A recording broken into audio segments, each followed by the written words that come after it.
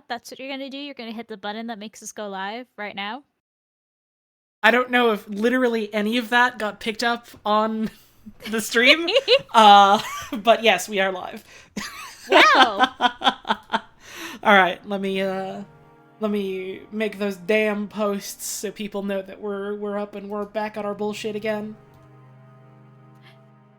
Back at it again at the Krispy Kreme. Except for that we're not at a Krispy Kreme, and I don't think either of us are doing backflips right now. Backflips? Oh, right, the fucking video. I literally can't remember the last time I went to a Krispy Kreme. I want to say it's been fucking years.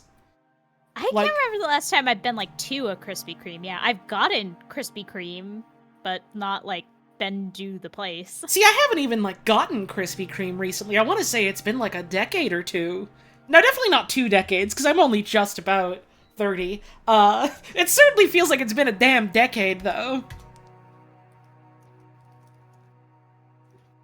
I am almost done posting my shit. Oh yeah, there's gonna be a bunch of resubs, because it's been a bit of a hot minute, huh? It's been 1 or 2. Happy New Year. You know, it's been a moment. It's been a couple days. 2 or 3. 1 or 2. Heard of it. Heard of those. Heard of those. Heard of days. Mario ground pounding his chair at home. Okay, hang on. Mario ground pounding his chair at home. Hang on, we gotta fucking. I gotta make people look at this image because I'm obsessed with it. Mario ground pounding his chair. I was literally going to save this until we actually started the stream. But you mentioned that frame 1, and I'm like, oh fuck, Mario ground pounding his chair at home. I'm obsessed. I literally saw this, a little bit before we went live, and I was just like, wow. I can't stop thinking about this image. I'm sitting in call with my fucking wife, the love of my life, whose patience is as great, if not greater, than her love. And I'm just muttering, Mario ground pounding his chair at home, constantly. She says this as if I'm not responding in turn with Mario ground pounding his chair at home. Okay, that's fair. You were in fact doing that. I did in fact commit. You were in fact also doing that, so... Mario ground pounding his chair at his It's not his mom's house! It's his house! That's him in his chair in his home, and he's Mario pounding. lives there in his home. It's his home. Mario's. Good evening, Hooli. Sorry, Ollie. It's been arms at 40 months. Oh man, what the fuck was I gonna even talk about during the pre-stream before I started remembering Mario ground pounding his chair at home? I had a thing or two I was gonna bring up, and now I don't remember any of them because I'm thinking about Mario. Don't. No, you can't sit here and say sorry. First of all, only apologize to me for bad stuff. 2, you know damn well what was gonna happen when you brought that up. You know damn well I was gonna start talking about Mario ground pounding his chair at home.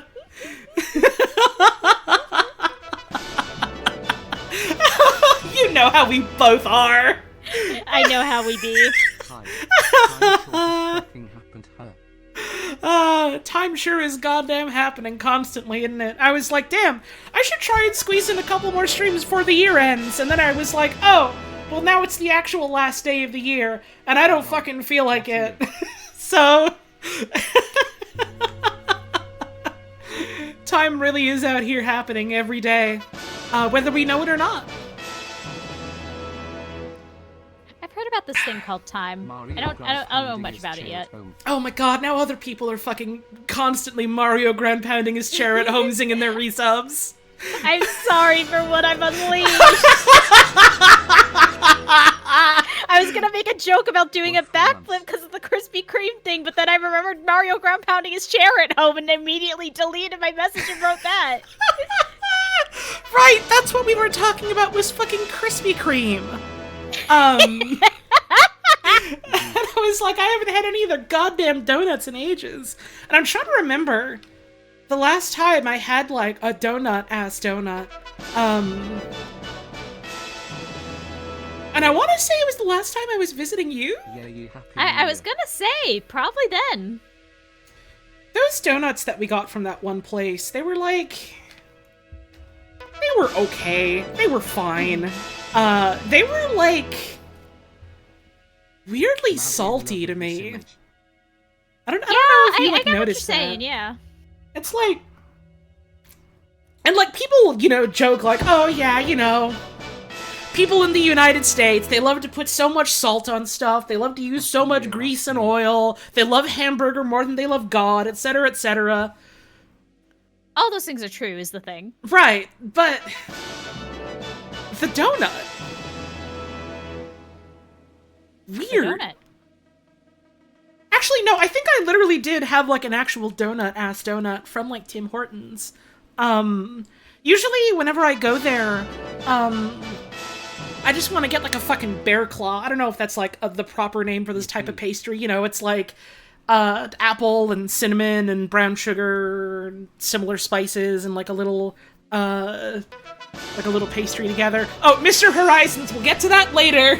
I'm on a train of thought. I don't want another Mario ground pounding his chair at home when I'm in the middle of saying We're something. on donuts right now. We're on donuts. Everybody get on donuts. Anyways, those shits are fucking good.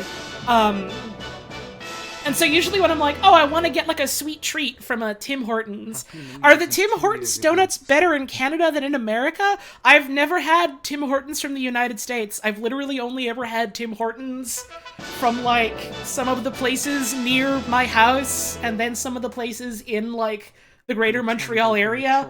And I think the one nearish my house is like a fucking fluke because it's the one Tim Hortons where things consistently taste good. It's like, I don't know, you've got shit like Starbucks and Dunkin' Donuts in the United States. You know how chains are. Sometimes they got stuff that's alright, sometimes they got stuff that's not so great, and there's like, you know, there's inconsistency between like different branches or whatever. So I've had so many people be like, oh man, you like Tim Hortons? I fucking hate their shit, and I'm just like... No, trust me, this one's weirdly good. Anyways, usually when I fucking go there, I just want like a fucking bear claw. And, or like, I don't know, a blueberry muffin or something. Their muffins are alright as well. What the fuck noises did you just make the TTS say at me? Thanks for the resub.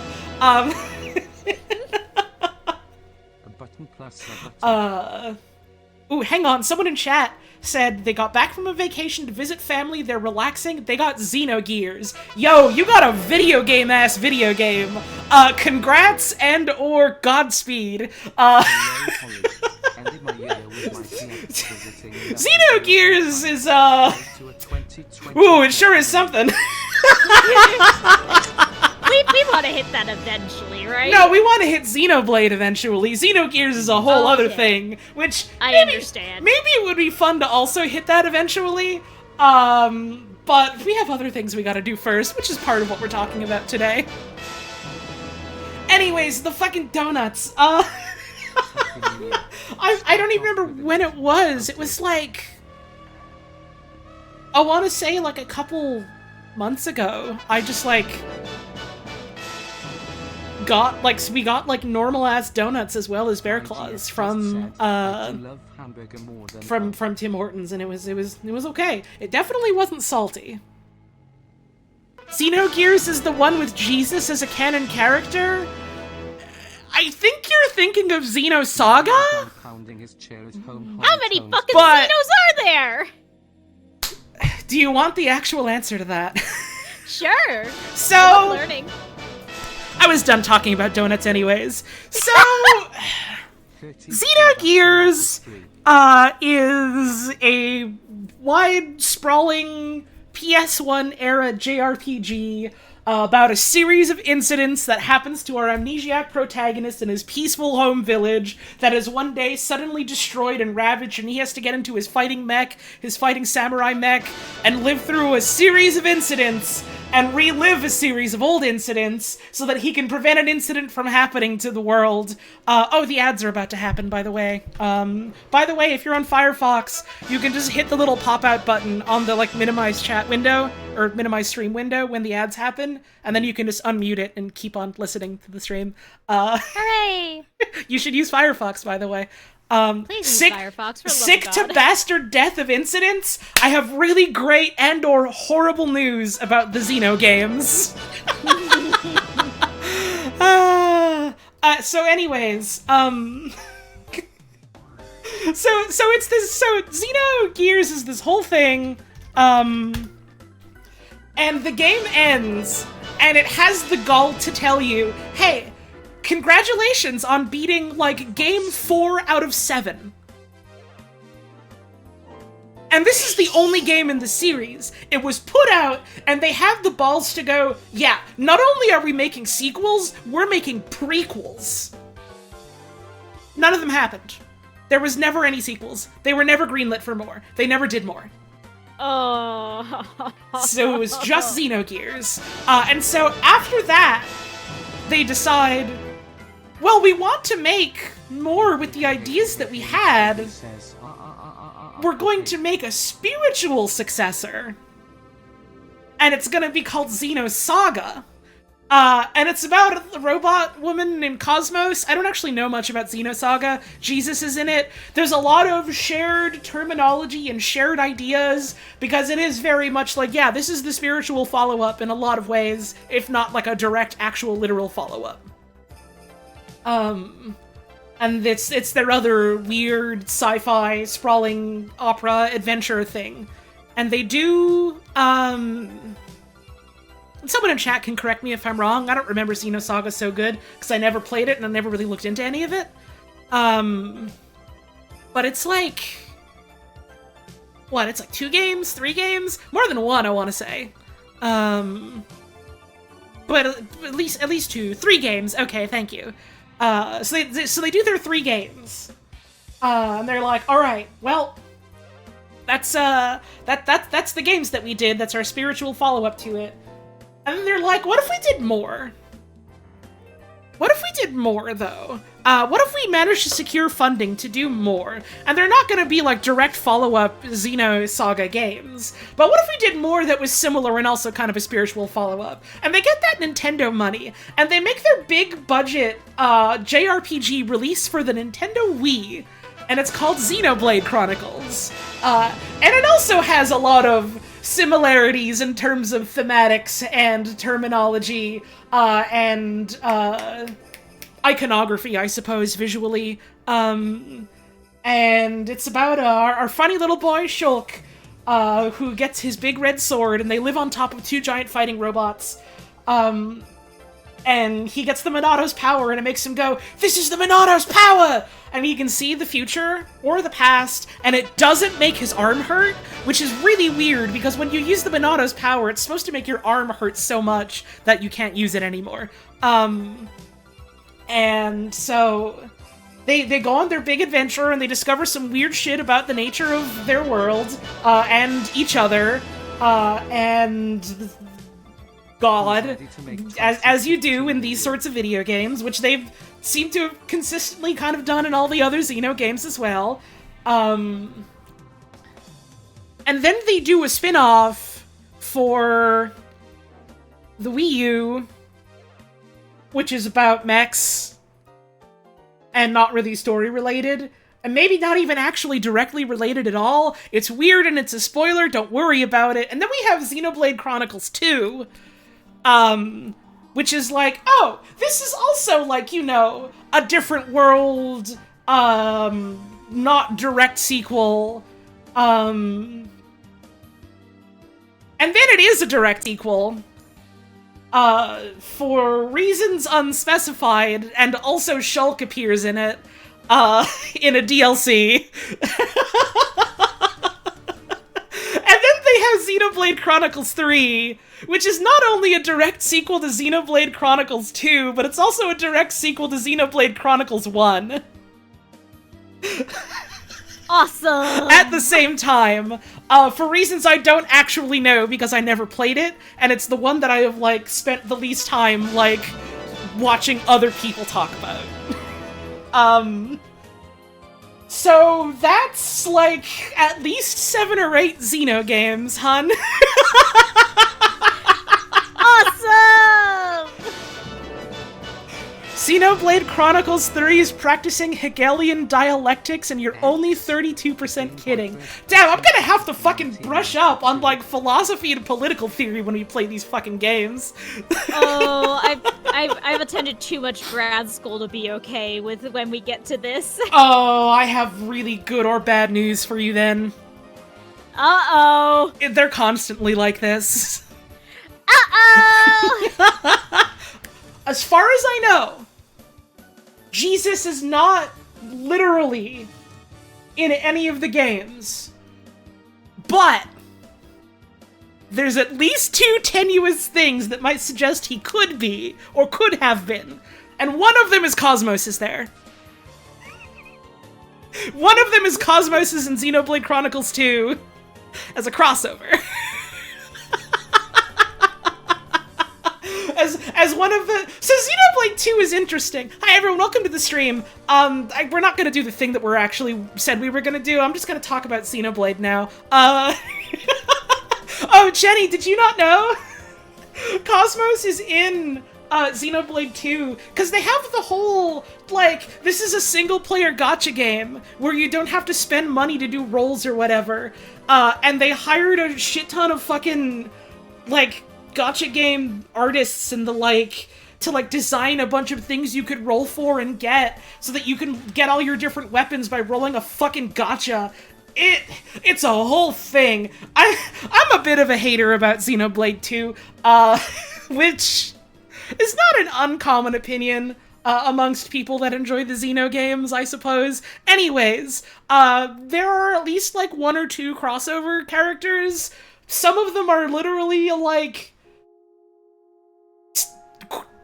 quote, technically non-canon, but, end quote, as in it's like Shulk and Fiora from Xenoblade 1, and you can just play with them as, like, blades, as your weapons, as your summons. Then there's also just straight-up Cosmos from Xenosaga. The Jesus Link is there! There's more that I can't get into without just saying outright spoilers for a game that I kind of want to, like... What's a charitable way of saying this? I want to shock and enthrall my wife with these someday. I look forward to it. Yippee!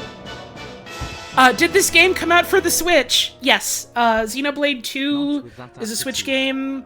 They made a remake for 1 on the Switch. 3 is a Switch game. You can play all them fuckers on the Switch, except for X, which is a weird side game that maybe isn't even actually directly related at all, question mark.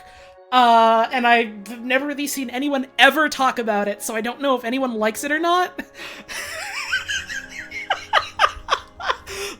Literally, all I know about it is a trailer years and years ago.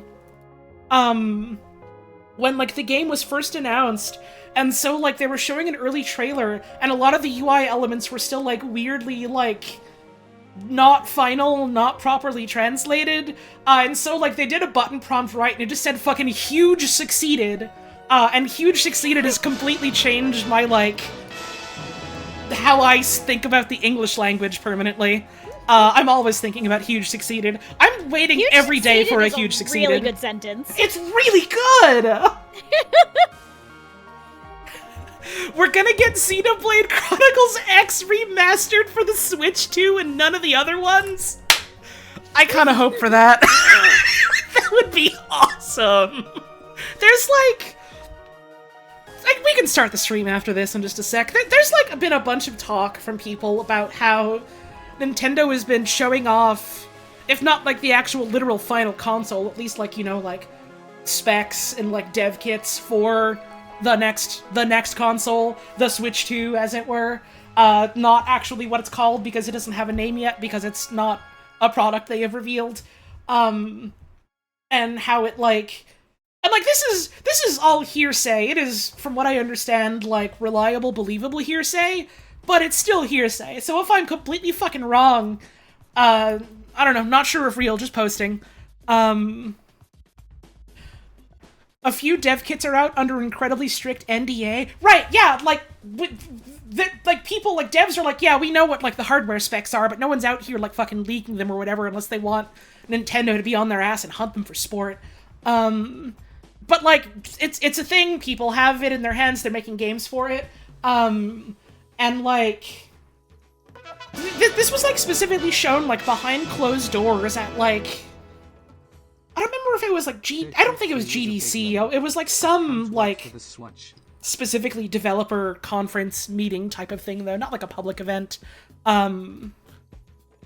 And so it like was just like a lot of like, you know, here's what the hardware is like, here's how it's similar. It's probably going to be another portable console hybrid like the Switch, because that did fucking gangbusters, it turns out. And like there was like not at all specific talk about like, hey, is this gonna be backwards compatible? Is it gonna support Switch games? Nothing really like that. And then I remember specifically in like the article I read about it, they were like, oh yeah, some devs are reporting trepidation, hoping that the console does not support backwards compatibility because they want to sell more remakes and like reports of their games on the new one. And it's like, man. Man.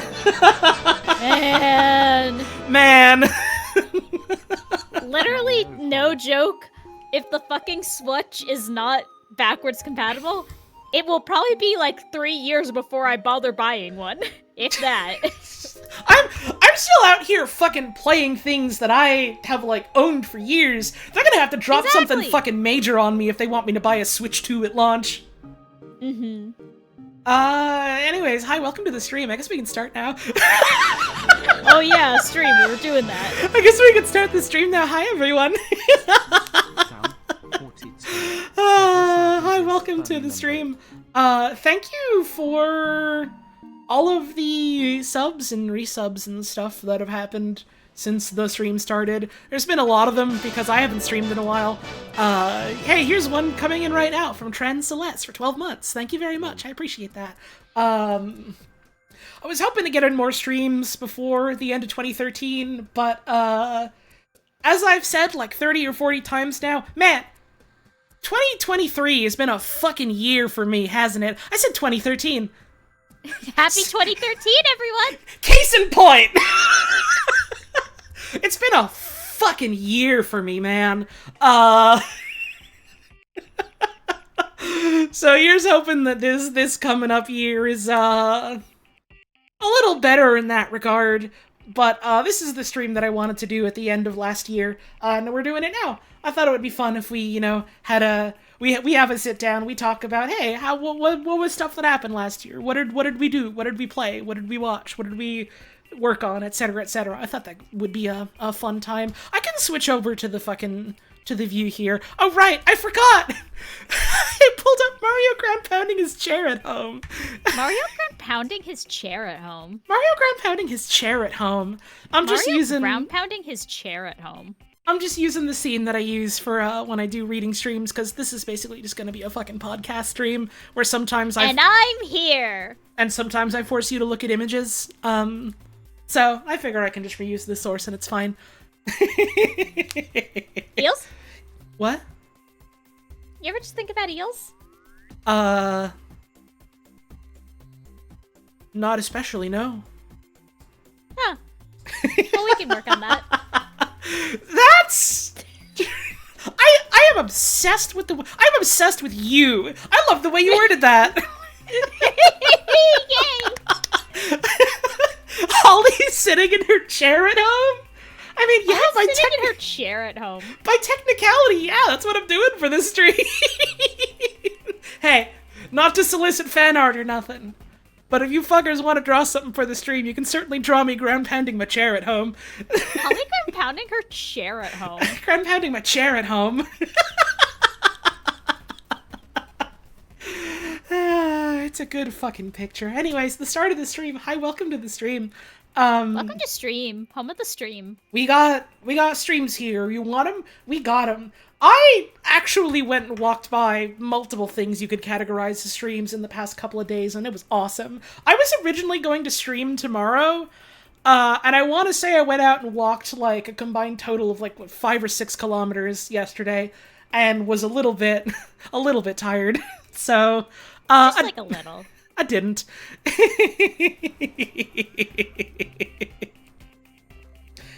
So we're doing it today. And I'm drinking water. The usual song and dance, as we do. Hey, welcome to the stream. Thanks for tuning in. If you're new here, hey, it's wonderful to have you here. I hope you enjoy your stay. If you're not new here, you need to go down to your local GameStop, ask them if they have a copy of Xenogears for the PS1. They probably won't. I don't think it's a super common video game. But you will be in big trouble, mister, etc., etc. Yo, hell yeah, Nisoc Tango. Thank you for the resub, much appreciated. Yeah. What was I saying? Oh yeah. If you enjoy the streams, and you have the means to toss a couple of bones my way, you want to support the stream financially, subs, tips, bits, all that stuff, never mandatory, no obligation, never feel like you gotta. It was fucking holiday times, like literally just, what, a week ago? 2 weeks ago? Less. Something like that. People are maybe feeling the squeeze money-wise to some degree, so don't worry about it too much or nothing. But if you do have the means, it's always greatly appreciated. You know, this is my job, this is one of my main sources of income, and it's the very generous support of folks like you that helps me continue to do this, while also being able to, you know, pay bills and eat food, save up to move, have time to do this because I'm not doing other work, stuff like that. So thank you all very much. It's always very greatly appreciated. Is that all the intro stuff I normally do? My wife is here. Say hi. Hi, I'm wife. Oh, no, I meant everyone in chat has to say hi to you. Oh, okay. Say hi right now. That's right. That's fucking right. You are like puppets and you dance on my strings. I love my powerful wife. I don't know why I keep fucking saying that. Every time I say that, I feel so fucking gross. But it's so goddamn funny a statement.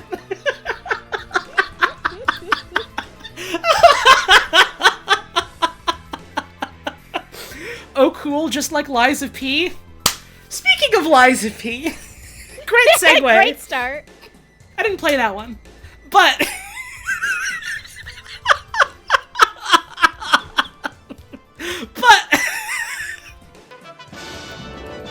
Puzz, it was very funny but very understandable to see you get mad about that one museum Tumblr post. Get me those archivists. I just want to talk. What post?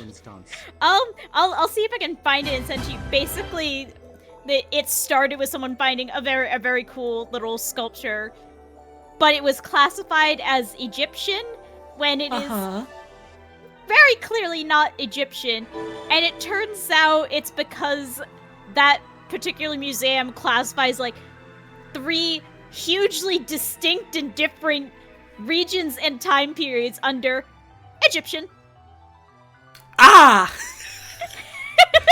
That's bad. Yeah! How are you supposed to research things? How are you supposed to... So what did you do this year, Holly? Well, I got to listen to my awesome and sexy wife get mad about museums, is what I did this year. And you will continue to. Let's go! I always win! So that's what I did this year, because this year's only been like, what, 2 days? But last year, 2023 was a hell of a fucking year. This is a thing I've seen a couple of folks do, and I thought, like, oh, it could be fun to do this, and then, like, forgot to actually properly keep track of all of the different things, what I watched and read and played and stuff. So this is just kind of off-the-cuff things I remembered, and I thought it'd be fun to, hey, let's hang out, let's talk about, you know, things that we did last year and what we thought of them. I thought that would be fun. Mm-hmm. Can we have a Discord chat you can only post in when at a museum? You can just do that in the general channel. you can just do that there. You can do that in my Discord, which will never exist because I don't feel like it. Yippee! I guess I could just start from the fucking top of this list that I scratched down. I didn't write these down in any particular order. This isn't, like, chronological. This is just as I fucking remembered them. Oh, fuck, were we supposed to make a list? I mean, I did for video games. I didn't make a list for anything else. The rest I was just like, fuck it, I don't feel like making more of a list. Let's see if I remember shit. You weren't supposed to do anything. I just asked if you wanted to hang out for this and also talk about things.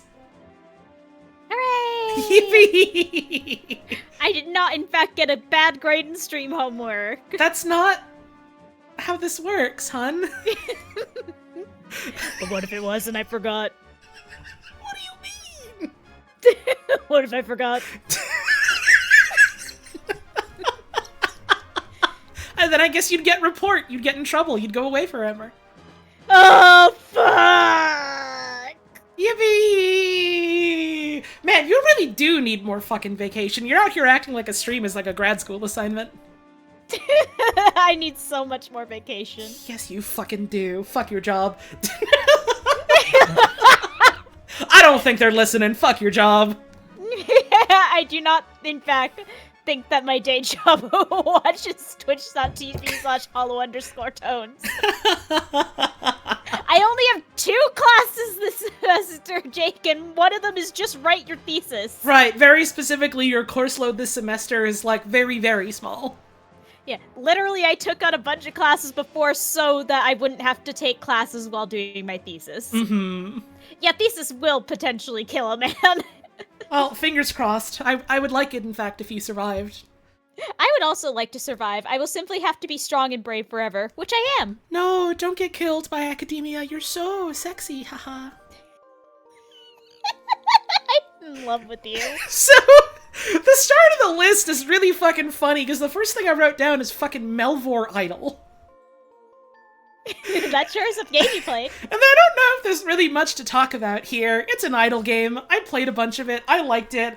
It's some numbers-ass numbers. It scratches some of the itches of, like, RuneScape when I didn't feel like playing RuneScape. They put out, like, a new expansion around... Was that around my fucking birthday, I think? And it added, like, archaeology stuff, and I thought that was cute. Oh, yeah. And like a little map making thing, which I thought was cute. It's a neat little idle game. It's one of the few idle games that like actually has ever held my attention for any like significant amount of time. And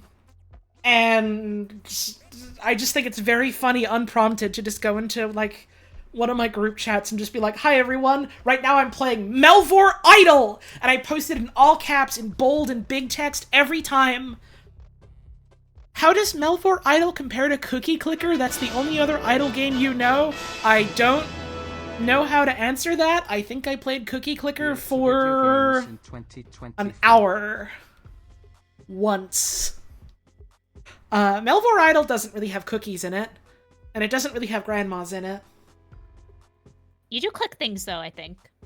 Yeah, you have to click buttons and menus and stuff. I've never played either of these things, so I'm just... this is a shot in the dark for me. There's less clicking, or maybe more. It depends. So the next one I have on the list is Destiny 2. Uh-oh! Ooh, it's been a fucking year for Destiny 2, huh? Oh, how are we all feeling about Destiny 2 right now? Very sad. Frankly. They gave me that shit for free. Twitch gave me just a free copy of the latest expansion and, like, all of the seasonal stuff, and so I was like, oh, huh. Well, I wasn't planning on buying this or playing this. Maybe I'll give it a whirl and play it and try it out. And the expansion launched kind of rough. I thought the main story was kind of bobo. I don't want to be overly mean, but I don't really want to mince words either. The best parts of it were the parts that didn't feel like a bad Marvel movie. The best parts were the parts that felt like Destiny and not like they were trying to do a Marvel movie. 51. There's like a whole thing where like here's this character who like you know him for a little bit and he's like a couple weeks from retirement and he has this big heroic sacrifice moment and like I don't know. I can enjoy those in media. Literally the season prior to when this one dropped, they had a whole big heroic sacrifice moment for a different character who has had like years of build-up for us to like know them and understand them, etc., etc. And I was like, damn, I kind of am sad that this character is now dead, but it felt alright that they did that. And then they lead off with, here's our new expansion, here's the character you've just met. He's dead now. Oh. Okay, well I didn't really get to know him long enough to have much of an emotional attachment here. Alright, here's our first seasonal storyline. What's happening? Here's this beloved character from, years and years ago. We're also killing her off, too, in a heroic sacrifice. Oh. Okay. And, like, I get that their whole thing is they're trying to be like, yeah, you know, we're leading up to the big finale. The stakes have never been higher. This is war. We're gonna lose people. Shit's bad. And it's just like, okay. Well, when you do this 3 times in a row in such short succession, it just, I don't know. It feels so weird. And, like, none of it really hit and left a weird taste in my mouth. Then they have these really, really poignant lines about it from Commander Zavala that actually hit really fucking hard because very recently, before that leg of the story came out, Lance Reddick died, who was his voice actor. And so it's just like, oh, Jesus, this is like not at all their intention because the writers don't know that the man is gonna fucking die when they write these storylines, like, months to weeks in advance, but like it felt like the game was eulogizing him. Mm-hmm. In like a really heartfelt way that made me very emotional, and I don't know, it was such a strange moment in Destiny 2, that moment specifically. And I kind of started falling off around then. And then, like, the next season came out, and its storyline was really fucking good. And then the next season came out, and its storyline was really fucking good. And I haven't played any of the current one. I'm led to believe it's pretty good. But there's all this talk, like, you know, within the community and within, like, you know, circles of the developers sometimes we'll talk about of people being like, you know, there's a problem with player retention. How do we retain players in Destiny 2? How do we keep people playing Destiny 2? And it's like, I don't know, my perspective of it is like, I've played this game for hours and hours, and they keep just going like, alright, here's another season of like limited time stuff where you get to experience the story. And then months later, it's all irrelevant. You can still play the story, but we're moving on to the next thing. And then after a year, all of it is just shit scrammed. It's all gone. It's all scuttled. You can't have it anymore. And it's like, well, how do you talk about a Destiny 2 expansion? If it launches and it's rough, it's like, well, yeah, the start of this is not so great, but we have like an entire year of like things waiting to like talk about. This is like the prologue of the story for this expansion they are putting out. And then at the end of it, it's like, well, how the fuck do you talk about this if it's all being rendered inaccessible in a couple months? Or in a couple weeks? Mm-hmm. And it's and then on top of that, it's just like, alright, well also, Destiny has been a video game for fucking years.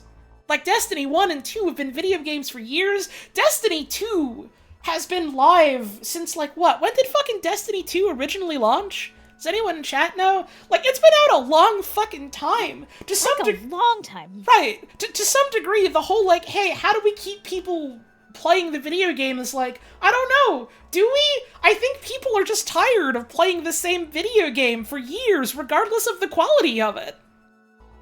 Mm-hmm.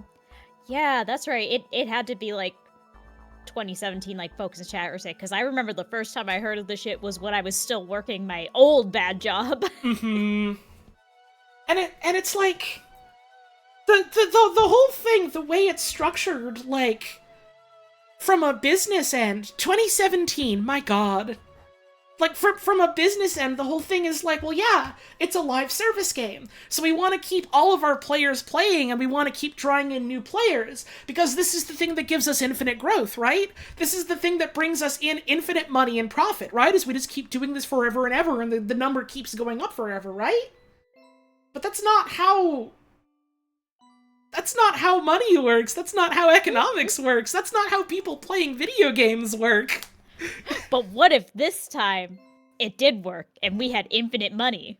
And so, like, this like expansion comes out kind of rough after, like, one of the best expansions Destiny 2 has ever put out, Witch Queen I'm told is fucking phenomenal. And it comes out and it's not super great, and like the first season is not really all that big of a draw. And so, like, then you've also, on top of that, got people that are just fucking tired of playing it for, like, years and years, and are just like, maybe I just don't want to play this anymore. And so, because of that, the number goes down, and then the people that own the company now go, well, the fucking number went down. We've missed our projections. We've got our huge, massive, end of this storyline release coming out right after this, but the number is down. Because people weren't happy with how this came out, and there's, like, a lot of talk about how there's been, like, a lot of, like, fucking, what's the word, meddling, in terms of, like, people, like, boots to the ground, working on the video game, being like, hey, we know what would be well received, we know what would be, like, interesting to do, we know how to implement that, you have to let us implement that, and they go, no, we have to follow these plans instead, and nothing fucking gives, and then, like, it comes out, people are like, we don't enjoy this, we don't want to play this. And they go, well, why are our projections down? Why are our revenue projections down? And then they fucking... After this, like, rough release, leading right up to, like, a major thing that's meant to come out, like, next year, that's supposed to, or this year, I guess, meant to be, like, the big finale of Destiny as it is currently. They're just like, alright, now we're doing big fucking cuts all across the company. We're just going to fucking sack a ton of people in our company. Everyone that like, people have known for fucking years on, like, the community team, more or less, is sacked. And anyone that's left is now, like, working anonymously under just a generic The Destiny 2 team. Like, all these people from, like, different departments are just gone. It's like... No, Jake, Blizzard doesn't own Bungie. Sony owns Bungie now. They were originally EA, and then they went independent, and then Sony bought them for, like, billions. Sony bought them for billions, and then like went... a huge buyout. Right, and then went, like... Activision, sorry, not EA. I keep thinking EA is Blizzard, that's different. Anyways, but yeah, like, they spent fucking so much money on this, and then we're just like, alright, well, now we're going to sack, like, a bunch of the company, and it was like... 8% or something like that, I think, was, like, the total amount. But, like, it was a lot of, like, the community team. It was, like, a bunch of developers. They, like... people were making a big stink about, like, yeah, they fired, like, one of the main composers there from the Halo days, which, like... Yeah, after he recorded all the stuff for the expansion, and then they went, okay, we won't be needing your services in the future, kind of thing. And there's a bunch of talk from, like, you know, developers giving interviews, like, anonymously about how, like, morale has never fucking been lower in the company, and how, like, they're desperately trying to, like, steer this ship, knowing that, like, a bunch of people went and they were told, like, under no uncertain terms that the people in charge could pull the fucking layoffs lever again, until things improve. And, like, people up at the upper levels being like, no, we're not taking pay cuts, that's not how it's working. Like, a bunch of, like, internal, like, for years, Bungie has had, like, a bunch of, like, internal, like, clubs, and, like, movements and groups, you know, like, promoting, like, diversity in the workplace, like, encouraging and celebrating different types of people, and, like elevating them, and, like, what they do to work on the projects that they work on. And, like, a bunch of those are, like, if not scuttled, then, like, super, super reduced and have a bunch of their funding pulled. A bunch of the, like, I guess extracurricular is the word for it, types of things that they have for, like, you know, hey, game dev is fucking stressful. What if we, like, put together stuff for people to just, like, you know, relax, take up a hobby, things like that. A bunch of those were just, like, scuttled. It's just, it's a really fucking bad time for Destiny and Bungie right now. Mm-hmm. If the next expansion isn't received well, there's a non-zero chance Bungie implodes. I gotta be honest, the way that, like, people at Bungie were talking about it, I think even if Final Shape is a success, I think there's still a fucking chance that Bungie implodes. Honestly. It's just, it's fucking, it's dire. It's sad, it's dire, it's scary. It's like, I don't even really want to play Destiny 2 anymore, but it's like, I don't know, to some degree I want to be rooting for, like, the well-being of the devs, though, you know? I want them to have some kind of fucking win here. I straight up, like, they could literally give me Final Shape for free. I don't know if that would get me to play it again. Mm-hmm. It's just... Unfortunately, kind of a common trend last year was a lot of fucking layoffs happening at a lot of different, like... bunch of different companies, huh? Yeah, it's been a rough year for employment in the video games industry.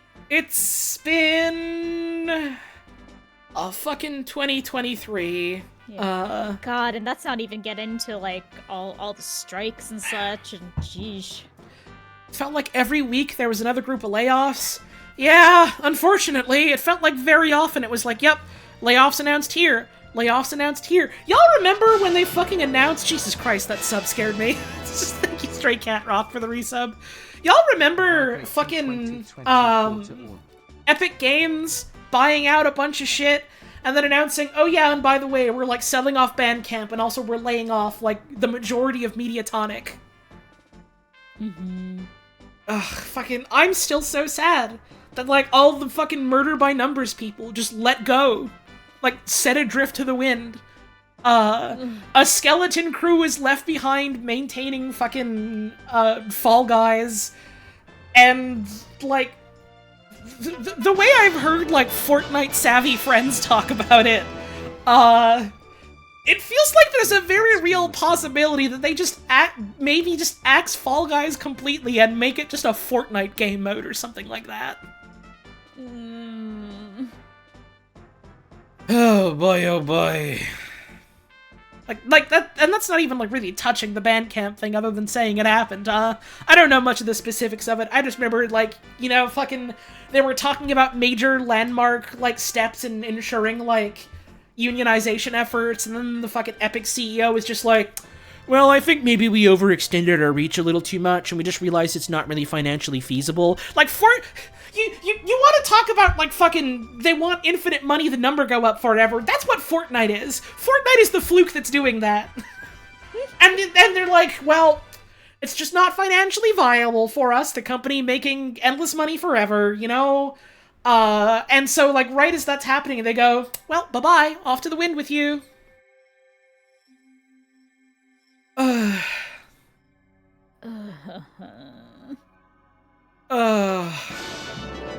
Video games! Video games, huh? Like, this is a thing I've seen a lot of people much smarter than me and much more well-worded than me talk about, but, like, man, it sure fucking rings a little hollow thinking, like, man, this was such a good year for video games, and, like, thinking about all the cool, interesting video games that came out this year, and then remembering, oh yeah, and then also on, like, the developer end, and on, like, the as much as it makes my skin crawl, the business end of things, it's been a fucking nightmare.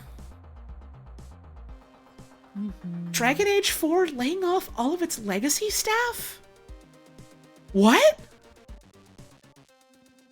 I had no idea about that, Jesus! I feel like I heard about that ages ago and forgot about it. Man, I don't really have anything useful to say or any interesting perspective. I'm just out here playing video games and talking about how I think it's cool when developers make stuff, but it's just like, man, preaching to the choir, but shit sucks, huh? Shit sucks sometimes. Having some soup tonight. I'm sharing it with everyone. Yo, enjoy your soup. Thank you, Wesley, for that resub. Yo, fucking shoutouts to Wesley, who made, like, a bunch of fucking custom action figures based on me and all my friends, which I thought was neat. Oh, yeah, those are so cool. Mm-hmm. Apparently being sent out to, like, people that know people so that they can somehow end up, like, at least mine can end up in my hands eventually, which is neat. Yay! Anyways, video games. Video games. Well, enough about a video game and its developers that made me feel very sad this year. How about a video game and its developers that made me feel very hopeful this year? Warframe. Warframe continues to happen. So Warframe had its, like, 10-year anniversary this year. And it was, I want to say, maybe the strongest year that Warframe has ever had in terms of, like, the things that they were able to make and do for that video game. There's a gay butler in it now. They got a gay butler in it now. And, like, I was very briefly talking about this with someone on Tumblr earlier. We're reliving the glory days of, Metal Gear Solid 4, and gamers being unable to understand why Ocelot is out here fucking sloppy style kissing not Big Boss, Old Snake. It's just a Russian twant. We're having that again, where literally the intro to the most recent quest is this old man getting into his time travel coffin to be fucking obliterated and sent back to the past forever, gently caressing the face of his gay lover butler, and literally just going, like, so tenderly, "Oh, Lloyd, I wish that I could have lived up to, like, you know, what you saw in me." And people are like, well, maybe it's not gay, you know? You know, a lot of, like, these characters are based off of, like, you know, the Romans and the Greeks, and how technically that's different from modern day understandings of homosexuality. And it's like, they are like 3 steps away from fucking raw dogging it right there on the laboratory, man. I don't know what you're talking about. They seem to be very good friends. It was an Orican twant.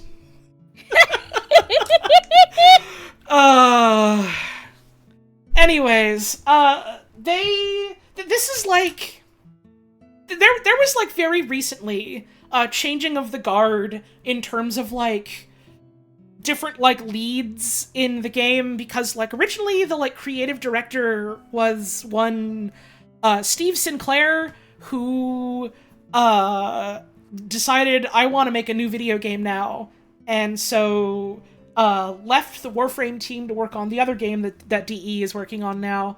And gave the title of creative director to Rebecca Ford, who was previously, like, the community lead for the game and for the company, and has literally been with them since the start. She started off as, like, an intern.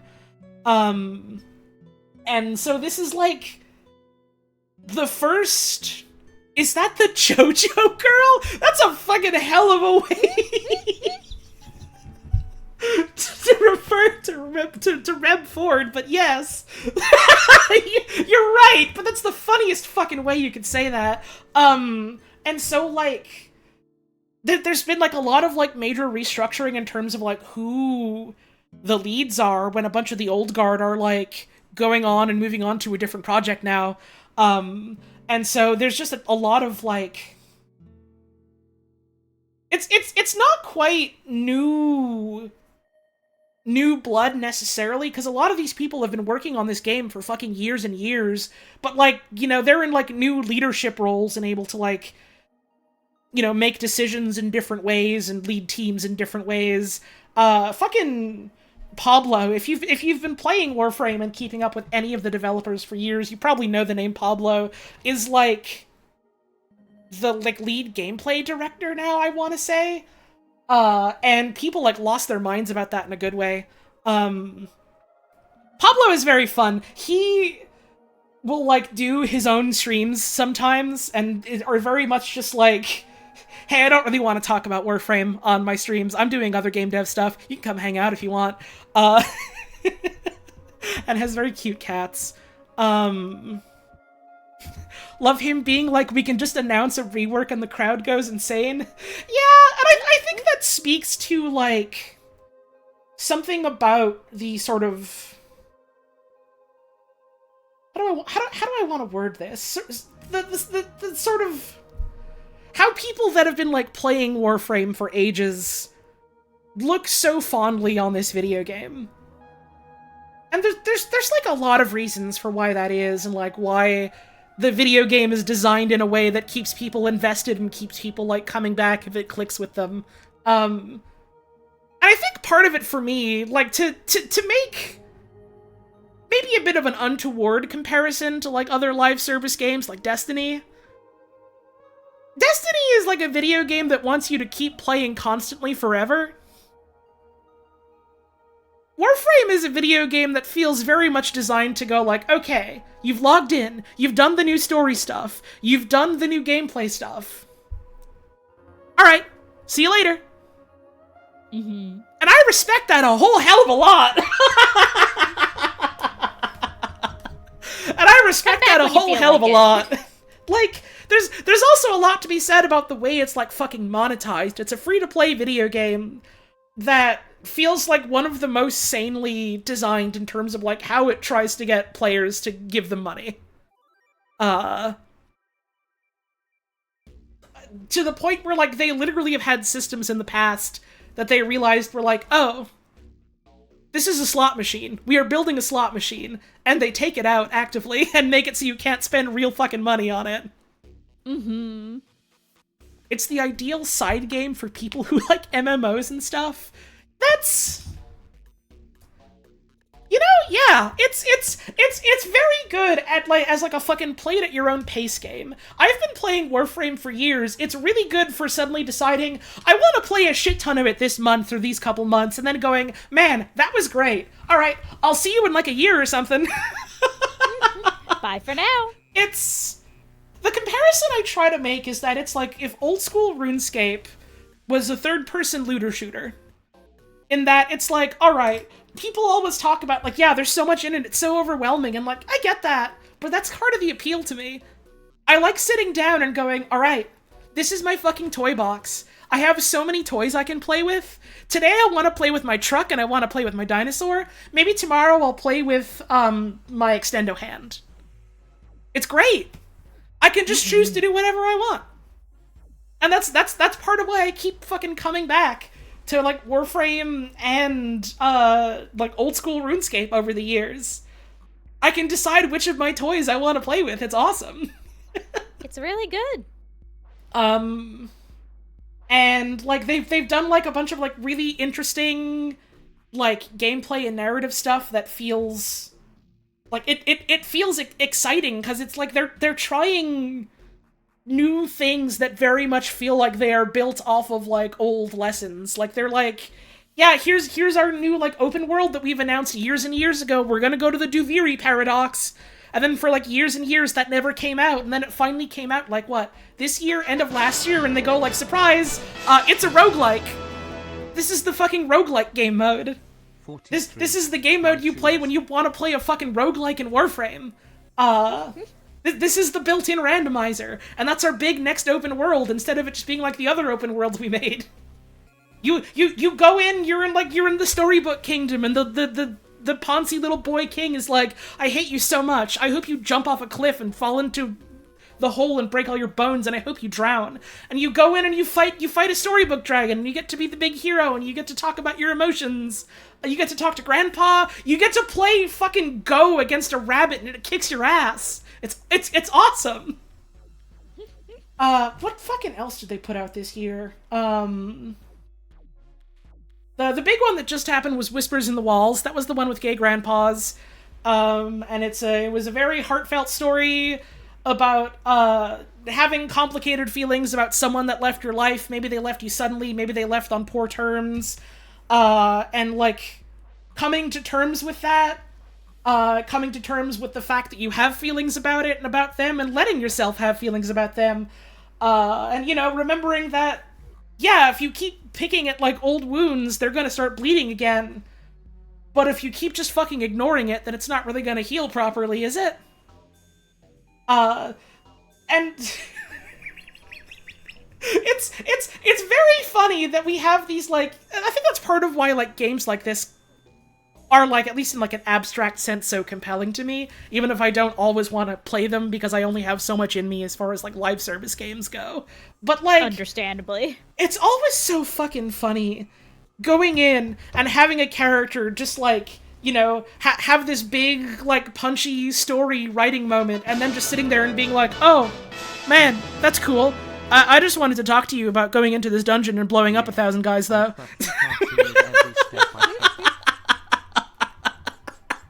Yeah, I'm fucking farting with every step I take. My boner pants make it look like I have a boner when I sit down. Thank you, Aperture City, for the resub. Much appreciated. I don't have that image on hand, but I'm obsessed with fucking... I'm wearing my fart shoes and my boner pants. It's a really good post. Dudes rock. Dudes rock.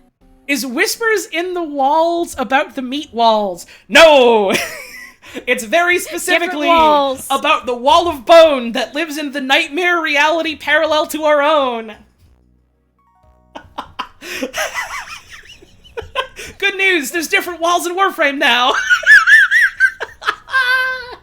It's about reckoning with the fact that we opened up a hole into space hell and made space hell gain sapience.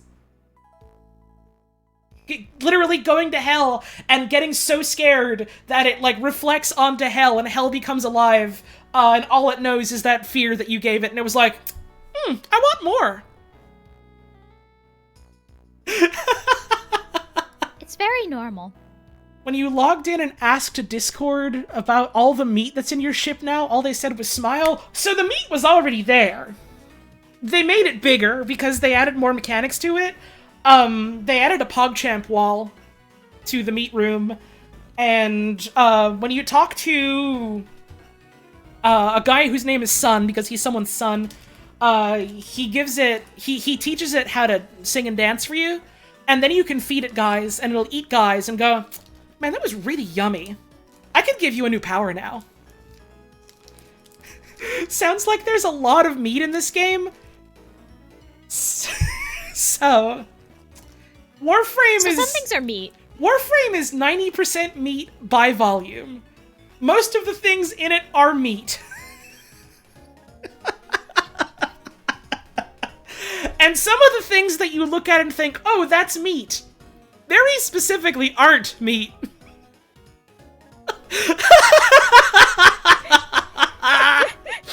I love Jake just, is it meat or is it robots? A Warframe story. A little bit. It's made of meat. They're made of meat.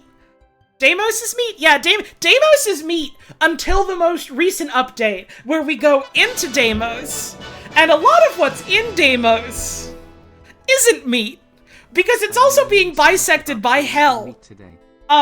In the same plane of reality, because Hell is trying to crawl its way out into our world and probe us and touch us and look at us. So a lot of it is concrete, and sand, and eyes, and hands, and more concrete. You know, as it do, as it be. It's kind of brutalist. And honestly pretty liminal. And if I'm being completely honest, it's at least a little bit soulful.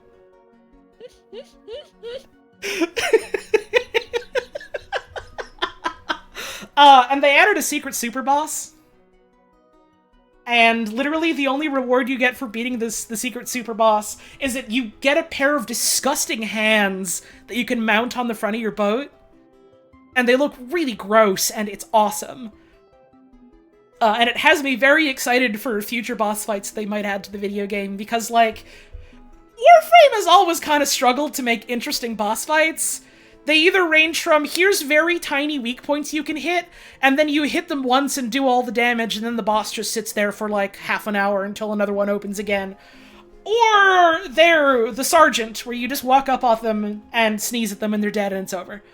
And that sort of started getting better when they started making more bosses that have mechanics. Things that you do in the fight.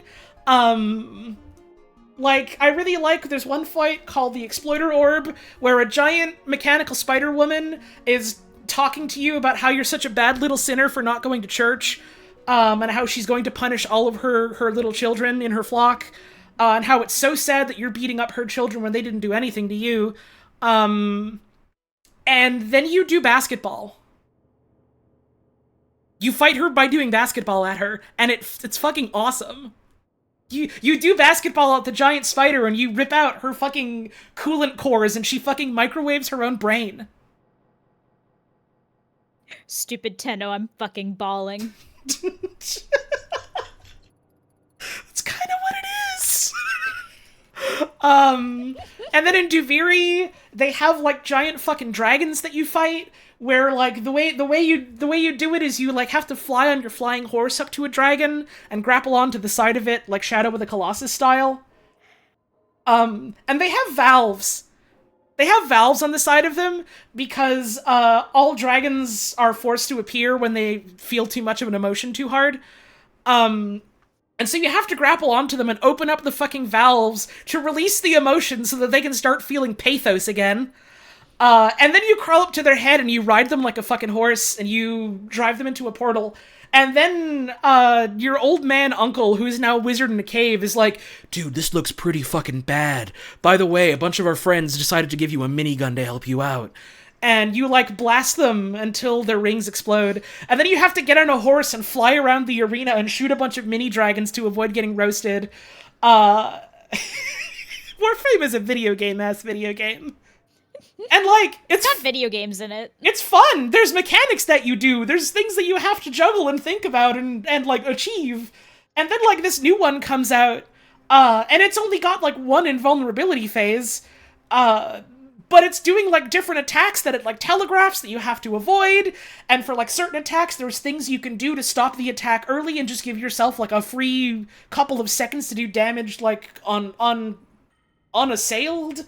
And, like, it's challenging, and it has a bunch of health, and you can blast it a bunch, and literally the only reward is, hey, you did really good on that boss fight, here's some funny hands. And it's cool! They're doing cool things in this video game that you can play now! This sounds so different from launch Warframe in every single way. Oh my god, chess. Like, literally, not even exaggerating.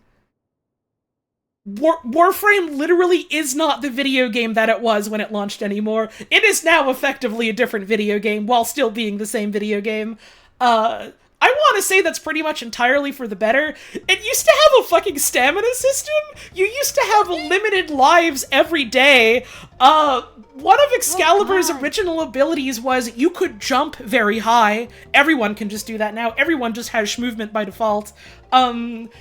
It used to be if you didn't log in on the regular and feed your dog, it would literally melt into a puddle of goo and die because its DNA wasn't stable enough.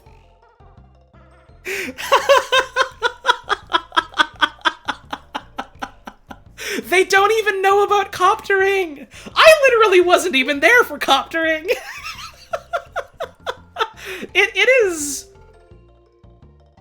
I want to say it was Log that, like, described Warframe as, like, a video game that kept, like, stumbling into success and, like, accidentally falling into being a much better video game. And now it's, like, really good, and I like it a lot. And it's so fucking wild to think that, like, years and years ago, they were pitching the original fucking Dark Sector as their big, like, space game they wanted to do, and no one was, like, no one wanted to publish it, no one was picking it up. And now, like, 10 plus years later, it's like, oh shit, they've actually finally made the video game they originally wanted to make. And that's part of why, like, all of the old guard are, like, moving on to working on a different game. Because they were finally able to make the video game they wanted to make. And now they're, like, leaving it in the hands of, like, the people that want to keep, like, working on it and see new things in it. I don't know, that's cool to see in, like, an ongoing live video game type of thing. Yeah. It's neat. It's neat.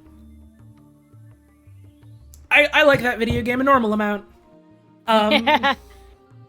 It's definitely still got some bits in it that feel very much like, this is a video game that has existed for 10 years, huh? For better or for worse, it's a video game that you gotta look at the wiki for. Yep. Or get some friends who have been there for a bit. Warframe is a bit of a hot mess in the best way. Yeah. Most of the mess parts are very endearing, or at least charming enough that it doesn't chafe me too bad. And it's fucking free, so you can just try it. And if you don't like it, well, at least all you spent on it was some time and some disk space. Hang on. What's it rated M for exactly? Do you want to know? They swear. They swear. Also, it's made of meat. Also, there's a lot of violence. They're shooting a lot of people. Listening while I open my Steam Deck I just got in the mail. And they swear. For a new year of Holly and Puzz. I don't remember if they say fucking it, but they've got a lot of dams and shits now. You cut a meat man into 74 pieces of concrete and he says fuck. Aw, fuck. They done chopped me up again. Well, see you next week. Oh yeah, Neil Newbonfish does call your place a shithole. Right! They have fucking Neil Newbin now, and he plays a fish! We didn't even get to Neil Newbonfish! Right! The most recent update, all I talked about was, like, you know, the main fucking core tenets and, like, thematics of it, and also the cool new boss fight they added. Fucking Neil Newbin, who plays the gay vampire in Baldur's Gate 3, plays a fish. And the most recent event that they're, like, still doing for, like, clans and stuff is you have to build him a gargoyle in your house, and he uses it to set up a psychic network that prevents the bad guys from hell from leaching out into our world quite so easily. And he can see everything and talk through it, just like Seaman for Dreamcast. Imagine Seaman for Dreamcast, but he's got, like, a British, like, old man voice. And he's kind of negging you more. And also just kind of... What's a nice way to say kind of the most pathetic fuck-up I've ever seen? Oh, yeah, he does have kind of the world's saddest, oh man, I fucked up type of deal, which is really fucking funny. Please don't tell anyone how bad I fucked this shit. Basically, no one in the world has ever fucked up as bad as I have in all of history. Don't tell anyone, by the way. Also, your place sucks ass. Also, your house is fucking ugly. Who put this together? Can I kill them? So that's Warframe. We're like 3 games down in the list, so I might have to pick up the pace on some of these because it's quite a few. We did, in fact, go a little hard on Warframe and Destiny 2 for exactly opposite reasons. They're big hot topics because they're big video games that I have a vested interest in, for better or for worse. It's actually break time. I should get up and stretch and get more water because I've been talking quite a bit. Ooh, yeah, I gotta get a sippy. It's been a while since I did a big stream where I talk a lot, so I gotta make sure I'm drinking a lot of water so I don't murder my fucking throat.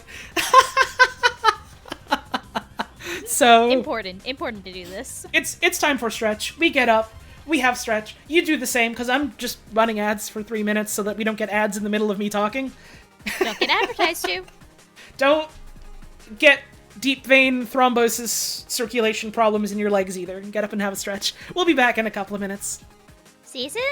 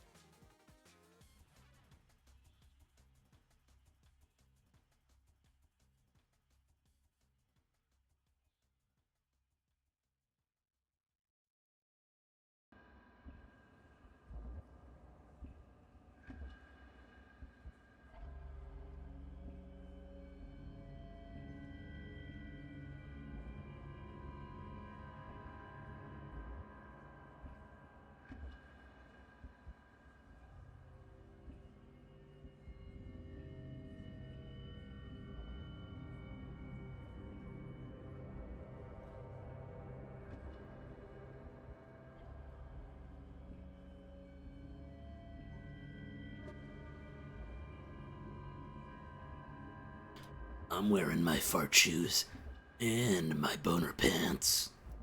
When I walk, my shoes make a farting noise. People give me dirty looks. Yeah, I'm fucking farting with every step I take. My boner pants make it look like I have a boner when I sit down.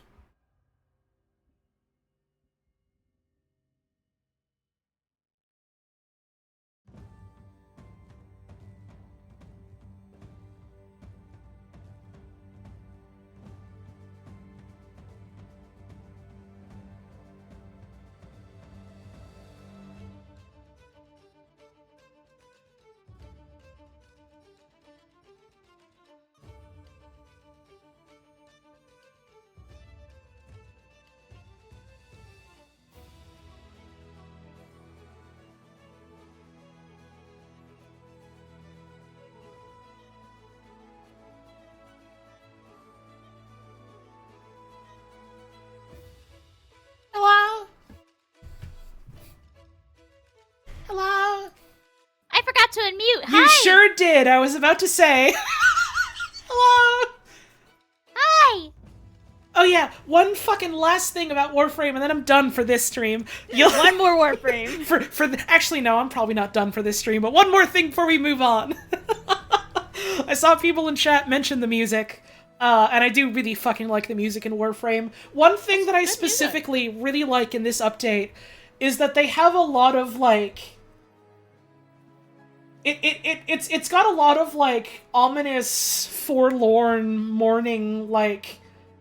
chanting and strings and like synth backing to it that like sets a very specific tone and mood. And then like in the story they have a fucking moment that's like, oh yeah, and by the way, we're going to the year 1999, like the actual year 1999, and they play like a fucking Nine Inch Nails song, like literally actually a Nine Inch Nails song that they licensed for that moment. Then they move on to a combat segment where they play it's Into the Void, which is funny on multiple levels because, haha, the Void, it's like the thing in Warframe. But also it's a song about... What's the fucking lyrics? Trying to keep myself, but myself keeps slipping away. Which is funny in the context of what happens in that moment. Was also a song released in 1999. And then also they have a fucking combat segment where a bunch of people who played it thought, oh, they're just playing like a fucking Nine Inch Nails riff, but no... They're playing their own Nine Inch Nails inspired, like, butt rock, butt metal, where they fucking tie in the fucking, like, leitmotif main theme of Warframe into it, and it's really fucking cool. And this is all happening when Y2K is about to happen. And then they just cut back to the normal video game, and you're meant to just be like, man, what the fuck was that? I guess we'll know later in 2024. Please stay tuned. So they like they ended their like years-long main story thing they have been building up to, like, I was about to say last year, but last year was 23, and like 2022 with like the new war. And so now they're setting up all the weird new future stuff that they also started hinting at. So that's going to be fun whenever that starts being more of a thing. And Nine Inch Nails might be there. Okay. And Nine Inch Nails might be there. Now we have to move on. Or I'm gonna be here just talking about Warframe all night. I think they should have the actual Nine Inch Nails just in there somehow. Like, what were the guys what did the Paraka rap that they kidnapped and you had to save them? The All-American Rejects. Yeah, those guys. Fucking old scientist man comes back to the year 1999 and is like, I remember the plague years that happened and afflicted everyone with the bad stuff. I went to the strongest warriors I could find, the 9-inch nails. I injected them with serums that would gird their bodies and shield their minds from the threats that were to come. They had become Warframes, but only just. I don't remember who's in Nine Inch Nails. What's a Nine Inch Nails band member? Is Trent Reznor in Nine Inch Nails? Is Trent Reznor in Nine Inch Nails? I always think that he's in Limp Bizkit.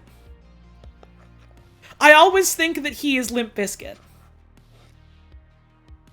isn't Limp Bizkit. Fred Durst!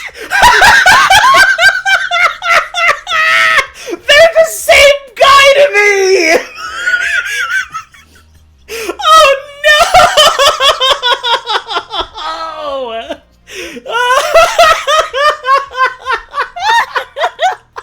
Help! 2024 is starting off awful! That's probably Koo, right? That's totally Koo. Yeah, that's absolutely Koo. Let's go. Dudes rock. Does Koo have a Dudes rock emote on Twitch as well? If he does, post that in my chat. You literally see Trent Reznor in Twin Peaks: The Return? We haven't watched The Return yet! We haven't even seen Firewalk with Me! I guess we can talk about that, because it's a thing that we did watch this year. It's not a game, but we can still talk about it. We watched the first 2 seasons of Twin Peaks. What was that? Did we finish that?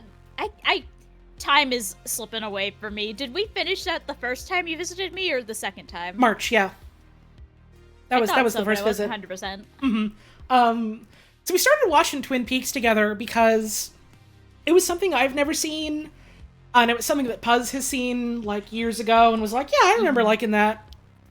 And so I was like, well, I've always wanted to seen it. I thought it would be fun to, like, watch it together. And I remember at some point also bringing up, like, oh yeah, you know, I've heard a lot of good stuff about, like, The Return, and how it, like, happened years later and was, like, very different, and I kind of want to see what that's like. And you very specifically, like, hated it, right? Yeah, I was gonna say, you saying, like, oh yeah, you liked Twin Peaks, and I was like, no, honey, I liked Twin Peaks, and then hated Twin Peaks, and then kind of forgot half of Twin Peaks, because that's kind of how Twin Peaks is. Uh-huh. So I'm excited to get to The Return eventually, to see, like, what I think of it. Yeah, and I'm very interested to revisit it, because, like, you know, I saw that shit when it aired, like, watching live every week, so that's the last time I saw it, and, you know, times change, people change, I'm a different person than I was when I first saw that. I want to see if, like, the getting into, like, different kinds of media and, like, growing as a person affects how I kind of, like, interpret and respond to it, or if, like, watching it with Holly affects how I interpret it, or if I see it again and go, no, I'm always right, and this sucks. That's what's awesome about the world, is you can feel any way you want about anything that happens. But yeah, we watched all of season 1 and 2, I guess, is what the original runs were. And so season 1, I'm turning into Scooby-Doo. Season 1 is like really, really strong, and like a very compelling mystery that feels very much like, you know, they're doing their whole pastiche on, like, the whole, what are sitcoms like? Why are they structured like that? Why do people act the way they do in them? How would people act the way they do in them, like, if they were, you know, actual people and not just character on a TV show kind of thing, while also being just character on a TV show because weird shit's happening to them. And it's like this, like, really interesting look into sort of, like, I don't know, Twin Peaks is about a lot of stuff, and I watched this months ago, but, you know, the sort of, like, the terror and the failure of the community that, like, refuses to help out its most vulnerable, and then, like, eulogizes the one that they've lost while continuing to, like, stab each other in the back and do the things that led to, like, the tragedy happening. And, like, the whole, like, season 1 leading up, like, yeah, we're never going to, like, show who the actual murderer is. We're never going to, like, reveal actually who killed Laura Palmer. Because who killed Laura Palmer is Twin Peaks. And that's, like, the point. We don't need to know who the single individual was that did it.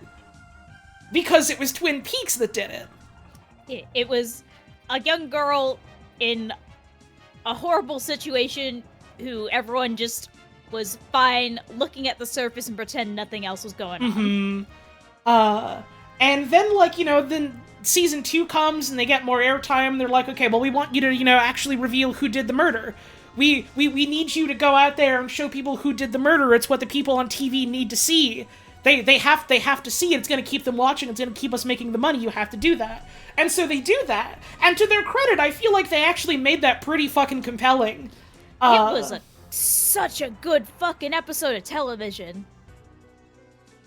And then immediately afterwards is the rest of season 2. Yeah, that happens like maybe 10 episodes into like a 28 episode season.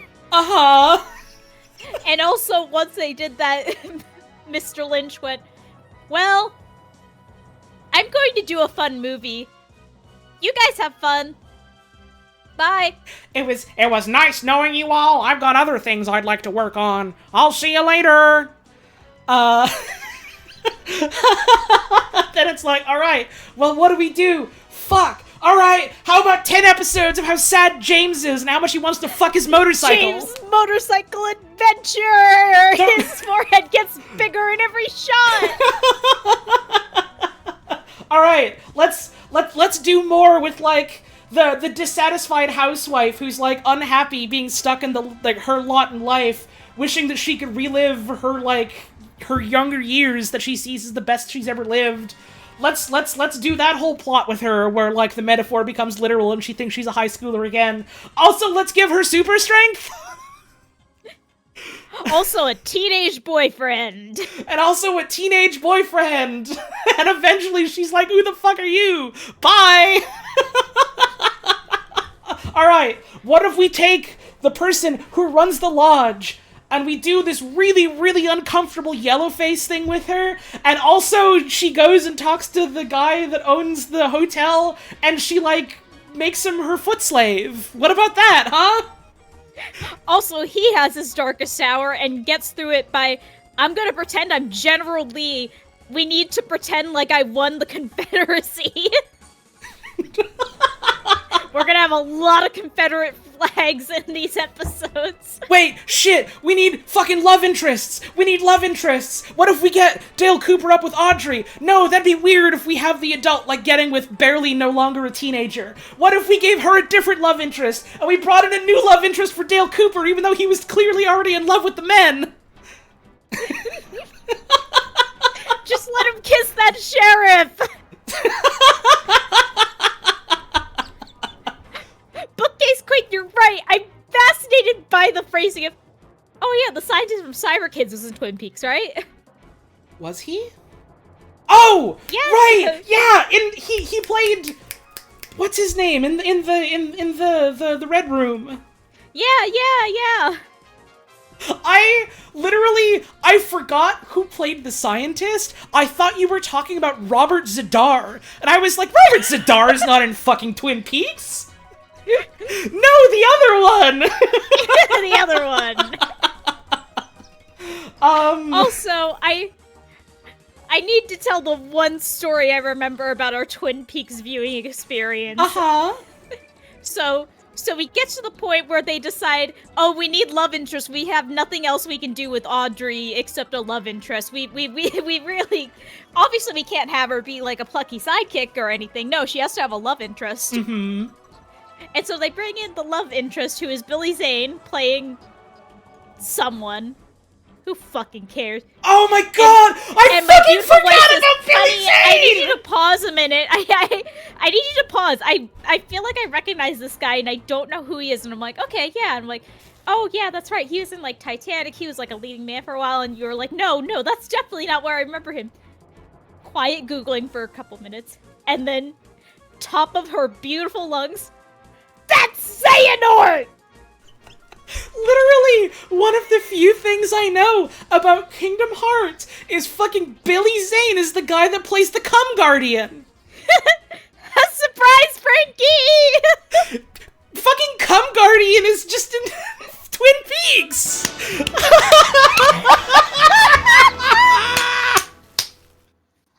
What do you fucking me are? Oh, man. And there's like...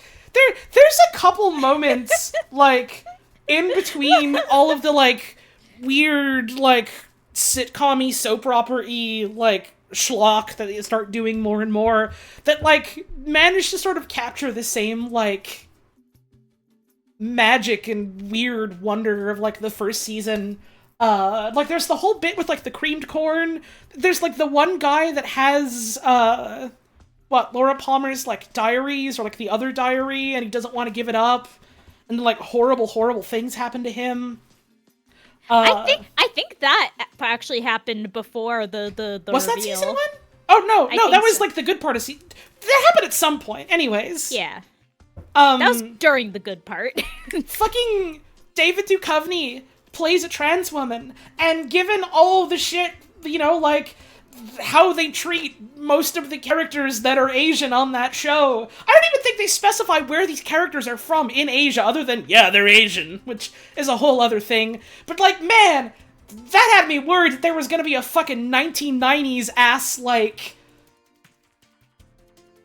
trans woman pastiche in the show, and it's like, no, they treat her remarkably well, like, remarkably respectfully, and I was, like, surprised. There's a great scene where, like, she runs into Audrey, and Audrey just lights up and goes, I didn't know there were women in the FBI, and it's really sweet. There could have been a different world where instead of being like, oh, we have to make Audrey and Dale fall in love or whatever, and oh shit, we can't do that no more, we gotta pivot. I don't know, they could have just had it been like some she wants to join the FBI or whatever shtick, you know? Literally, she should just be his plucky sidekick. She literally forces herself into being that in some of the earlier episodes. They could just keep doing that shit. But no, now she has to, like, go make out with the cum guardian or whatever. And then, like, they do the ending that they do for that season, and it's, again, they managed to make it compelling again, which I'm into. Yeah, like, the last, like, maybe 2 or 3 episodes really just picked back up again. And then they got canceled for 20 years. Yeah, and I don't want to be like, oh yeah, well the reason why it's good is just because David Lynch came back again, because, like, I don't know. Creative works, especially like this, are worked on by a lot of people in a lot of different hands, and I don't really like being like, yes, it was just this one definite person who is the reason why it was good. But it is pretty fucking funny that the episodes start getting consistently better once Lynch comes back. Yeah, folks are pointing out Mark Frost is also, like, a major creative force in Twin Peaks. And then they're like, alright, well, the show's getting cancelled, so they went, alright, well, your fucking loss. We're gonna have this big cliffhanger ending, and you're gonna have to live with that. We're going to have 5 separate, distinct cliffhangers, each more absurd than the last. Uh-huh. We're going to have half of our cast in a bank explosion. Get fucked. The fucking...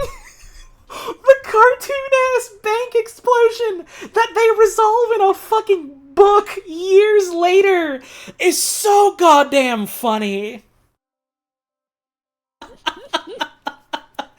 Technically, the Cum Guardian itself is supposedly Terra, but that's a different story. We cannot get into the who's Legally, and the what's morally, and hows and ethically of Kingdom Hearts because I haven't played that fucking video game.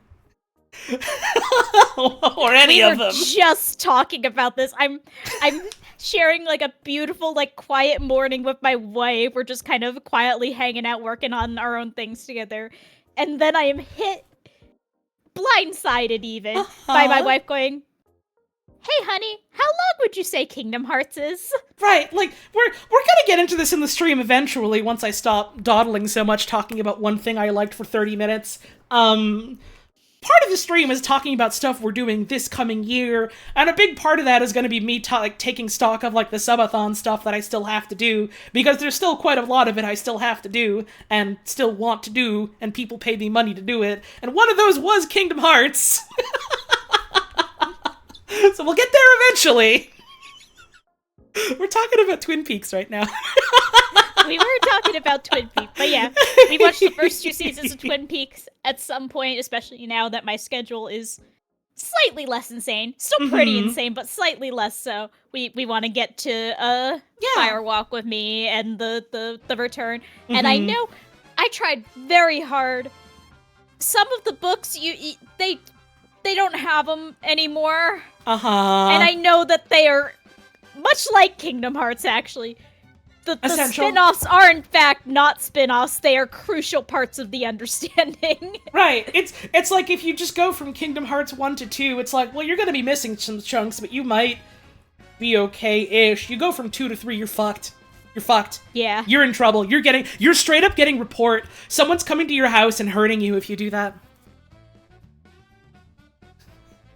Do they have a cool lesbian in the spin-offs like Aqua? Yeah, her name is Holly. Hi. Wait, I'm in Twin Peaks? You're in every video game. Twin Peaks is not a video game. Not yet. Actually, Wait. no. Wait. Did they make a Twin Peaks video game? They didn't make a Twin Peaks video game, technically. They did make fucking, what's it called? The one that I keep meaning to play. Deadly Deadly Premonition? Premonition, yeah. Well, that's different. I do also want to hit that up with you Probably a eventually. little bit Alan Wake, also. Well, Alan Wake doesn't really got any lesbians in the first one. It's got Barry. Barry can be a lesbian if he wants. No. I'm sorry. Everyone is allowed their interpretation of different pieces of media, however they choose to see it. Barry is the straightest fucking man ever created in a work of fiction. Alan, all these hot hunks talk about wanting to dick me down, but I'm just not into it. You gotta help me out here. He's in love with Alan? Yeah, but it's in a straight homoerotic way. By the way, I'm a genius.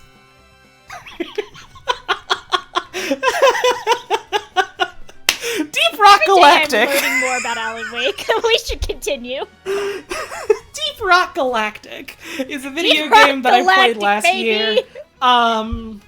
Deep Rock Galactic is another video game that I come back to every now and then. And I'm like, yeah, this game fucking rules. And I play a big chunk of it. And then I just like put it down for months and I'm like, this was awesome. I'll come back to it later. Just thank you for the exclamation point butter in chat. I cannot. I can't. Not right now. I'm talking myself out of it. Out of what? Butter. It's an RC. I don't know why I did that to myself. Hon, you were literally talking about how you were like having an upset stomach today. Don't eat just like a very rich block of butter. Yeah, honey, I have to confess something to you. Literally during break, I had to get up and get like an antacid because I just started having God's own heartburn out of nowhere. This is not enough to deter me from the butter somehow. Oh, honey, you gotta put that shit away. I do. Why did I bring it over here? I don't have an answer for that. Deep Rock Galactic, by the way. Someone in chat just described this as a Bear Tato comic.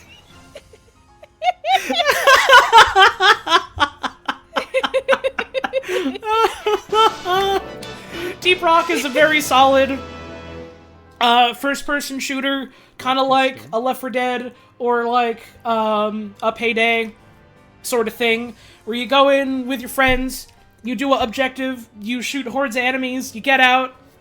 It's got cute theming. Well, cute in the sense that I like dwarves, and I think it's funny when they do the worker exploitation pastiche and the company that doesn't care about you. We'll get to Lethal Company later.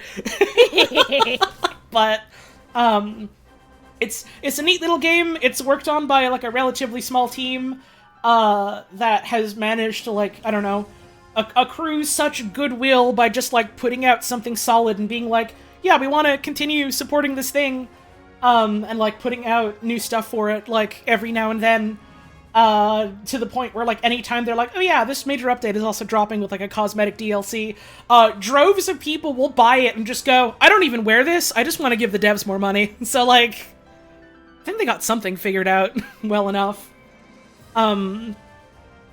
Very recently-ish, actually, there was a whole thing where they were like, yeah, we're not going to be putting out another season soon because we're working on a new video game now. And they're working on, I wouldn't call it Deep Rock 2, but it's like, here's a Deep Rock game in the Deep Rock world, but also it's like a roguelike thing, where, like, you know, you got the randomized run-based stuff, and you gotta go all in one go and get, like, upgrades and power-ups and stuff.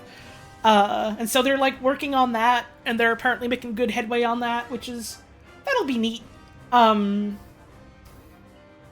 don't know if I'm gonna end up getting it or playing it, but I mean, they've got a solid mechanical foundation, so I can see that being a solid thing. So that'll be cool. It's a solid blow up a lot of bugs with your friends type of game, and I like it a lot.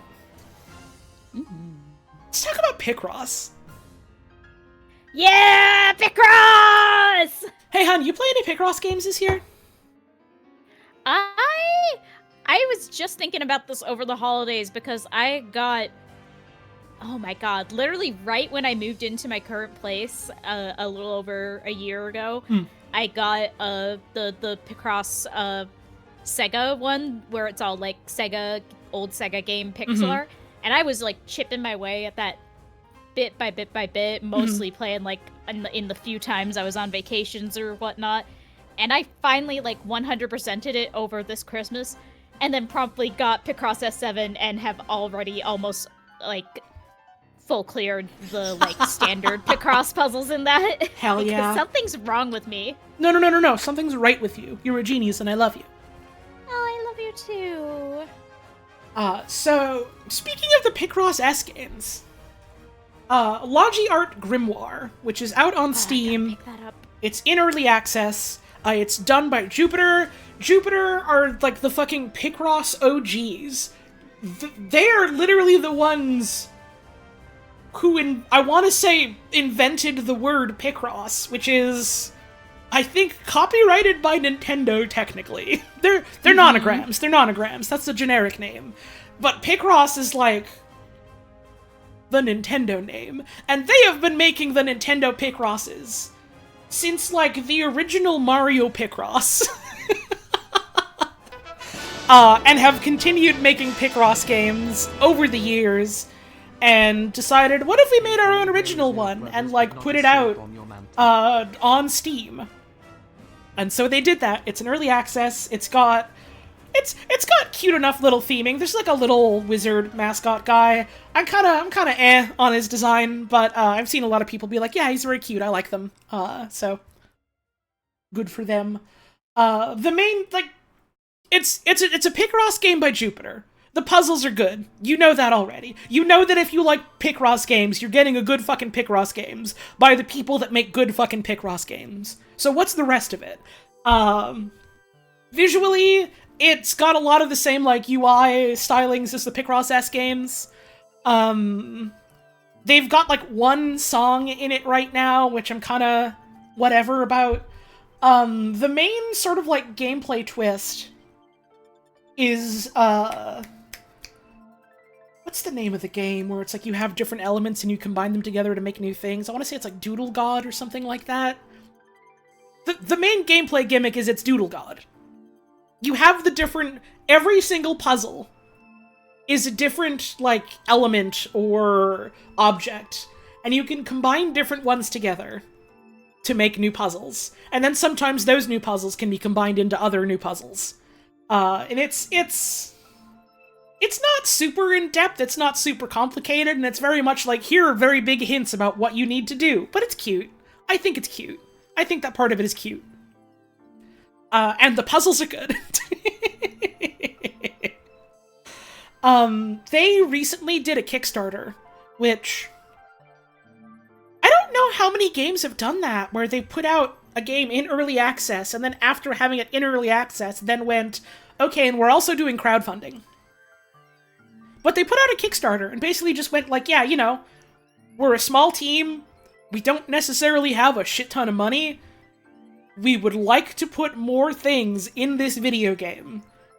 So if you help give us more money, we can help, you know, pay our developers to continue putting things in this specific video game instead of, you know, shifting focus to another licensed thing.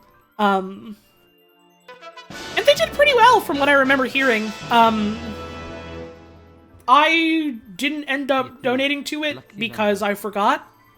And I missed out, and I'm really sad about it. But Aww. They're adding in a bunch more puzzles. I think they're doing, like, more music, more localization, stuff like that. So that's cool. I'm happy for them. Picross forever. Picross forever. I also played more PictoPicks. I've streamed PictoPicks before. It's another nonogram game on Steam. It's got workshop support.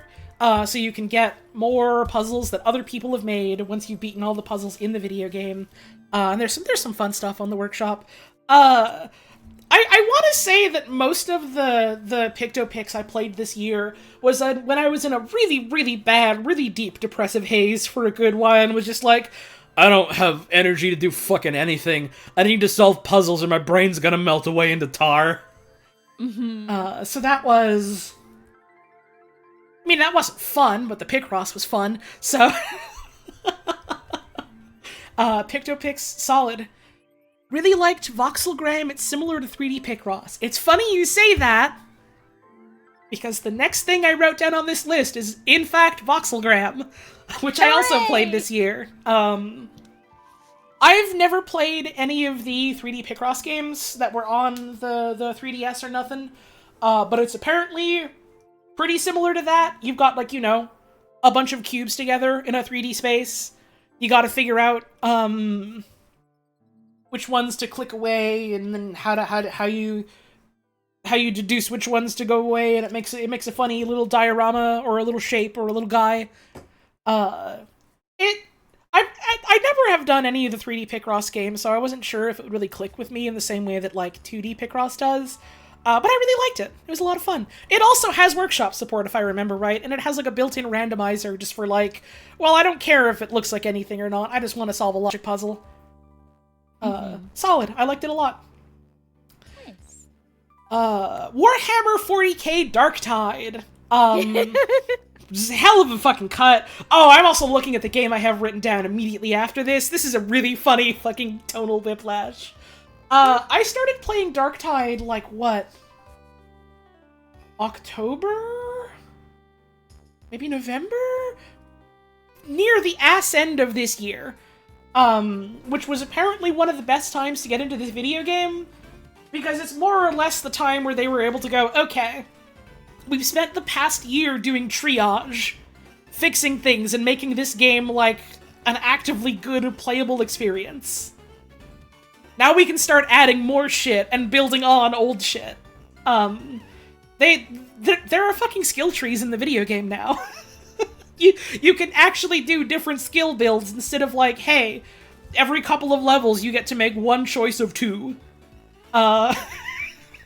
You can actually put together interesting builds that do different things. I've almost exclusively played as the Ogren, because large is funny. You know, the other classes have cool things in them. The Psyker gets, like, a funny, Ward of Dawn-ass bubble shield, and the Veteran gets, like, Commissar-ass powers where you can yell at people to make them feel better and shoot better. The Zealot gets, like, a funny holy symbol that you can hold out to push people away. Ogren is my friend and is very large. Let me put it this way. Ogren's grenade used to just be you throw a box at people. Your 3 grenades you now choose from are throw grenade box at people and now the grenades also explode. Or infinite rocks to throw forever. Or a grenade that is larger than a human's head. You throw it and an entire room is just gone. There are no corpses. It erases the corpses. I like Ogren a lot. You get very large guns. A lot of people agree that Ogren is probably one of the best off classes right now, and also has some of the most in-depth, like, community guides and analyses, which is very funny, considering it's the whole, like, haha, yeah, these are the gentle, stupid giants that, like, don't know how to read and write, and the people that play them are, like, fucking combat mathemagicians, putting together advanced, like, yeah, here's how every single individual mechanic works in depth. Here's the ones that are worth investing in or not, and why. Oh, did a major update come out? Don't worry, it's only been 2 days, but we've already made massive overhauls to our massive community guide that we have. It's called the Ogrenomicon, and it's genuinely, like... it is so in-depth that people keep looking at it and going, this is very cool. Where are the guides like this for the other classes? And all the people that work on it go, we only play Ogryn.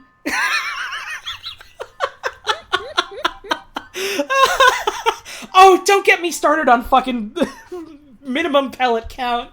Really fucking funny mechanic in Darktide, which I think is part of why the shotguns in that game feel so good.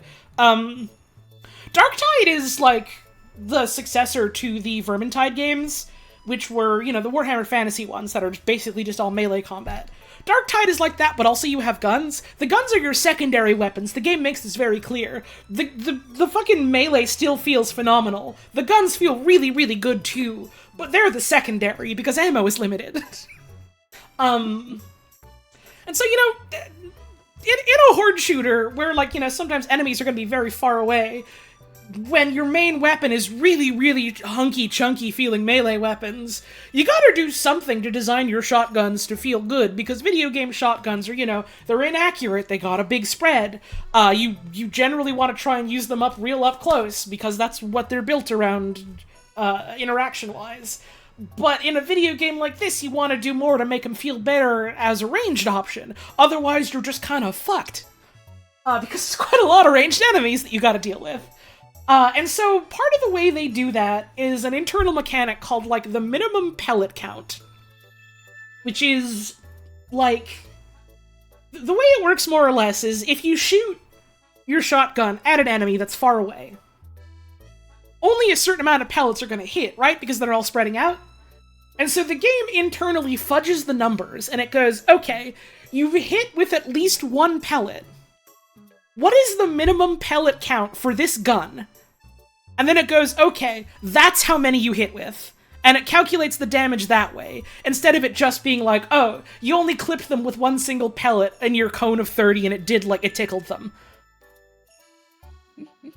One of the best weapons after that major overhaul in the entire game was the fucking blunderbuss. It is the breech-loaded, single-shot, the size of a human forearm, bigger than that, blunderbuss.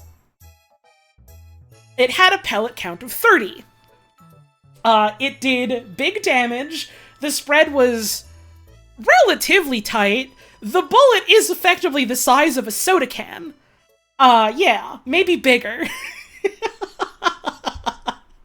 And it was doing ridiculous fucking damage at range. It was fucking one-shotting certain enemies at range with very minimal investment, ridiculous fucking breakpoints. And people were like, why is this thing turning people on the other side of a large room into a fine red mist? It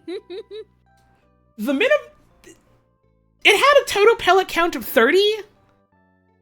The minimum pellet count before a well-deserved nerf was over half of that.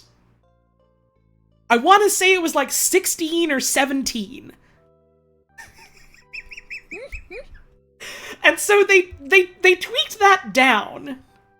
And it went from, this is the best gun in the video game at every imaginable range, to, this gun is now just really good. This gun is still one of the best in-slot weapons for the Ogryn. It is no longer the best weapon in the video game at any engagement at any range. And I'm a fucking shotgun pervert in video games, and that's kind of part of why I play a lot of Ogryn, is because a lot of your weapons are either shotguns or, like, machine guns. Mm-hmm. Or, like, grenade launchers. And that's fun. That speaks to me. But yeah, I played that on and off. I played a lot of it with different friends. I not quite made friends, but certainly got closer to certain friends because of that game, so that was really nice. It's a fun time. I'm glad I got into it at, like, a really good time in its lifetime. There was also, I don't know if it's still the case, it might have gotten nerfed. If it hasn't, it probably also maybe needs a bit of a nerf. There's a club. There are clubs. Some of the weapons for Ogryn are just clubs. Your, like, alternate melee action is you slap in front of you. You just slap.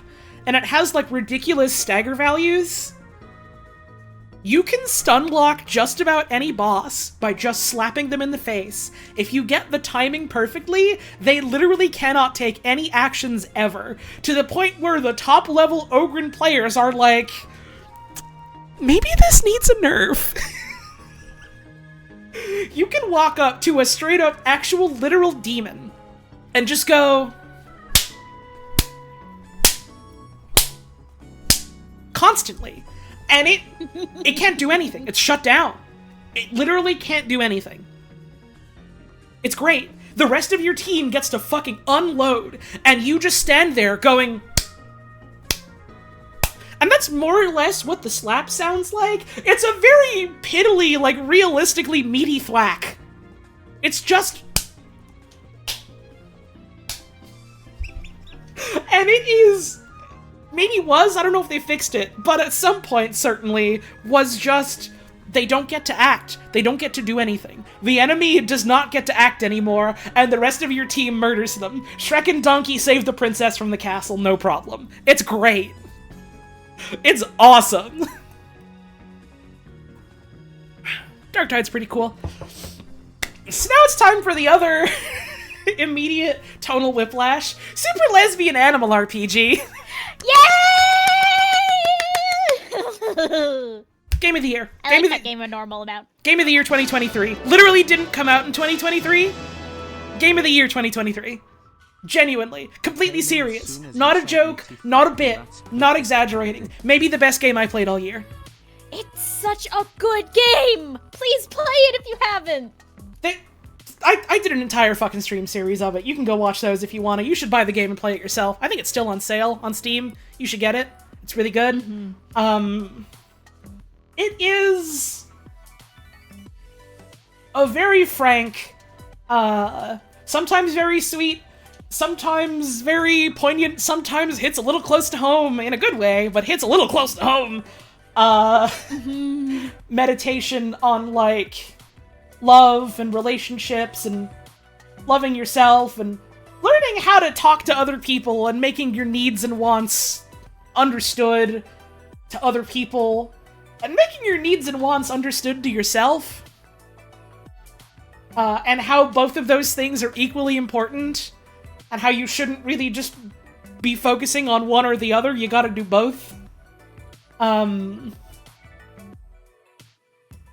And also the soundtrack fucks severely, and the art is real pretty, and the combat mechanic stuff is not super, super complicated, but there's enough meat on those bones that it's fun to chew on, and the character designs are fun, and, like, the individual character writing moments are really fucking funny. Bobby is a fucking genius. Like, no hyperbole here. Genuinely one of the best RPGs I have ever played. It is so good, so beautifully written, so beautifully arted, so beautifully musiced, so good, so good. Please fucking play that game. It's really good. It's really good. I have the vinyl literally sitting, like, just across from me here, waiting to play it when my wife comes to visit again. Literally, the next time I come over and visit, we have made explicit, clear plans to play that shit and just lie on the floor together and probably cry. Oh, yeah. Oh, Extremely absolutely. I like that video game a whole hell of a lot. Also, selfishly, I must say, probably some of my favorite voice acting I've done is streaming that game. Oh yeah, you fucking killed it when we streamed that together. Aww, no you! No, you! No you! Oh, okay. Us. Hi. Will that Wally cardboard cutout get to lay on the floor and listen to the vinyl too? No comment. By the time Holly's here next, there's gonna be 3 Wallys in this apartment. Oh, I fucking thought you were gonna say by the time I get here, he's gonna be gone, and I got scared. What do you mean? What do you mean? That's another thing in terms of things that we did in 2023, but we can get to that later once we're shoot a little bit more through video games that we have played. Hey, hon, this has mostly been me talking so far. You got anything you played in particular you want to jaw about? So here's the thing about my gaming in 2023. Right, not a lot because of grad school, but... There wasn't much, yeah. It was mostly replaying older stuff or like stuff I did on stream, either on my own stream or with you. So there was not a lot of brand new game, which, you know... Oh, they don't gotta be brand new. new. They don't gotta be brand new. Well, not much worth talking about then. No, I think it's still interesting to talk about old stuff, what you played. That's what a bunch of this stream's gonna be. Hours of unpacking.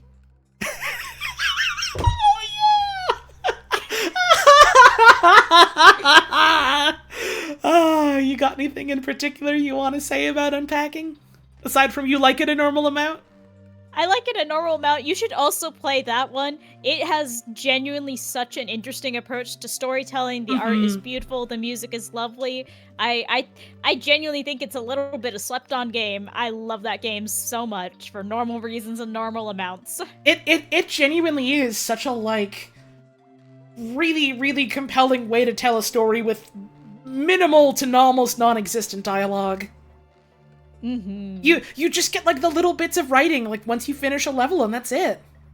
Yeah, and yet by the end of it, you know so much about these characters and the lives they've led together. It's so fucking cool. It's so fucking cool. I sobbed like a little fucking bitch when I played that one. Same. Yeah, thank you for bringing that up, Anshir. The sound design in that game is incredible. I think I saw something at some point. It was like, yeah, there's 10,000 different, like, Foley sounds in this game. Oh, that game's got such a good tactile feeling to it. How many hours you got in unpacking? Let me boot up Steam. Oh, legally, you don't have to tell them. No, it'll be funny. Okay. I wonder, do I have more hours in Warframe, or do you have more hours in unpacking? Now that's gonna be a scary comparison. Do I have more hours in TF2, or do you have more hours in unpacking? Yeah.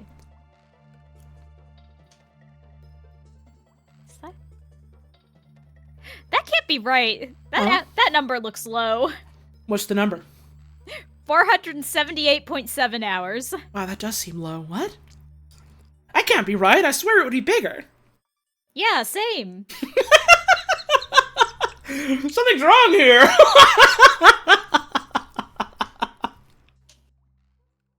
I don't know about that one. That doesn't seem right. That doesn't seem real. I'm gonna eat another piece of banana bread, by the way. It's good. Oh, I wish I had banana bread. Vampire Survivors. Vampire Survivors. Vampire Survivors is a very fun, turn my brain off and look at effects happening on my screen type of video game. It's a fun little run around and blast anything in your way type of video game. I'm trying to remember, I think Kami at some point, shoutouts to Kami, told me what, like, the Japanese sort of name, colloquialism, whatever, for that genre of game is. I want to say it's, like, vacuum game? Or something like that. I think. Which is very funny, because it is just kind of running around, blasting out everything, and sucking up all the pickups forever. Sorry, I'm biting more of my banana bread. Oh, lawnmower game! That's what it was! Thank you! Lawnmower game.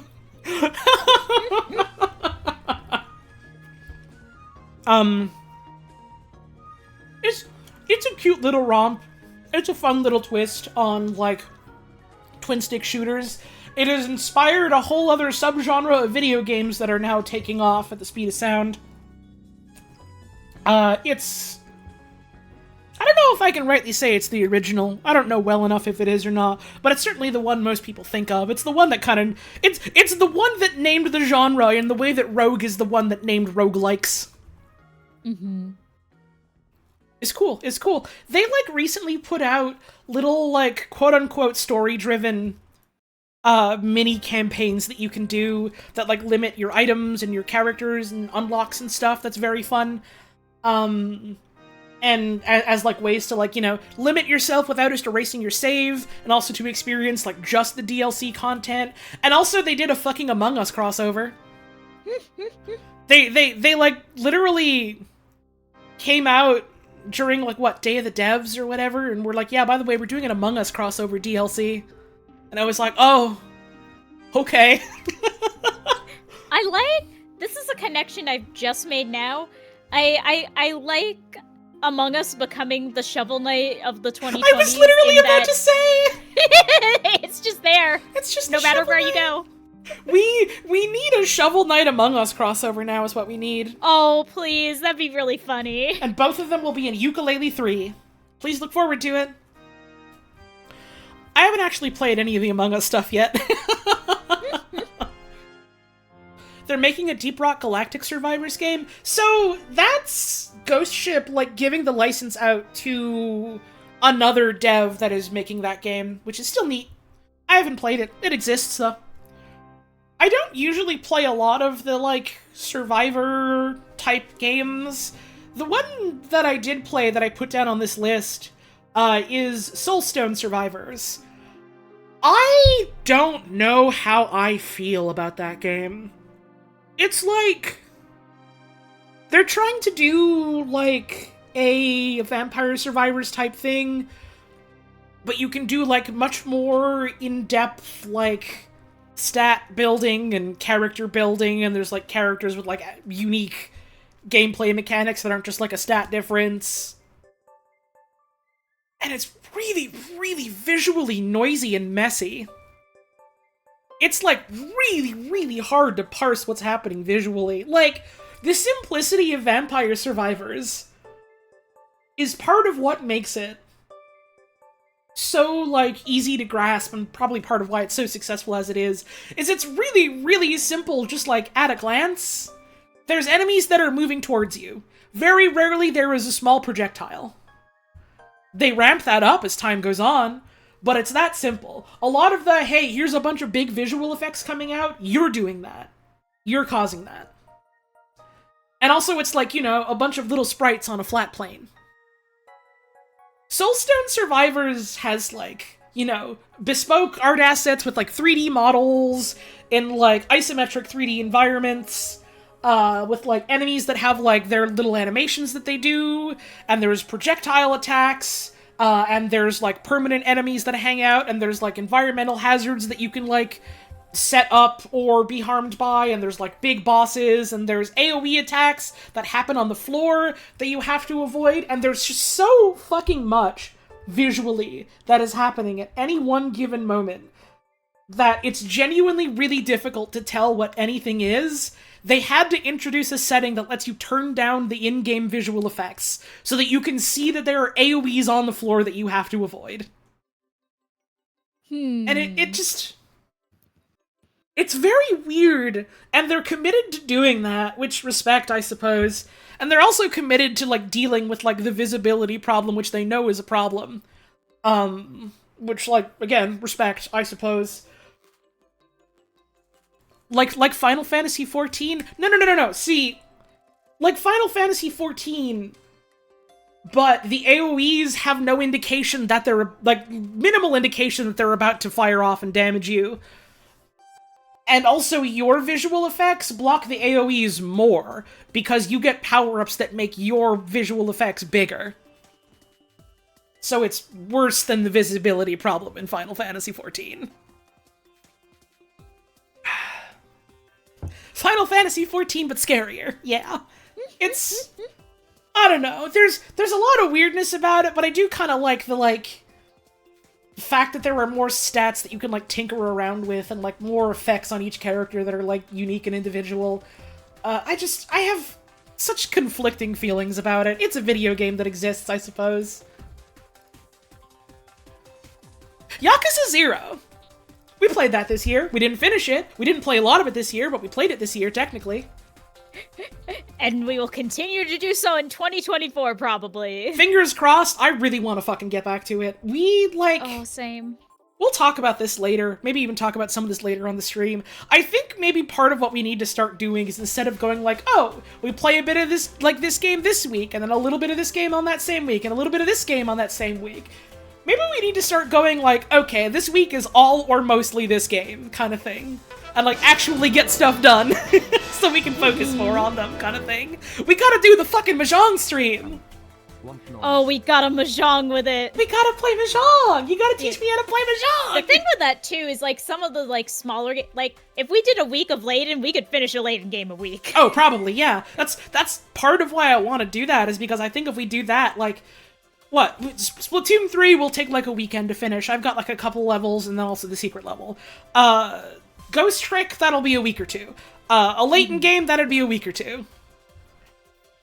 Yeah, Yakuza, if we just keep doing it like once a week whenever we're able to, we're still going to be playing Yakuza 0 in 2026.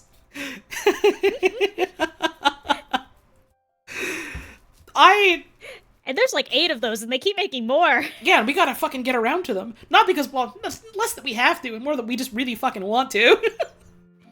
They're all good games, and I want to see more than one of them. Uh-huh. Yakuza 0 was a very fun soap opera, and a very fun beat-em-up, and a very fun collection of minigames, and I genuinely enjoy that it all feels like this... I wouldn't say cohesive package, because they do very much feel like separate elements that you can go in and experience and enjoy, but it feels like one very complete package, I suppose, you know? Yeah, like none of them feel like an unnecessary and half-finished thing stapled on for the sake of stapling it on. I wonder if that feeling is going to continue through every other Yakuza game in the series. It'll be fun to experience that. Mm-hmm. It's the year of the dragon? I suppose it is! So... Oh man, it is! It's the year of the Dragon of Dojima. We gotta make Kiryu proud. We gotta finish his story. We gotta collect his pages. Gotta. Really want to see Alan Wake 2 for me at some point? Hey, I also want to see it. I need to upgrade my computer to run it. Mm-hmm. Which, hey, if anyone out there has millions of dollars and wants to help bankroll me upgrading my computer and also moving closer to my fucking wife, Where's her millions? Need her millions. But also, hey, if you do have the means to support the stream, it is always very greatly appreciated. You know, you can sub, you can tip, you can give bits, whatever works for you. It's always appreciated. I would like to play that video game, though. Oh, Baron-san, if you're out there! I like that one.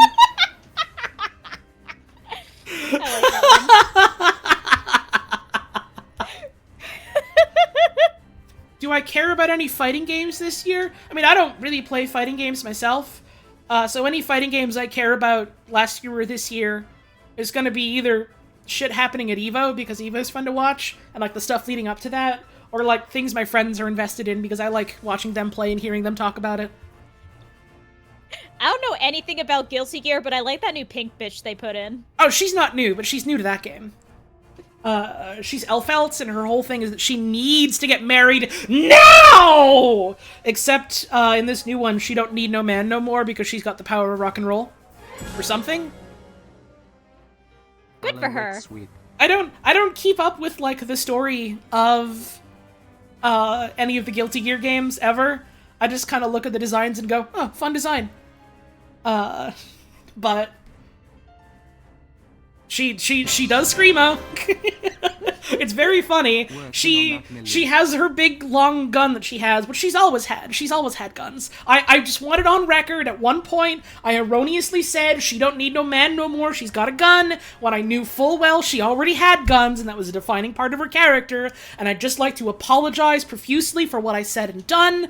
It was honestly really weird and crappy of me, and I'm trying so hard to do better. Thank you all for anything.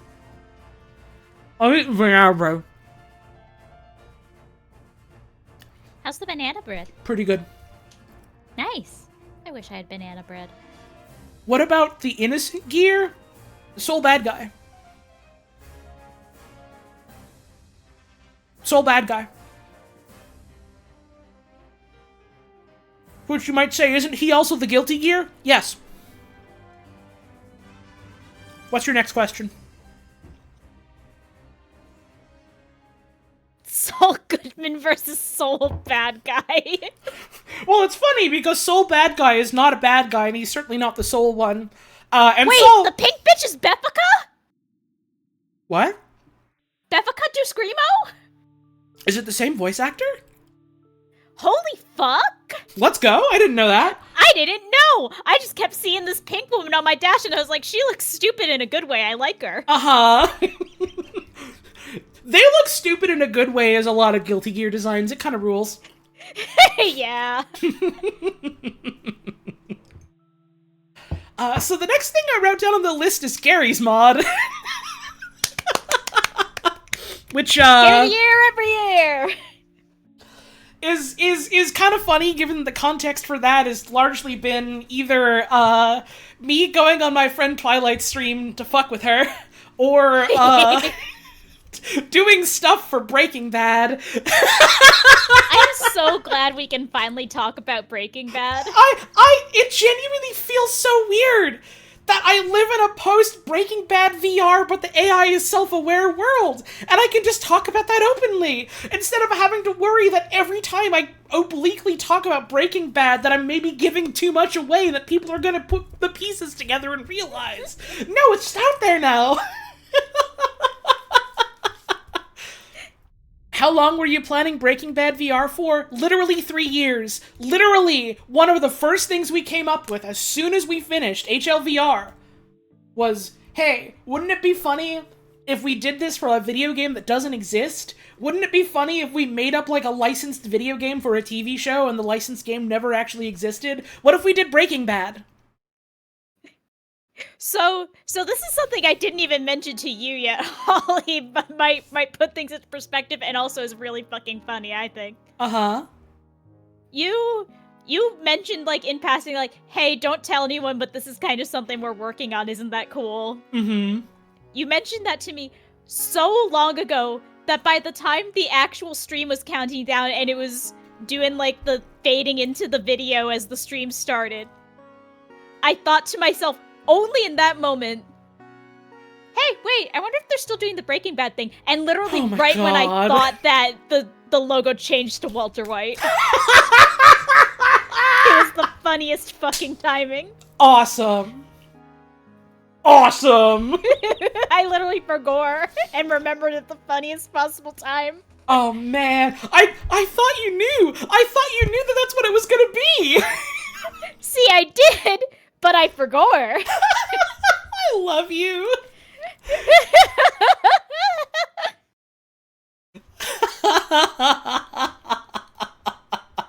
Yeah, Perks of ADHD, baby, we're so good at secrets because we forgot what they were. Maybe a little, yeah. But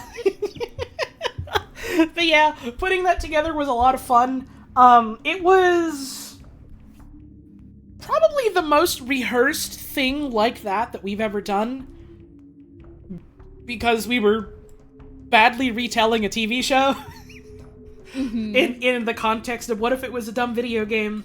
So there was a lot of, like, moving parts that we had to try and get right, and we had to try and get together. There was a lot of, like, contacting other people and paying them to, like, make bespoke assets or, like, mechanical things for us. To the point where, like, aside from the fact that this is just running in Gary's mod and is just an RP map and not actually a video game, we kind of did just make a new video game.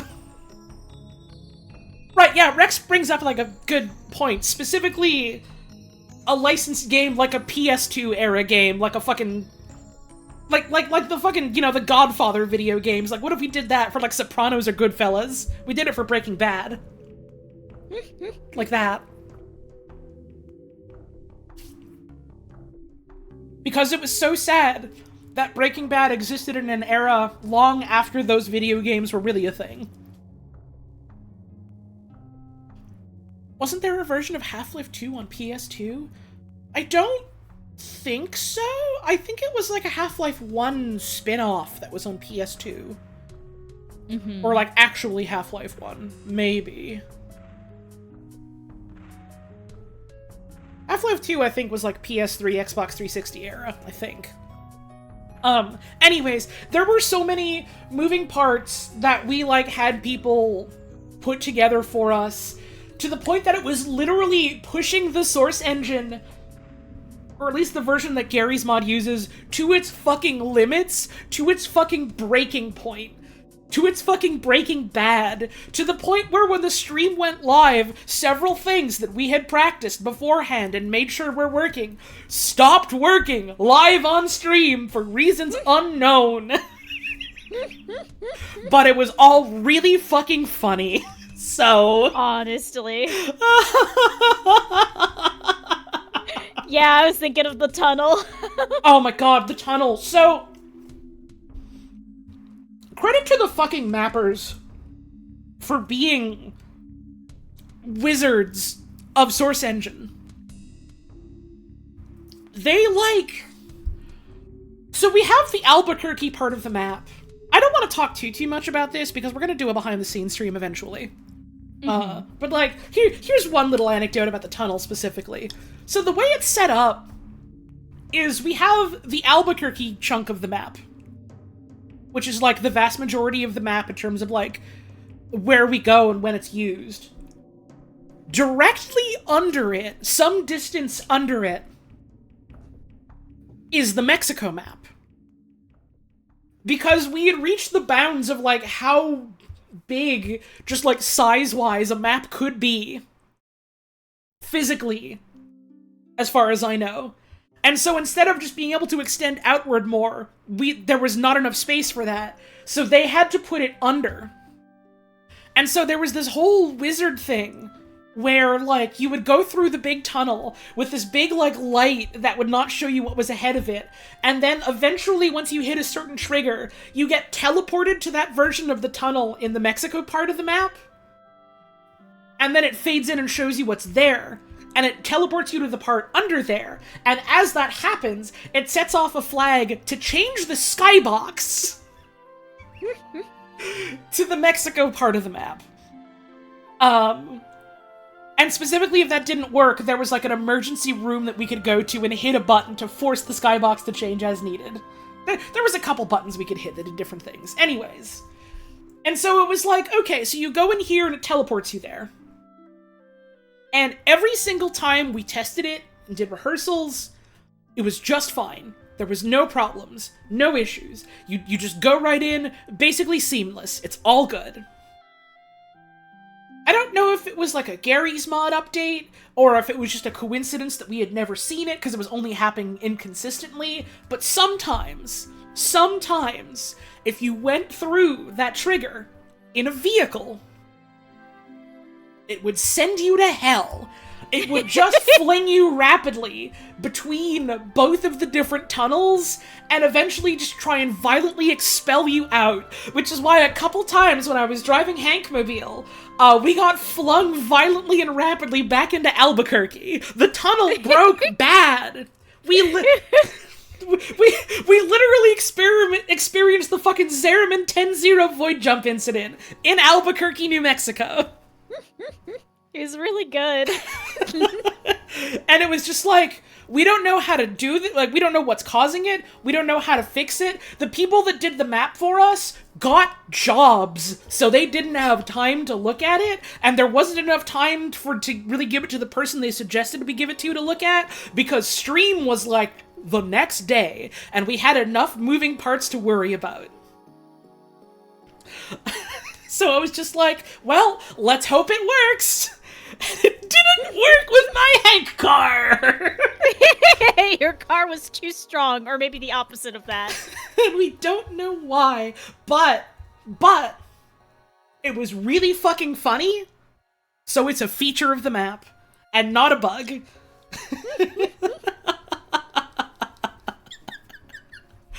Errar is saying it was the pail from Disco Elysium. Is that what that was a reference to? I still have to play Disco Elysium. That's really good.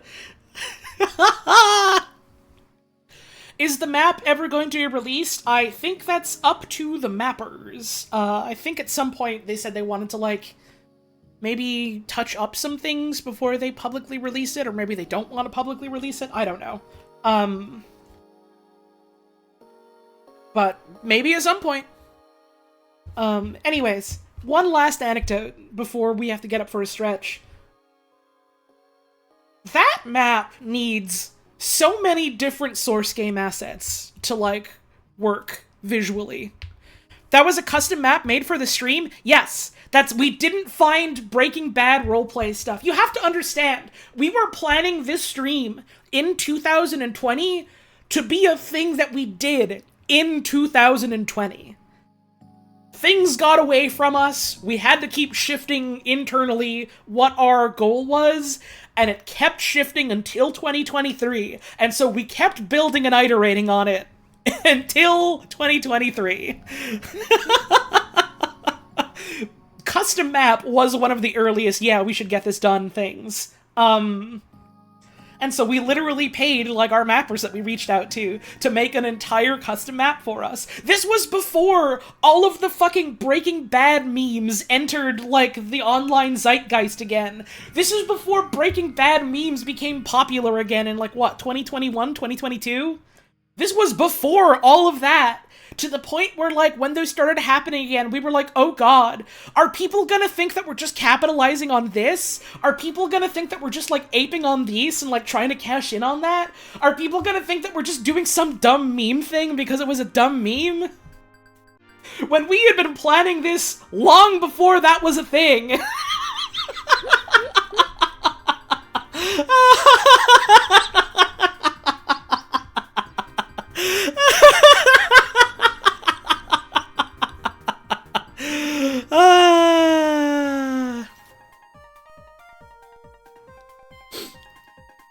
Man.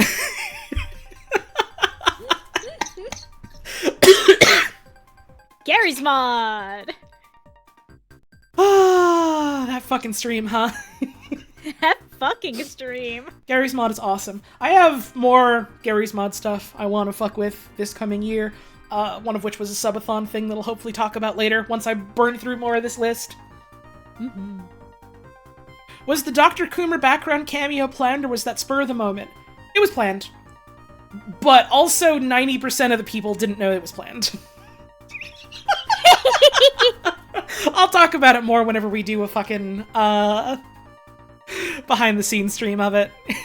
Mm-hmm. That'll be fun. Mm-hmm. It's break time.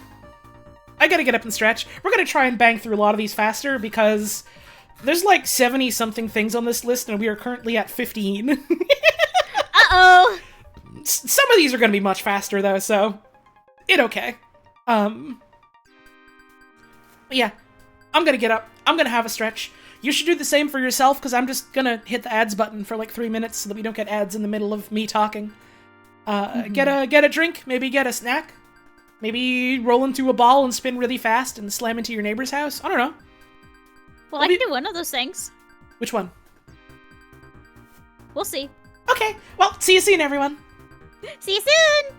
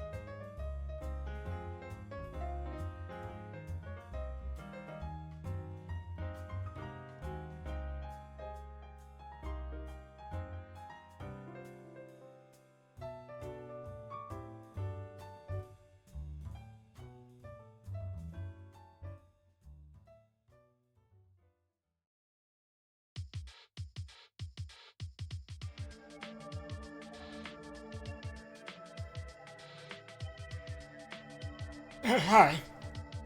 Hi. Oh, fuck, I'm sitting there. Are you sitting? Are you sitting with it? Yeah.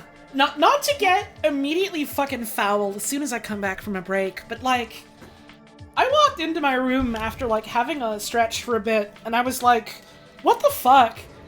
My room smells like awful farts all of a sudden. Why? I haven't been ripping ass or anything. What happened? So I open up a window to try and vent the stank, and I'm sitting here and I'm realizing like, oh, I had a bunch of cabbage for dinner. Ah. I had fucking spring rolls or egg rolls or something for dinner, and they had a shit ton of cabbage in them. I'm smelling fucking cabbage ass smell. That'll do it. Like, why the fuck does it smell like that in here? Oh, because I sat here and ate a bunch of cabbage in here with the windows closed and the door closed for dinner. Right. I set up a fucking ass bomb for myself from the cabbage. My god. God, like that night we came home with 2 big things of okonomiyaki, like, oh, maybe this was a mistake. That okonomiyaki was good as fuck. Our eyes were bigger than our stomachs were. They make them so big! Oh, wrong tab. There we go. If we ever go back to that fucking place, we should just get one and split it. Mm-hmm. And then maybe we'll have, like, a little bit of leftovers left. I was gonna say, too, we should find, like, I bet there isn't a slow day in fucking the heart of Little Tokyo, but we should try to find a slower day so we can actually sit and have it, like, on the hot griddle in the restaurant. Oh, that would be nice. We should do that. Yeah, because whenever we go, we get takeout. Yeah, because usually we go and there's a lot of people and it's like, I don't know if I want to sit unmasked in a super crowded area while eating. Extremely so. But it would be nice. Something to think about. That's another something we did this year when I was visiting Puzz the couple of times I came over to visit. We ate food. I'm realizing how fucking silly a thing that is to say, given how you ideally eat food every day of your life. No, but we've tried a lot of good food together. That's true. We did that specifically, which was nice. Jake, come and visit somehow and go to Little Tokyo with us. Come visit. Get on the damn train. We'll take the train up to see you, and then you'll take the train down with us to go back to California. Oh, Tatsu, so good. I miss it. I could go for some Tatsu right now. Mm-hmm. That was the ramen place, right? Yeah, Oh, with the real good, real big bowls. Right, that was like the place where you picked shit up for me the first time I visited, and it was like really late at night, and I was like, I've been sitting on a fucking plane for hours, I need food. And we sat in the fucking parking lot at 1 a.m. eating big bowls of ramen. Oh, that was awesome. I literally love you too. Yo, fucking shoutouts to Jake. When I was Shouts the fuck out to Jake. Oh my god, that was the night where I thought the fucking Ultra King was a super secret type of Burger King, and it was just like, what is it, like a department store or a furniture store?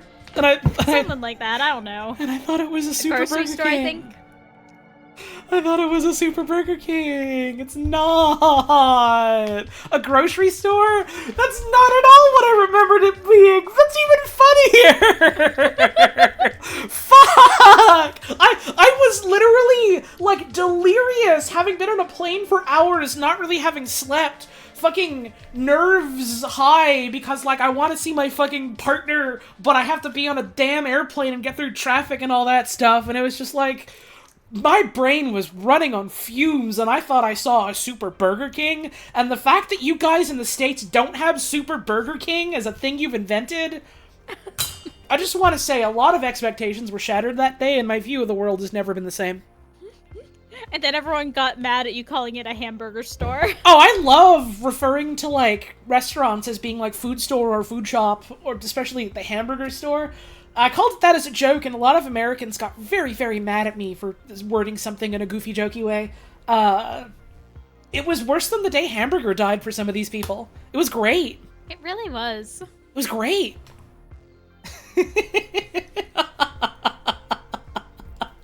You call your place of work a burger store because of me? I always win. I always win. I always win.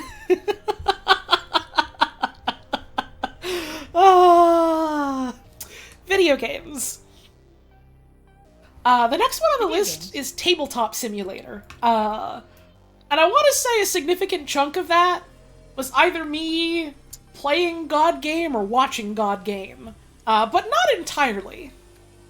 You fucking know what God Game is. If you don't, then hang on. Go learn what God Game is. If you don't, then go check out Socks. They're fucking awesome. I adore them. They and two other friends, Rox and I want to say Phoebe, but I'm super fucking bad at remembering names of people. Made an entire card game. Kind of like Magic the Gathering, but also kind of like Calvin Ball, but also kind of like The Binding of Isaac, but also kind of like Mario Party. It's a whole lot of things, and they're all really fucking funny. It's less a video game you play to try and strategize and win, and more a video game you play to experience it, and it just sort of happens to you. And it's very fun, and I've gotten to make a couple of cards for it, and that's very cool. It's a fun time, and it's fun to make things with your friends, and it's fun to see the things your friends make. I'm not gonna say too much. There might be a special God Game thing on my stream at some point, hopefully early this year. Yippee! Hopefully. We'll see. Smiling so sweetly.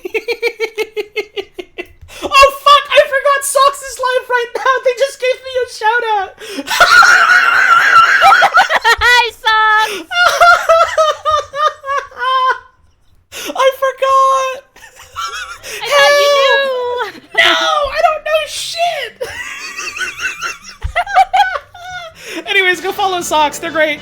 I think they were literally like streaming Outer Wilds tonight, right? Yeah, they're in the secret the DLC? the eye thing. Oh Yeah. fuck! Speaking of things I didn't play this year, I still gotta fucking finish that DLC! Fuck! Maybe 2024 will be the year. They say hi? Tell them I say hi, but then also tell them I say BITCH! Like really drawn out. And Very then, important. And then also tell them I say heart. Like you post a heart, not the word heart. You thought I finished it? No, I finished the base game. And then I played like a chunk of Echoes of the Eye, and I was like, this is great. I'm excited to play more of this. And then life got in the way, and I never got back to it. as happens sometimes. I gotta like fucking make time to sit down and finish it. I had so many friends that like didn't really like it very much, or didn't like it because it was Outer Wilds. As in, like, the expectations were so high that nothing was ever gonna meet them, kind of thing. Mm-hmm. I fucking loved what I played of it, though, so, like, I really want to play more and try and understand. See, I always get that feeling when a bunch of people I know really don't like a thing that I'm enjoying. I'm always like, okay, I really want to finish this now so I can try and understand their perspective. Even if I'm not going to agree with them, you know? I feel that way about another video game that I'll bring up later, and it's going to be very funny considering how I played that video game. Exciting, exciting. Anyways, Tabletop Simulator. I didn't just play God Game. There was at least a couple of nights that were just like me and Socks and a couple other friends finding shit on the Steam Workshop and going, what the fuck is this? Hey, can we play this? And goofing around in that was fun and also scary because it was like, we should vet some of these in advance before we stream them in case there's some not so great shit in them. Chungus Odyssey 2? I forgot that's what it was fucking called. I don't remember. I don't think anyone remembers this. I don't care if anyone remembers this. And this is like a question to the people that were there when we played that. Was I the one that found that on the Steam Workshop? Was that my fault? Or was that someone else? I also don't remember Osk, that's the problem. Lost to history. It was either me or Socks. But it could be my fault. I need to know. Socks says mouse, mouse, rat, apple, rat, mouse, apple, cheese. That's the wrong combination. The raid's gonna wipe. Callus is gonna destroy our minds with a psionic wave, dude. See, I just assumed that Sox somehow divined that I am currently eating a big chunk of cheese and an apple. Honey. Hi. I love you very much. That's a very easy guess to make about you. You know, that's fair. That's like being like, today there will be clouds in the sky, or there won't. I think today someone on this earth will use a computer. They actually said Loke Craw Foss? Dude! That's the combination! The Lich's escape to Saturn!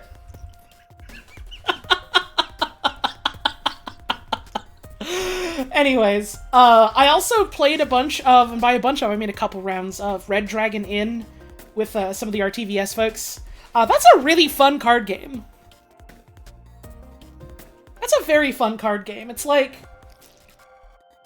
the theming is like you're a bunch of adventurers at like a fantasy inn, after, you know, like an adventure, and you're all spending your earnings.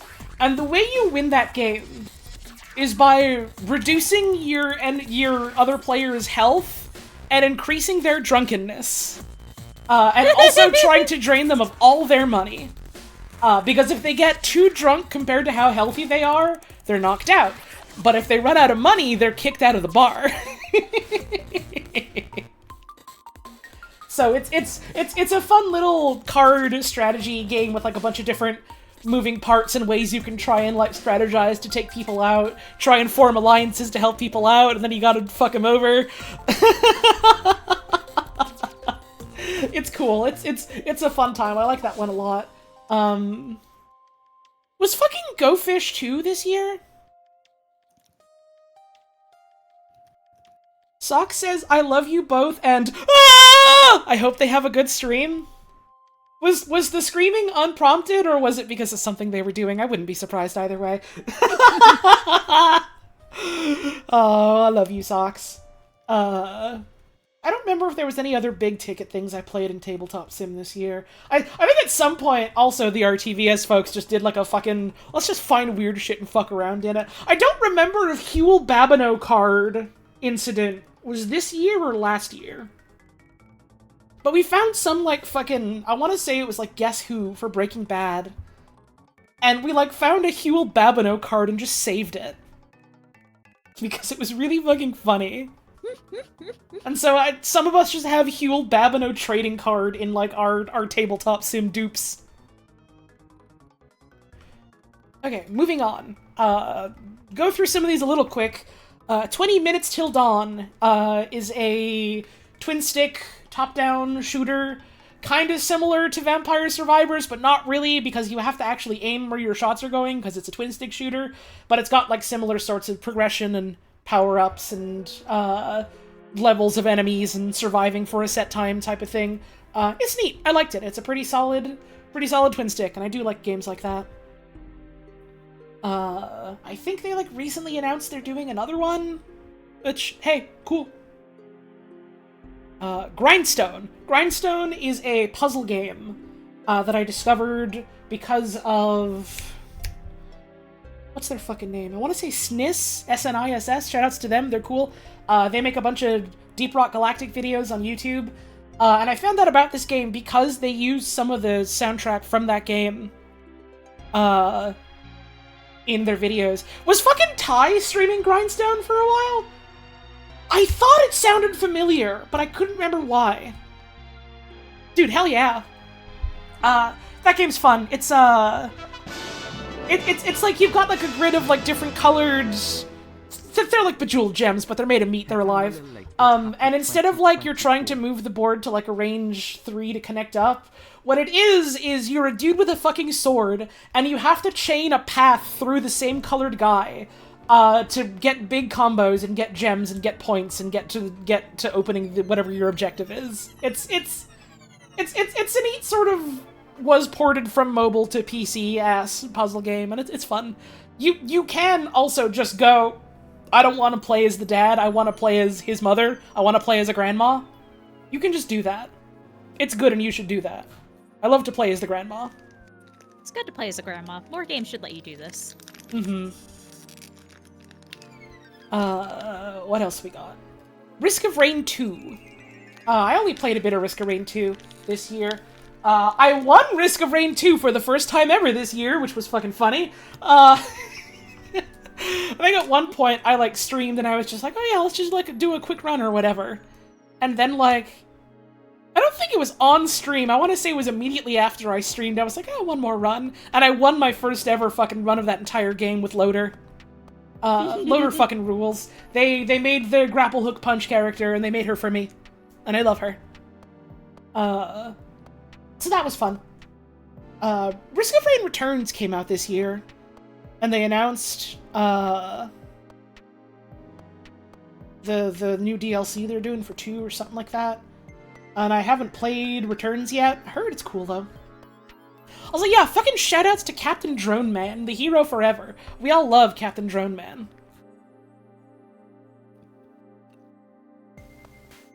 What else we got on the list? Respect folks who like Returns but can't get over not shooting up. Can you not shoot up in that game? I didn't know that. I've played so little of the original Risk of Rain that I've remembered, like, 0 of it. Ghost Trick!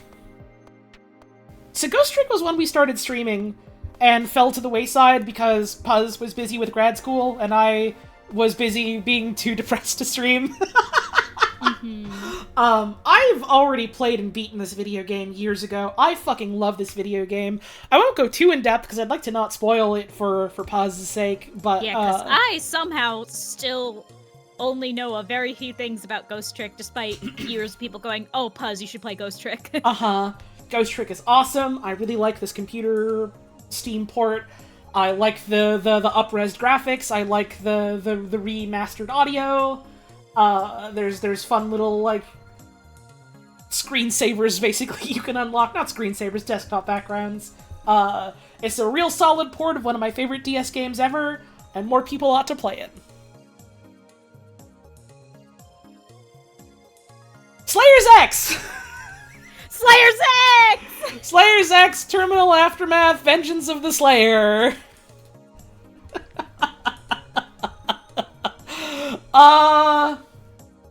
Maybe the funniest fucking Hypnospace sequel possible? Maybe the funniest fucking thing that you can do for a sequel to Hypnospace of all things? It's not technically a sequel, but that's what makes it definitely a sequel. The S-Blade does have a hack blood charge. It's another sort of Hypnospace-ass, but more focused on, like, one single character study of, like, hey, here's a person, and, like, they're fucking weird, and they're not necessarily a great person, and, you know, they have successes and they have failures, and all of that is really important. Let's all think about why that's all really important, and how cool all that is, and how it's really cool that people, you know, make things and share things and talking about the hows and whys of that in oblique ways. And also it's a really fucking solid Doom-ass shooter. It's also a really fucking strong Doom-ass shooter. It is such a fun game. I think it was literally while I was working on one of my finals, I rewatched your stream of it, and it was so much fun. Seeing a real-life pic of Zane was kind of profound. Yeah, like, I streamed this entire game, so I don't feel bad talking about what is technically a spoiler. Like, there's all these little bits in the game that, like, give you a picture of, like, who Zane is as a person all these years later, having, you know, grown up and moved on with his life. You know, trying his damnedest, even if in a lot of ways he is still, like, the same person he always was, while being a completely different human being now. And getting these, like, little glimpses, like, into his life and who he is and how he's just trying his best for his kid that he has and how he misses his mom and talking about, like, you know, how he grew up and how he's kept growing up and what he does now. And, like, how all these things connect with him, like, you know, wanting to, like, make this thing that he's always liked and put it out there so that he can be successful to, like, help out his kid. And then you get, like, this secret that's like, yeah, this is what Zane looks like in real life. He made me put all this shit together. Oh, I can't stand him. Fuck him, kind of thing. And it's like... It's this really weird and poignant moment where I remember sitting there thinking, like, I understand exactly why this person is, like, as frustrated as they are. Also, fuck you. Yeah. I love that, like, yeah, this is the funny, goofy, 90s retro shooter pastiche about, like, the kid who never really grew up all the way and, like, still wants to make this damn thing that he thought was so cool when he was a teen or young kid or whatever. It still manages to be, like, the same sort of poignant as other J. Tholen games. It's cool. Mm-hmm. It's great.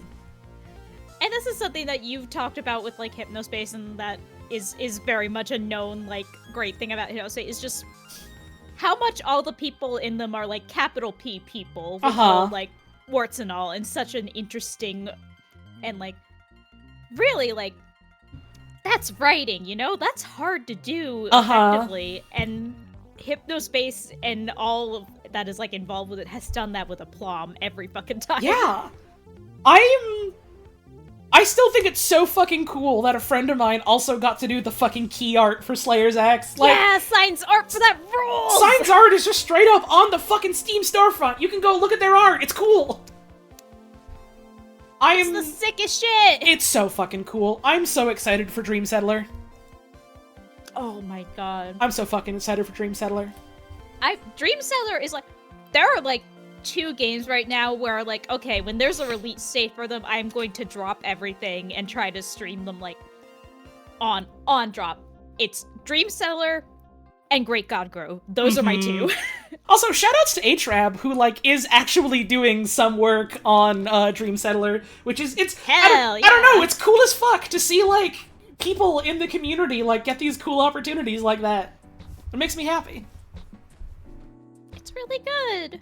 I'm not gonna sit here and pretend I had anything to do with it, but it's still cool to see that it's happening, you know, in my circles. I drink water. Peglin! Get all your pegging jokes out of the way right now. We got shit to talk about. You have 10 seconds. Go! 1, 2, 3, 4, 5, 6, 7, 8, 9, 10. Move on. Peglin is fun. They took Peggle and they were like, what if it was also like a deck building roguelite sort of thing where you get a deck of you get a deck of balls. Come on. Got you so good. You got to admit. But you get like a pouch full of like different balls that like have different effects based on like what you do and make different things happen. And you, like, hitting the pegs gives you points, but also it's what gives you damage to hit the enemies with. And it's a cute little spin on that. The sort of, like, you know, dealing with cards, but also playing good old Peggle. Did I stream Peglin? No, not all these on the list are things I streamed. This is just things I played this last year. I don't think I ever streamed Peglin. So many times people were like, have you ever heard of this game called Peglin? I think you should check it out. I think you would really like it. Now, every time it's been like... Yeah, I played it. Heard of it. Yeah, I heard of it. That happens fairly often, because, like, I do dabble in things that I play off-stream, just because, like... I think that if I made video games exclusively a thing that I did on stream, I would make myself hate video games. You gotta have stuff just for hobby. You gotta have stuff just for yourself, you know? Honestly. So, like, there's a bunch of stuff that I do just play on my own time, for my own fun, without having to worry about, you know, doing performance at people, or at the game, or talking about the game while trying to enjoy it. So I get a lot of, like, questions sometimes that are like, oh, do you know about this game? Do you want to play this game? Do you ever want to stream this game? But also, I just know a decent bit about video games in general, and sometimes I'll get people being like, oh my god, have you ever heard of this video game? I think you will really like it. I think it would be a great time, and it'd be a really good fit for your streams, and if not, I think you'd just really enjoy it in your own time. And I'm like, oh, huh, okay, get to the point. And they're like, well, it's this little-known video game called Okami, and it's like... That's remarkably well-known, actually.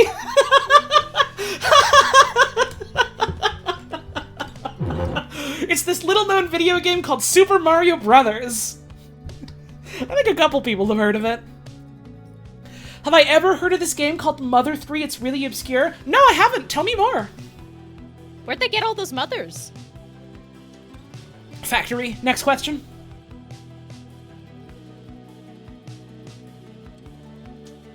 That's the only question I had, boss. Fuck! Peglin's cool. It's a fun little twist on the Peggle ass formula. Peggle ass, come on. Speaking of ass! Oh, Peggle that ass, alright. Speaking of ass, pseudo regalia. Good segue, honey! Alright, again, get it all out of your system. We know the goat woman is sexy. We know she got a big ass. Get it? You got 5 seconds this time. Hurry it up. We gotta get moving. She's a little bit of I think I have COVID as character. Maybe a little. Alright, we've all got it out of our systems. Pseudo regalia is fucking awesome. This is a thing that I always say is a really good problem for a video game to have. But I wish there was just a little bit more of that game. I think leaving you wanting just a little bit more is good. That's really good. You should aim for that. And not, I wish this video game had less.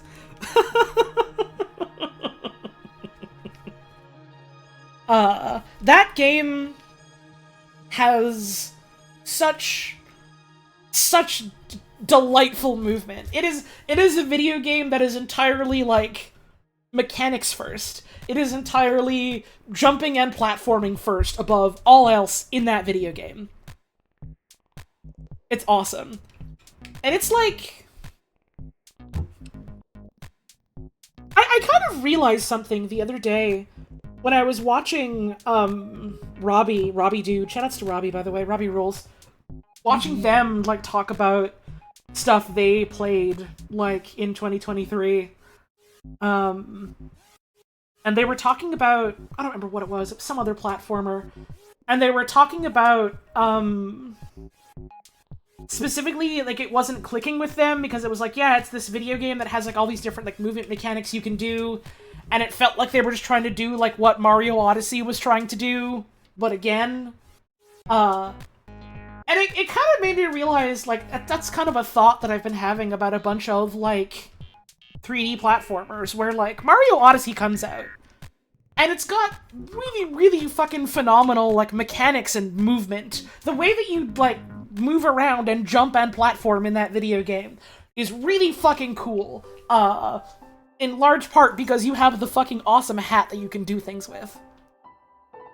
And it kind of knocked, like, some dust off of a bookshelf in the back of my head and made me think and realize, like, yeah, there are a lot of video games in recent years that are, like, trying to do that.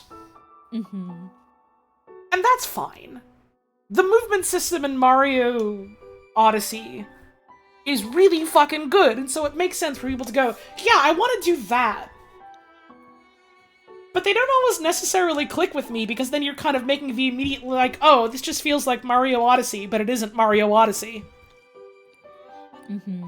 And I like what Pseudo Regalia does, because it isn't going, oh, Mario Odyssey's movement is really good, let's do that. It goes, oh, movement in 3D platformers is really fucking good. And then tries to do its own thing and knocks it out of the fucking park. Mm-hmm. It follows the philosophy rather than, like, the letter of it, in a way, you know? Mm-hmm. Very cool.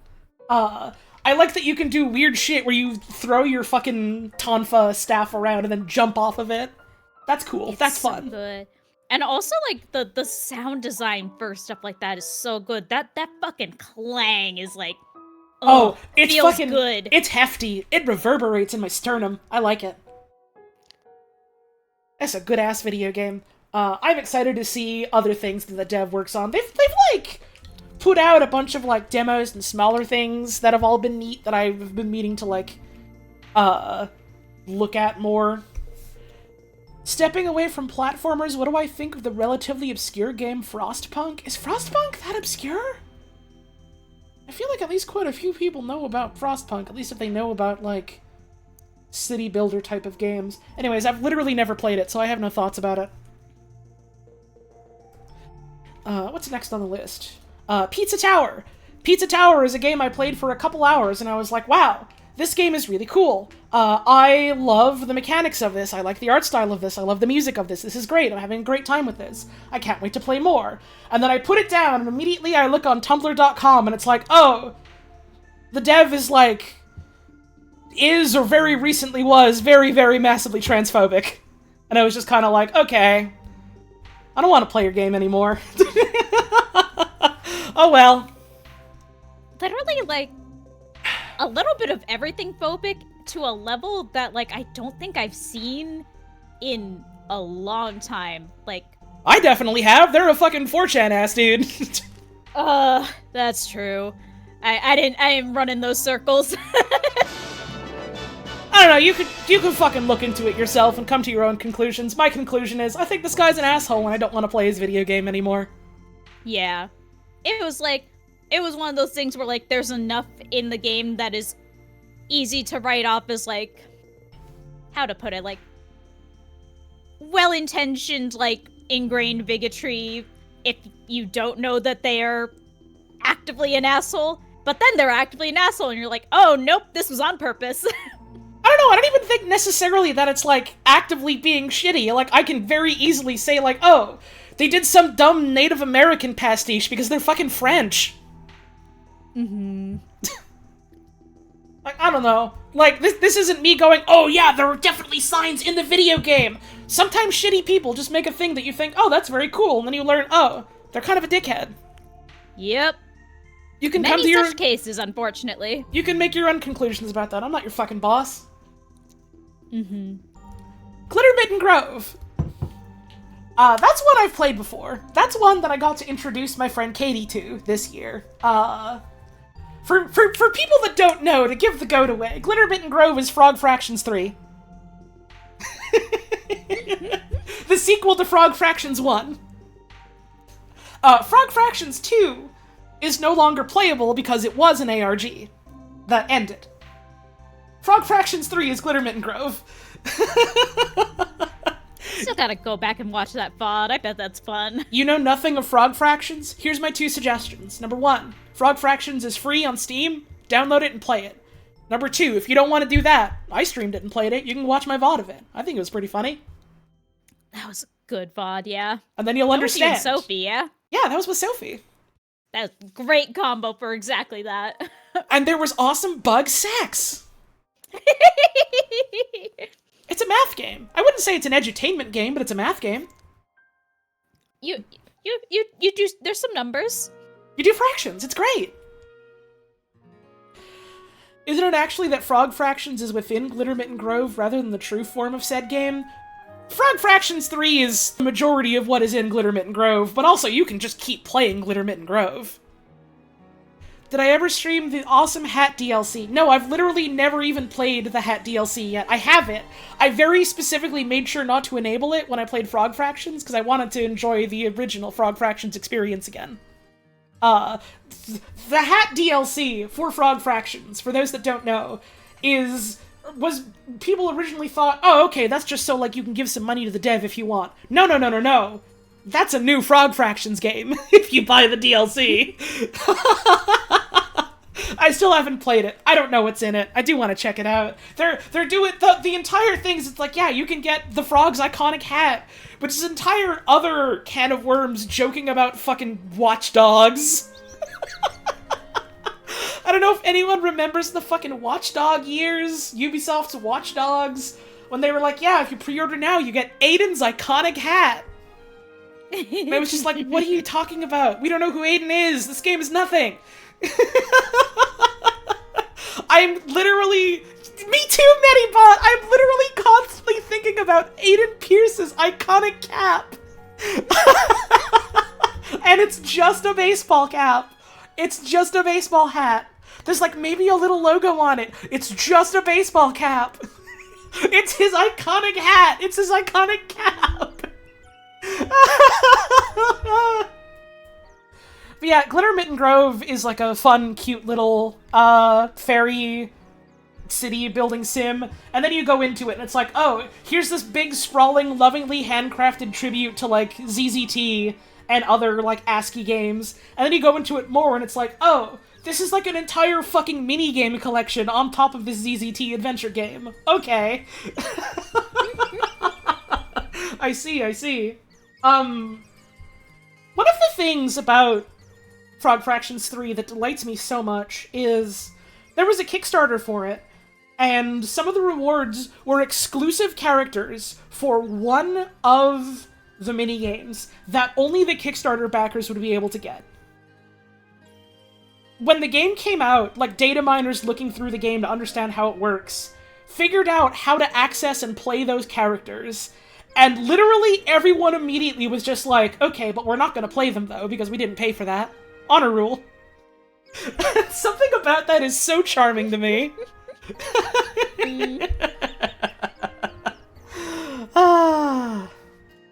Well, next on the list is Among Us.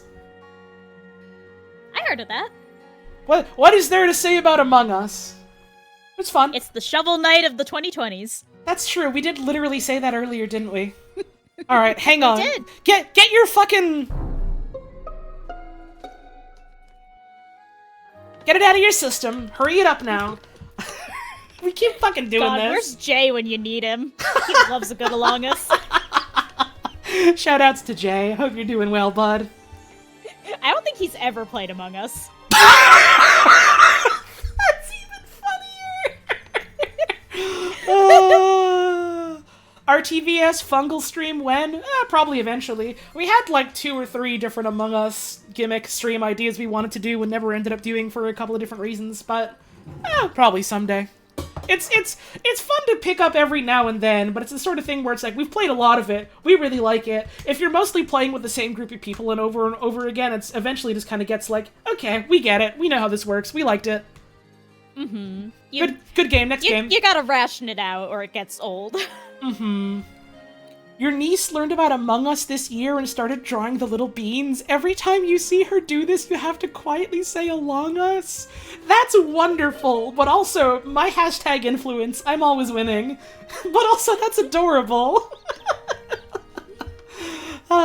It's a neat little type of game that it is, and it's cool to see it still doing well out there. Innersloth seem like decent folks. Mm-hmm. It's been nice to see them, like, essentially paying it forward so hard since they got that, like, the success of it, you know? Didn't they also start, like, publishing other people's video games, too? I think they established, like, I think that was, like, this year. Respect. They have the same cuteness as Kirby or Waddle Dee. They do. I do. They do. You could put an Among Us unchanged in the next Kirby game, and no one would bat an eye. Was RTVS Court a one-off thing? What does that have to do with stuff that I played this year? Court isn't a video game. What are you talking about? Like a game. I'm playing. That's serious legal issues. I'm talking about Among Us right now, dude. What do you mean? Anyways, Among Us. Among Us. They put out that new map. I never damn played it. It looks neat though. Probably play it eventually. I still think played like 2 games of Among Us in my life. I still think it's so fucking funny that they had a fucking official Destiny 2 crossover in Among Us. You could get fucking Zavala and Saint 14 skin for your Among Us, and it's so goddamn funny. And I don't think there was any Among Us put in Destiny 2. I think the most they got was, here is a ship where if you look at it from a certain angle, it kind of looks like an Among Us. Really good. Man. Lethal Company! Hey, that one. Lethal Company is a video game I played once in 2023, and I liked it a lot. It was a lot of fun. It's got a fun little formula. It seems like the type of game where I'm sure there's a lot of people who have, like, figured out how to be, like, really optimal and, like, put together, like, you know, wikis and, like, tactics and, like, things that you can all read and figure out at your leisure. And I don't want any of that, because it's fun to just goof around and fall on your face with your friends and figure stuff out that way. Mm-hmm. And it's a good time with friends. It's a very good, simple formula that feels very strong. And it's probably not the best metric for this, but playing it and, like, seeing all of my friends, like, freak out and scream when, like, a weird guy appear and hurt you, and then I was just kind of sitting there like, oh, this isn't making me scared at all, actually. This is just kind of funny. Made me realize that maybe I can play horror games after all, even though it's probably really fucking tame as far as horror games go. It's a good baseline, though. It lets you know what you can handle. Yeah, it made me think, like, oh, maybe I actually can be brave in a video game. Maybe I can do that. Maybe I can play more of those. There was a horror game stream I wanted to do in October and never got around to, so I'm gonna do that this coming year. Ooh, yay. Fingers crossed. Next game, Nova Drift. Nova Drift is another twin-stick shooter that involves, like, putting builds together that I played and enjoyed this year. It's a very small video game. I don't think a lot of people really know about it, but I really, really enjoyed the hell out of it. It's like, you've got, like, different ships that you can pick from that all have different effects, and there's, like, you know, there's different weapons, and there's different shields that have different effects, and you can get different power-ups that do certain things. And, like, certain ships are better at certain things. Like, some ships have, like, really big shields. Some ships, like, make your weapons stronger. Some will summon, like, little guys to help you. Some of them make you really good at ramming into enemies at fucking full speed and blowing them up that way. And so, like, one of my favorite builds is you just fucking set yourself on fire and drive at the speed of light and fucking ram into a boss and turn yourself into a fucking drill. It's awesome. Thank you, Doc, for the raid. I hope you had yourself a wonderful stream today. We're just hanging out, talking about shit I did last year and stuff I'm hoping to do this year. It's a year. It's been a fucking year, even though it's only been 2 days, huh? Ha ha ha ha. But so, 2024, huh? Captain, it's Tuesday. Oh fuck, is this Tuesday? Yes? Shit, it's Tuesday! It's been Tuesday, hun. I didn't know! But yeah, if you like twin-stick shooters, play Nova Drift. I think it's technically cheaper for the next little bit, because they're about to go into 1.0, leave early access. It's a good time. Pick that shit up. If you like twin-stick shmups, I recommend it. It's like Asteroids, but scary. It's great. There was also a big update recently. Yeah, I haven't played the new update stuff yet. I got to check that out. This is really fucking funny music for what I'm about to talk about. Golf Peaks! Dear God, the Golf Peaks! Golf Peaks is a puzzle game that was done by the folks that did Invento and... what was the train one called? Unrailed, I want to say? Something like that. And I loved Invento. Invento was fucking great. They do a lot of puzzle games that are like, this is fucking awesome. I'm so mad about this one level that I can't get past for days and days. Golf Peaks is, you got little, like, you've got little, like, isometric vignettes, and you gotta get a golf ball into the hole. You have limited moves that do, like, different things. Like, sometimes it just drives your ball forward. Sometimes it makes the ball, like, you know, go up a little bit so you can do jumps and stuff. It's very simple to understand, and it's a real devious set of puzzles. I like it a lot. Good time. Wall World was a video game that I bought because I saw someone streaming it. And I don't know if this speaks more to how the video game was or just how much it clicked with me. I literally don't remember a single thing about Wall World. You're like a crawling robot that crawls up and down a wall. You shoot enemies, you, like, drill into wall. I don't know, it wasn't much to me. I don't regret buying it, I don't want to get a refund or nothing, but like, it was just kind of, maybe not for me. Sonic and All-Stars Racing Transformed. Sorry, I started laughing because I saw what the one after Sonic Racing was. Is that the one with Danica Patrick? That is the one with Danica Patrick, and Team Fortress 2. And Yogscast, right? And Simon from the Yogscast. Which I love playing because it makes everyone playing with you really fucking mad. Oh yeah, and Wreck-It Ralph. Right, Wreck-It Ralph is in it. Game. Wreck-It Ralph is in it because Sonic was in Wreck-It Ralph.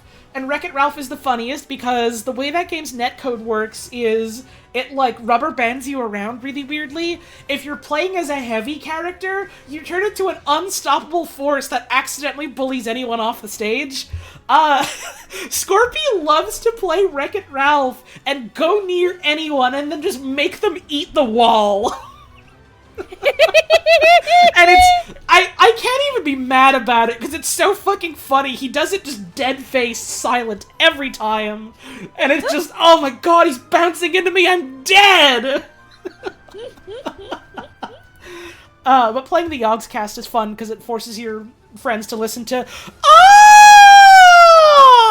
over and over again. And there's nothing they can do about it.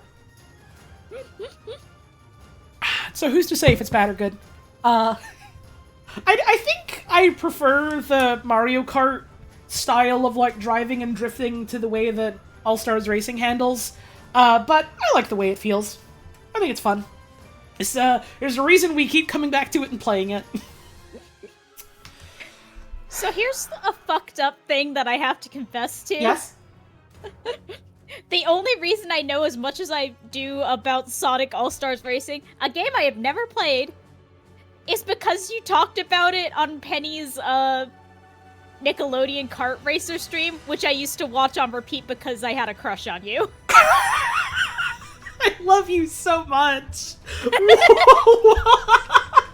That specifically?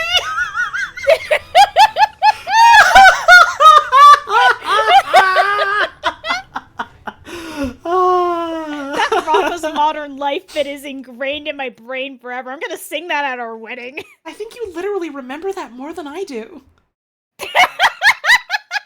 I like only I watched that video a lot. Uh-huh.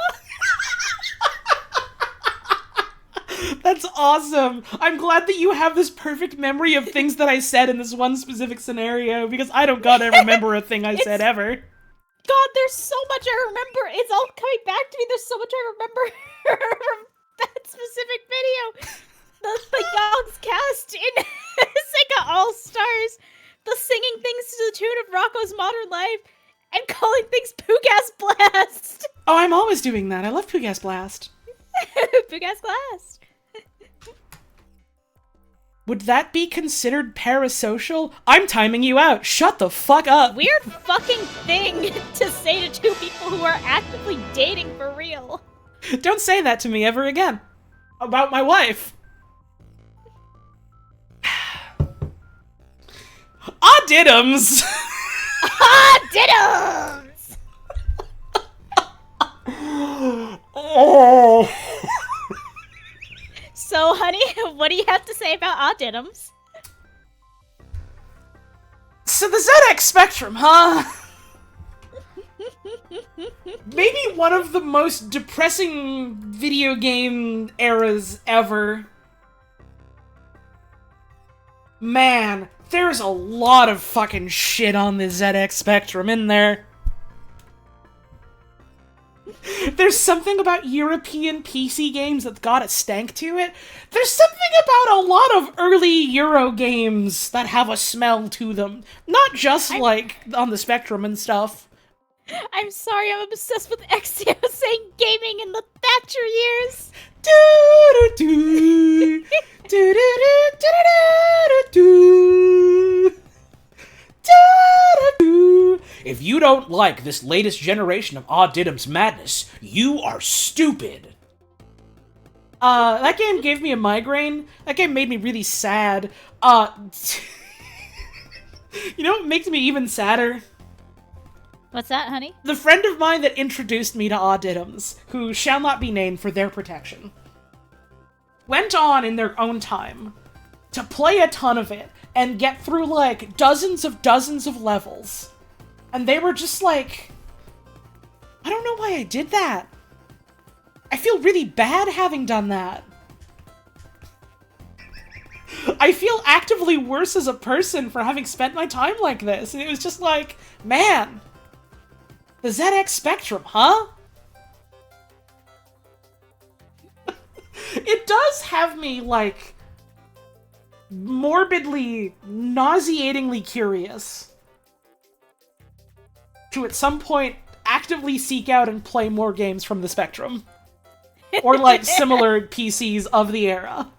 I mean, I guess I've already got Bros, but I kinda want to look at more. I don't know how to feel about the fact that I actively want to do that. We all got our things, honey. I don't know if I would consider Auditums to be one of my things. What console was Bros on again? It was the Atari 800. I remember that by heart because I'm really normal. Yeah, I suppose going to Google and typing in Bros video game wouldn't help you very much. I wonder why. Oh, that's weird. Team Fortress 2. Team Fortress 2. I didn't play a lot of TF2 because I don't play a lot of TF2 anymore in general. But every now and then I'll, like, pick it up and play with friends or pick it up and fuck around. It's still a solid shooter, just like it was when I left her. It's still a good video game, still a solid team-based shooter. There's probably something to be said about the fact that Overwatch is a shambling pile falling over its own ass, and TF2 is still thriving to some extent in spite of lessened support. Less so nowadays, and, like, last year they got, like, quite a few community updates, but, like, certainly before that. Mm-hmm. It was still thriving better than, like, other games that were trying to do something similar but different did. And I can play the heavy weapons guy in it, and have a fun time with the heavy weapons guy. Heavy weapons guy is eternal and undying. And he gets really sick. And you have to help him. He can't come to Dust Bowl today. He's sick. Heavy can't come to Dust Bowl today, soldier. Heavy is sick, soldier. He can't come to Dust Bowl today. Fallout New Vegas. Fallout New Vegas. This is here by technicality. Fallout New Vegas, still one of my favorite video games in general. I like that a whole lot. I adore that game. I am excited to go through that again and share that with Puzz someday. Mm-hmm. This is here by technicality. I played this for an hour or two this year because I was testing two different mod-related things for unrelated reasons. And so I didn't really necessarily play it. I mostly just played with toys in it and, like, clicked menus in it. My toys. My toys. And so, like, didn't really actually play it proper, like. But I technically played it, so it's on the list. Made it on that list, and that's all that counts. Still need to beat New Vegas. It's got a neat little ending segment. It's one of the first video games like that where I went, I should beat this now, and actually went and did the ending. Bloons Tower Defense 6.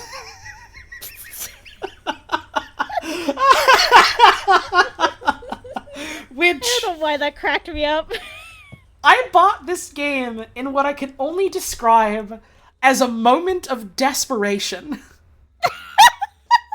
Where I saw, like, a bunch of other friends and compatriots streaming it, and I was like, oh man, tower defense, huh? Oh, I like those games. oh man, maybe should I get this? I think I should get this. I think I'm gonna get this. And then I got it. It was free on Epic Game Store a year or more ago. I avoid Epic Game Store if I can help it because I don't like Epic as a company or their business practices. Understandable. I basically only go there if there's a game that's like exclusive to it and I got no other way to get it. But yeah, I bought it and then it was like, oh, I could play Tower Defense. And then I played it for like 10 or 11 hours straight one single day because I was feeling really, really bad and needed something to do. And so I just did that, I think. And then I don't think I touched it ever since.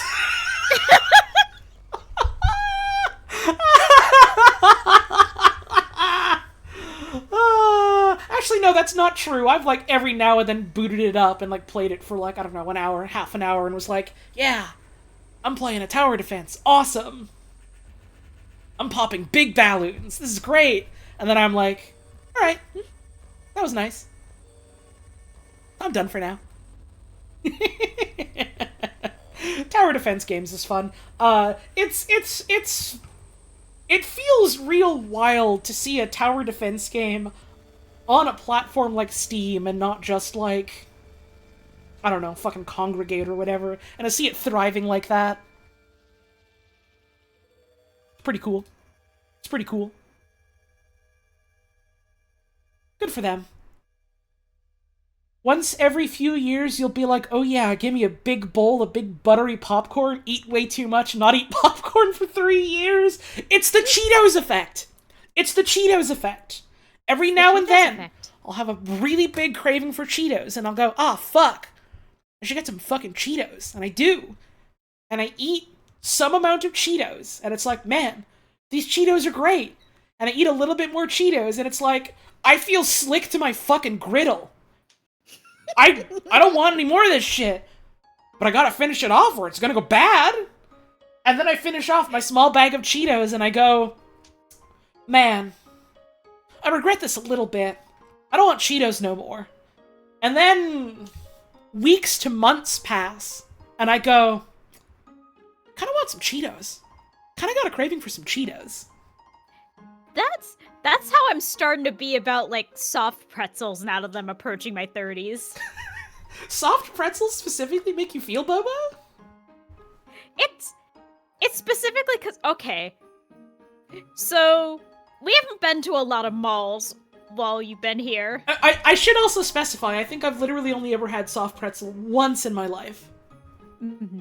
It's kind of a staple of American, like, malls and airports and transit centers to have, like, a cheap soft pretzel place that has, like, either a full soft pretzel or, like, bite-sized ones that you dunk in, like, a dipping sauce of some kind. Sure. And that used to be, like, my... Admittedly, while I was a little bit depressed, okay, I deserve a treat. I'd go to the mall, I'd get a soft pretzels at, like, at an Auntie Anne's or Wetzel's or whatever. Sure. I'm gonna pretend I know what those are. Continue. They're the chains. Right, I'm gonna pretend I know them. Continue. So that used to be, like, my go-to. And, like, very recently, I think literally, like, less than a month ago, I was, like, waiting for a train, so I was, like, and it was, like, 8 p.m. and I hadn't eaten, so I'm like, okay, fuck it. The only thing here that I can, like, actually eat that's not fucking Starbucks, which I don't want to go to, is Wetzel's Pretzels. I'm gonna get a little thing of pretzel bites and some dipping sauce, and I'm gonna eat those, and it'll be fine. And my god, that shit made me feel miserable. I can't do it anymore. They warn you about exiting your early 20s, and they were right. Not eating pretzels no more, brother. HH. Hey, speaking of... I can't think of a segue. It's break time. Oh boy, time to go eat a mall pretzel on my break. Tragic news, the backlogged image for Crazy Kong. I thought you said Cranky Kong, and I was like, what do you mean? What do you mean they changed Cranky Kong? He's a new guy now. How does that work? He's fucking Cranky Kong. How do you make a new Cranky? That is... What do you mean they changed him? What do you mean they changed him? That's fucked. They can't change him, he's Cranky Kong. I gotta have a fucking stretch. I gotta go to the toilet. Oh, baby, it's toilet time. Get up, have a stretch, get a drink, maybe get a snack if you haven't eaten in a while. We'll be back in like 3 or so minutes. See you soon. Enjoy the tunes if you've got ad block or a sub or something. Otherwise, get up, get off computer. See you soon. See you soon.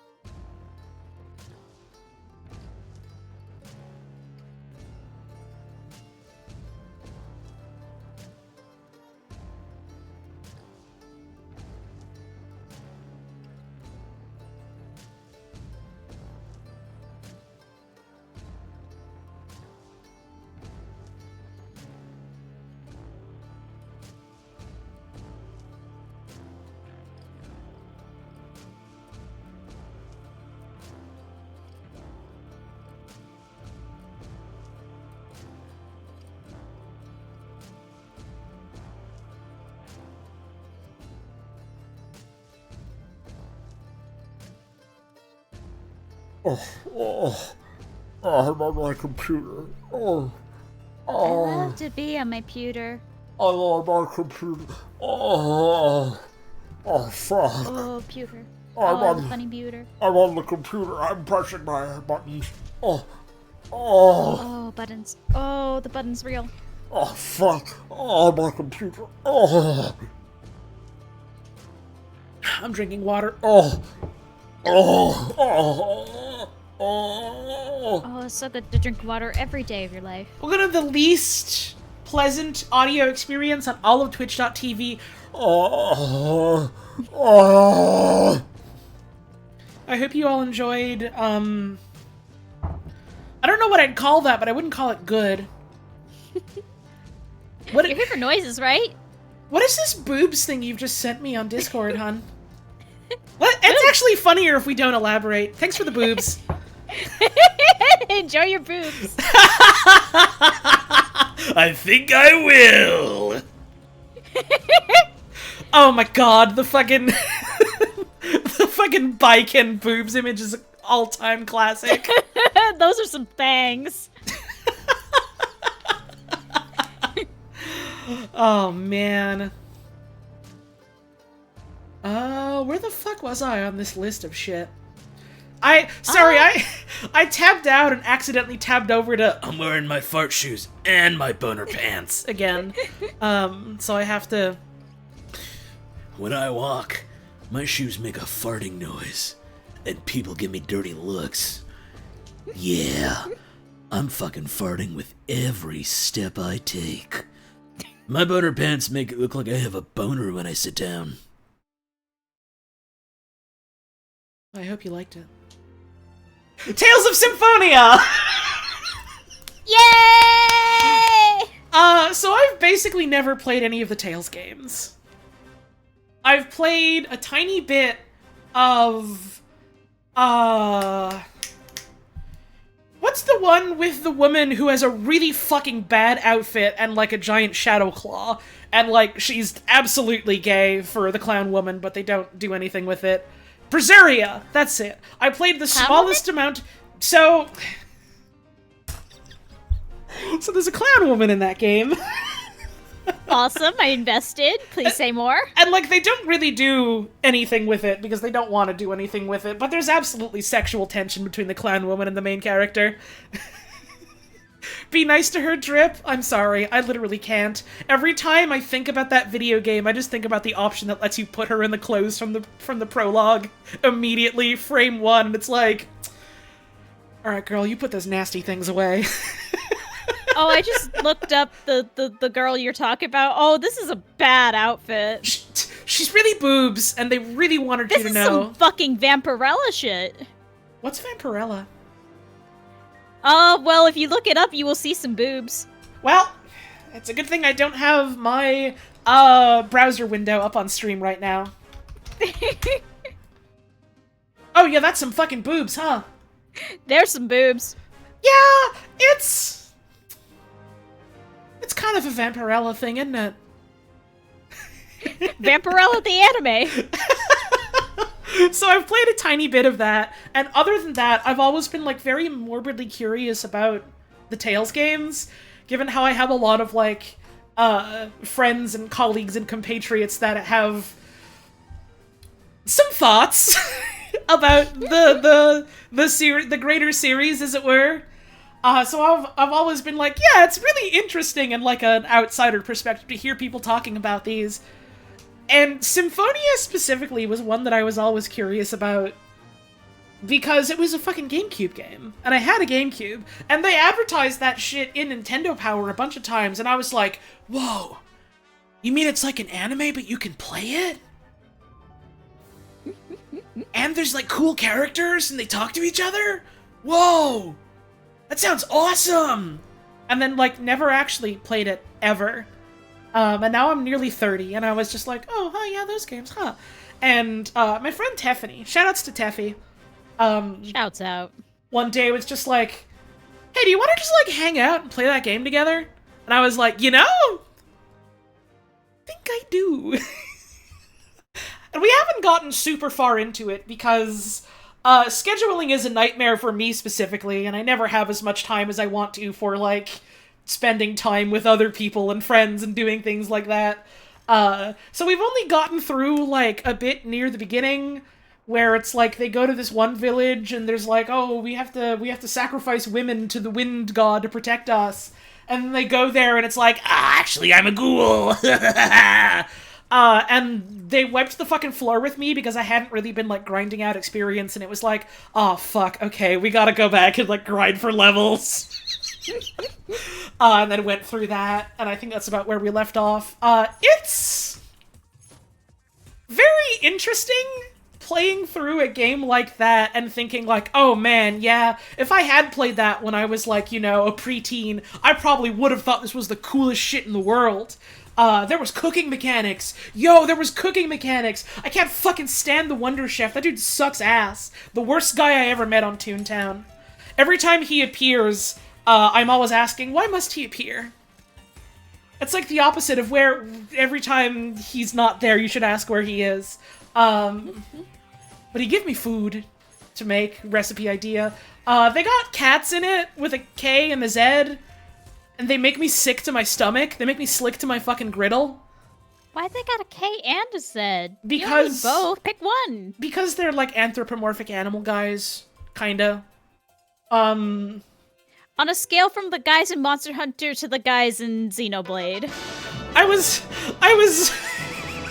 Right! Like, fucking Teffy remembers the example better than I did. There was, like, one of those cute little, like, mosquito trap smoke things that are, like, shaped like a pig you see sometimes. And I was like, that's so cute. It's like a little bespoke asset. And it's, like, more high poly than the rest of them. That's wonderful. I hope you can interact with this and have a skit about how cute this pig is. And it explodes in a puff of smoke, and it's like, no, it's me, Novelty Fork and Spoon Guy. You want to learn how to cook stew? And it's like, give me back my fucking pig, man. I should play Legendia. The Wonder Chef is a cute girl in that one. Maybe I should play it.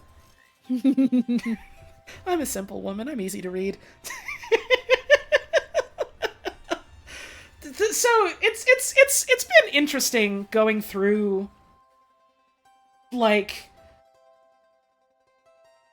GameCube era sprawling question mark JRPG. I don't actually know how big the damn game is. Presumably JRPG sized. So it might be a bit for us to get through that game. But it's been interesting going through it and, like, you know, firsthand experiencing a bunch of, like, tropes and, like, gameplay and narrative things that are, like, I can very clearly see how this influenced other things, or was influenced by things that influenced other things in, like, you know, the following years, and being like, oh shit, it's like that! The characters are relatively charming. The writing is a little bit stiff because of the way it was localized. The voice acting sometimes is a little bit weird because of the era it was recorded in. It's all very janky in a very fun way that I'm endeared by, so I want to keep playing it. And it's also a fun thing to do with a friend, so there's also that as well. But it helps that I'm having a good time with the video game, you know? We are playing it, like, through Dolphin over NetPlay, and because my internet is the way it is, sometimes it gets a little weird. And one of my favorite things is sometimes the text will, like, start rendering over itself, but it'll be different on both of our ends, and it'll just start saying weird shit to us. Usually at, like, the end of a battle. One time, we got into a fucking battle, and the skybox was just gone. I don't remember if it was gone for Teffy.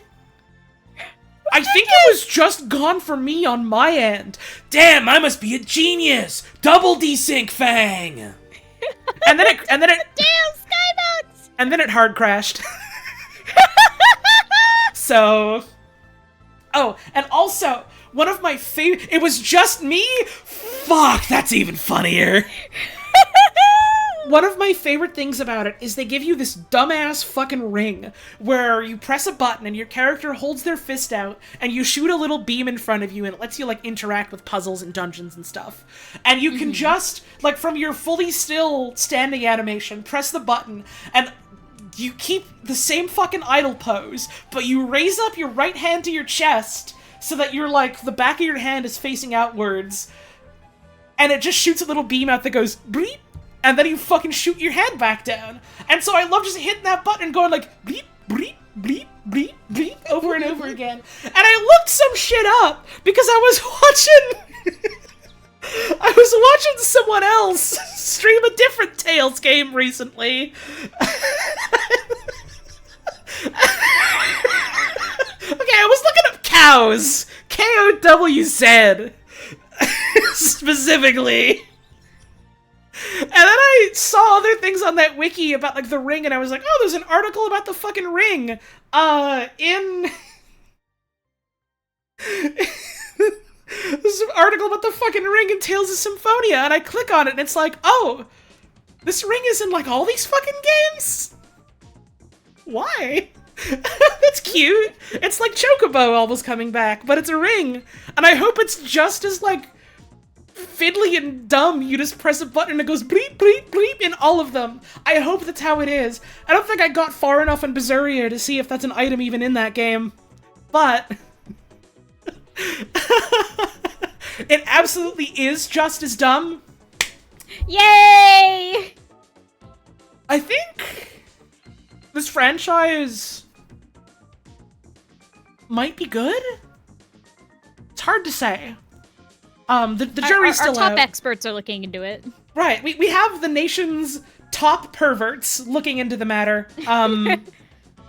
The top Tales perverts. It's hard to say. It could be bad or good. Depends. Who's to say? But yeah, it's a very charming game. Sometimes in spite of itself, and sometimes because of the story it's trying to tell. It's a neat little story so far about, like, oh yeah, this is the girl that we've, like, fluffed up to be the chosen one, and she's got to go out and regenerate the whole world and save us all with the power of the church. Yay! And she's, like, very clearly hiding something from our protagonist, who is just Robin from Teen Titans, but with swords. And also is, like, not at all handling the burden of, yeah, you gotta be the one to save the world, and you're, like, fucking 12 years old or whatever, or 13. I don't remember how old they are in that damn video game. 15? 16? 12? 8? 20? However old they are. 17 and a half exactly. Did you look it up? Is that actually true? God, no, honey. You fucking trick me? You trick me.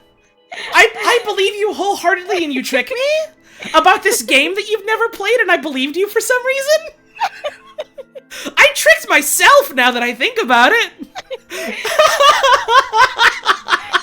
Honey, I said 17 and a half. What plucky RPG designates their characters exactly 17 and a half with that level of, like, precision?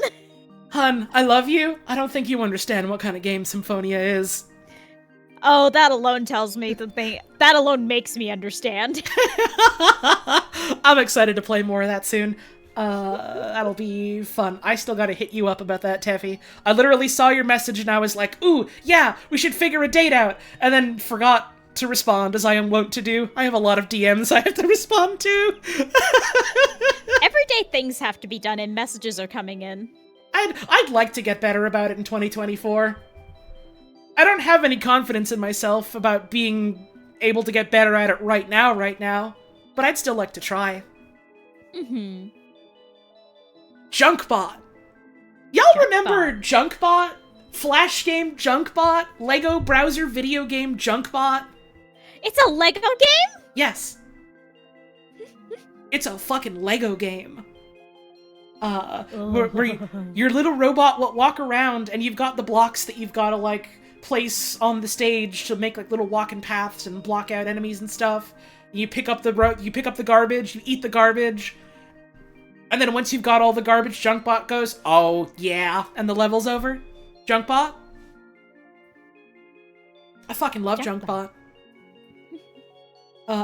Junkbot is so cute. He is small and orange, and he loves to eat garbage! And That's good for Junkbot. It's like Lemmings if there was one lemming.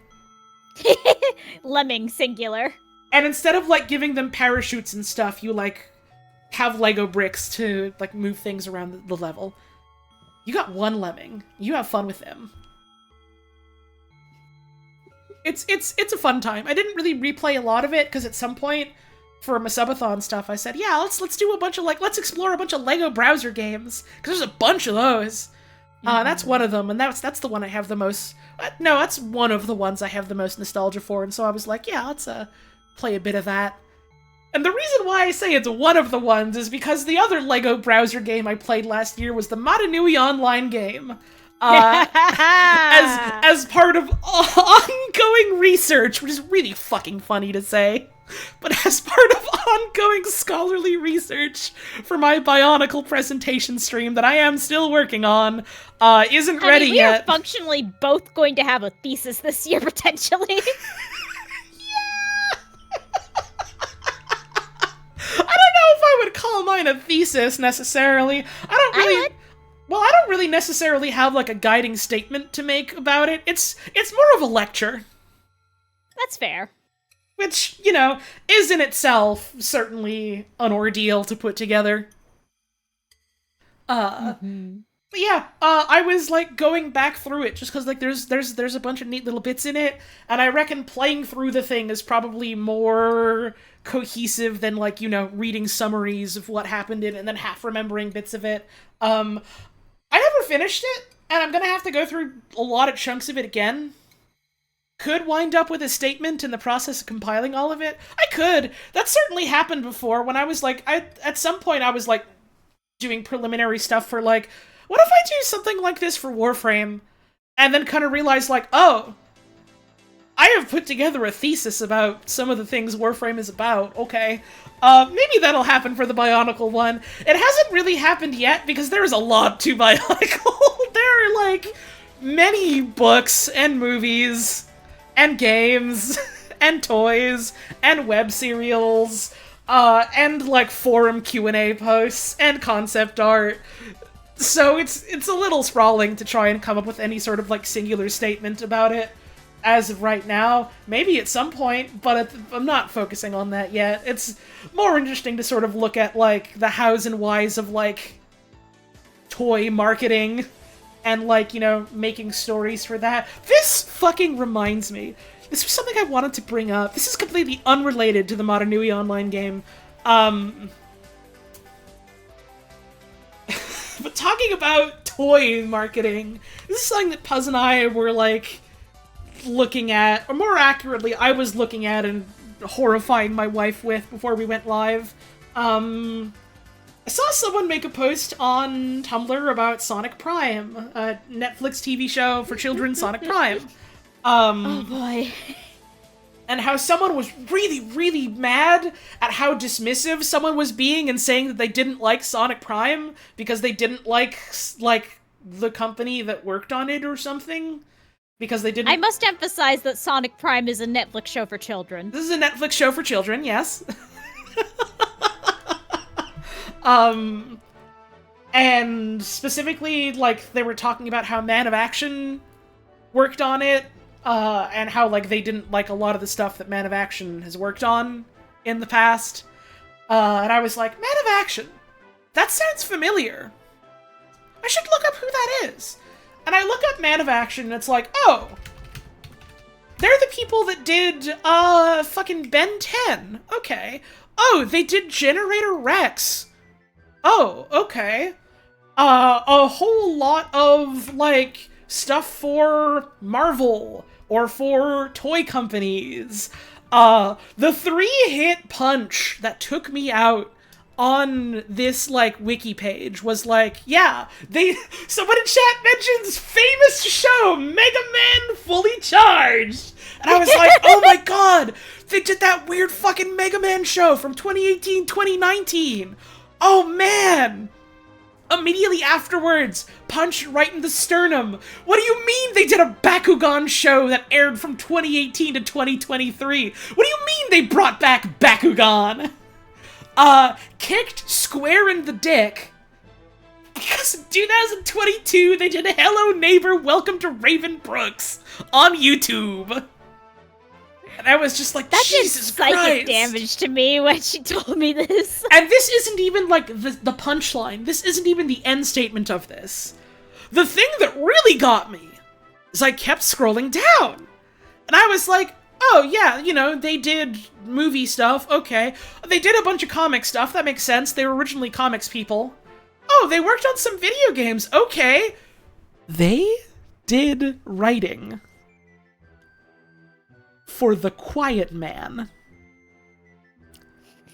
2018 video game The Quiet Man. Beloved critical darling Square Enix's The Quiet Man.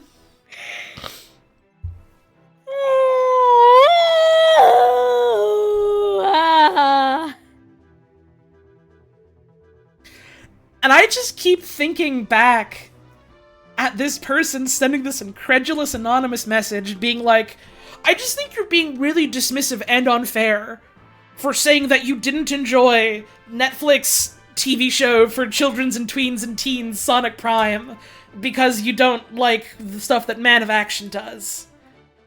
And I'm just thinking about The Quiet Man. 2018, Square Enix.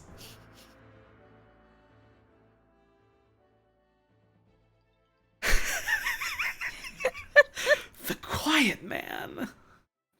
The Quiet Man. So anyways, the Motonui online game. Oh yeah, that's where we were with this. So, you know, I have a lot of fascination with elaborate media properties that are, at the end of the day, at least to some capacities, advertisement for toy. It's part of why I am compelled by Transformers, even though as a Transformers fans I understand Transformers is kind of bad. Even when it's good, it's kind of bad. It's awesome. I have to derail for literally 2 seconds to say that we have a funny wheel that we've been spinning Oh my god. when we want to watch stuff. And adding things to it as we think of new things we want to like do together or watch together. Before you continue, originally the wheel was like, oh, what if we set up a funny Russian roulette for ourselves with like a bunch of things that would be fun to watch, and then also the Polar Express, because both of us think we should watch the Polar Express, but neither of us really like or want to watch the Polar Express. So it's funnier if we make that the metaphorical bullet. Right, so we have a bullet that we can accidentally shoot at ourselves because we're really normal people. Anyways, continue. And this escalated. Right, we kept to adding multiple things to it. bullets. We kept adding things to it. It's got a couple bullets in this, like, 20-chamber thing now. Anyways, continue your thought. So recently we added to it two new bullets. One titled Bad Transformers. And a second one titled Good Transformers, but good is in quotation marks. The bad one is I keep threatening to watch the Michael Bay Transformers with my partner. Oh, you sure do, honey. It would be really funny. It would be really funny. I'm probably going to immediately regret my words and deeds, but it would be really funny. I got paid to see one of those and I've spent too much money. Oh my god, I forgot. Oh my god, I forgot about that part. You've literally told me about that part so many times. That's it? That's the only bad one? No! That's the first one we watch if we get that option. That's the one that immediately comes to mind first. That's the first one.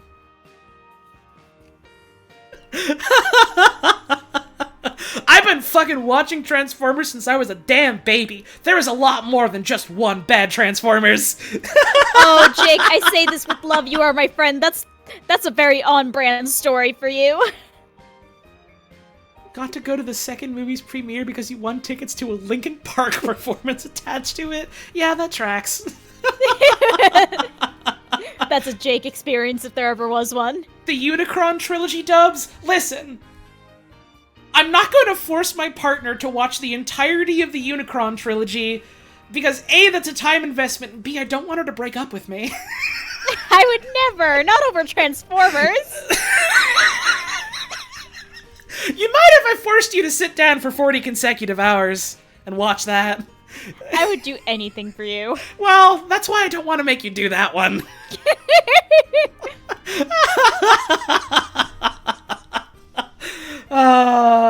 But yeah, the Motonui online game is a fun time. There's a lot about it that, like, stands out really weird from, like, a Bionicle consistency perspective, because a lot of things were just the people that were working on it, because it was outsourced. They were given, like, I don't know if it was the entire script or if it was, like, you know, the major story beats, and a lot of it was them, like, you know, figuring stuff out on the fly, because Bionicle was a very early thing at that point. Putting stuff together in that sort of way. And so there's a bunch of things that stand out as, like, that's not really what Bionicle does years after this. Or this is a thing they retconned, or this is a thing they made up on the spot, which sounds cool, and they never do anything with it again. So there's a lot of fun little bits like that early on. And this isn't a Bionicle exclusive thing. This happens in a lot of, like, sprawling media franchises with years and years of multiple entries, where they set up, like, interesting pieces at the start, and then as they knock the dominoes down, they realize, we're not doing anything with that, or we have different ideas, or, we don't remember saying that, etc., etc. The extremely evil soccer ball rock salesman, that fucking guy literally comes back constantly. That fucking, I think it's that character, that same character, constantly comes back as a fucking Waluigi. Is literally constantly getting up to some bullshit. And it's so fucking funny. I think literally during the arc where Makuta wins and takes over the entire universe, he literally gets appointed as, like, his fucking secretary / the mayor.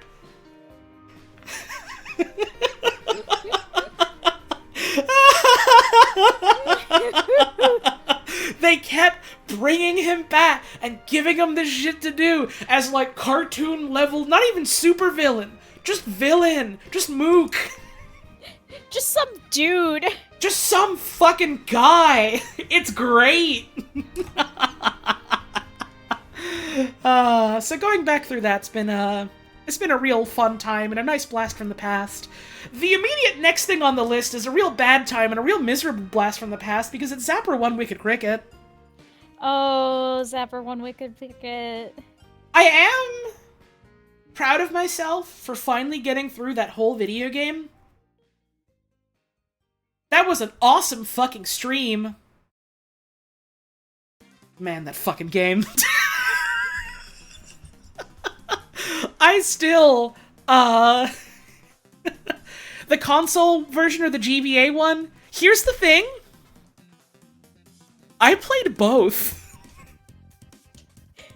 Yeah, wasn't the GBA one specifically so bad you swap tracks midstream? It was less that it was so bad that I swapped midstream, and more that someone jokingly mentioned... It was fucking Val jokingly was like, hey, we could be playing Salmon Run instead, and I was like...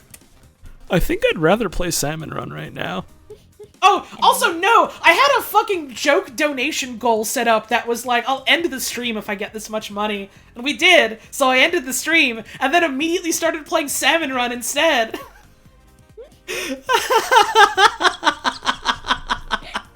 I specifically remember because I was like doing something that day. I was in class or like working or something, and I saw like the stream live notification. I'm like, oh man, well maybe it'll still be going later when I'm free.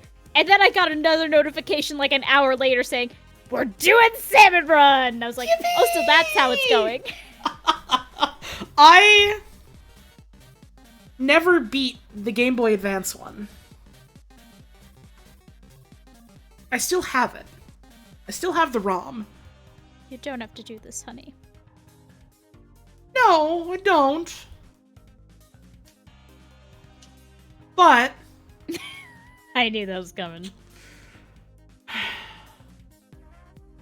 But... It would be a little funny if I gave myself another obligation to... I feel like I shouldn't, given how I have so much other stuff that I need to do from, like, the subathon last year. But... How about this? I have an awful idea. What's your idea, hun? If we end up doing one of our, like, oh, let's just play one of these games for, like, every day for a week and see if we can finish it. Uh-huh. If we do that and we, like, say finish Layton in, like, an hour of starting stream or something like that, we can pivot to the GBA version of Zapper One Wicked Cricket. You're asking me to subject you to that too. We go together, my love. I don't know if I can do that, like, ethically. But I think we have to now. I think we have to. I think we have to now. Why is speedrunning Balan okay, but this is where you pause? Well... I didn't play Balan at a formative age, and it didn't make me realize that video games can be bad. You know, that's fair. Is the main thing. And also, Balan is funny. Everything about Balan Wonderworld is extravagantly funny to me. Even more so now that the guy on making it is arrested for tax fraud. Right. Zapper 1 Wicked Cricket, meanwhile, is just devs wanted to do another Frogger game, and it made me depressed. You know?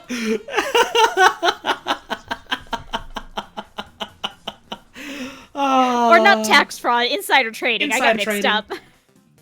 Yeah, insider trading for a game that has already been shut down.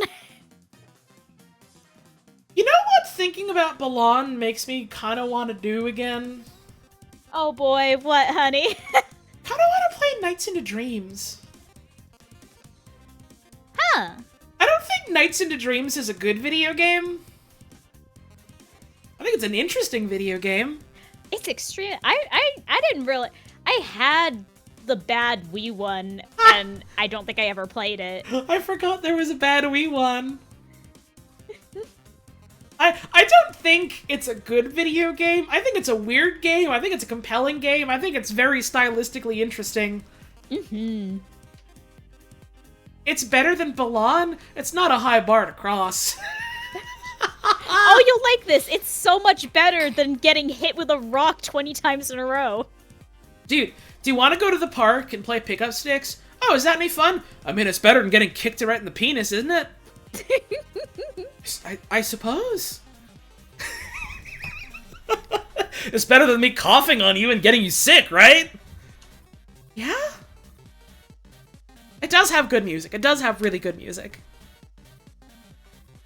I'm selling pickup sticks a little short? Of course I am! Pickup sticks is game of the year! Game of the year every year, baby! I'm doing a joke!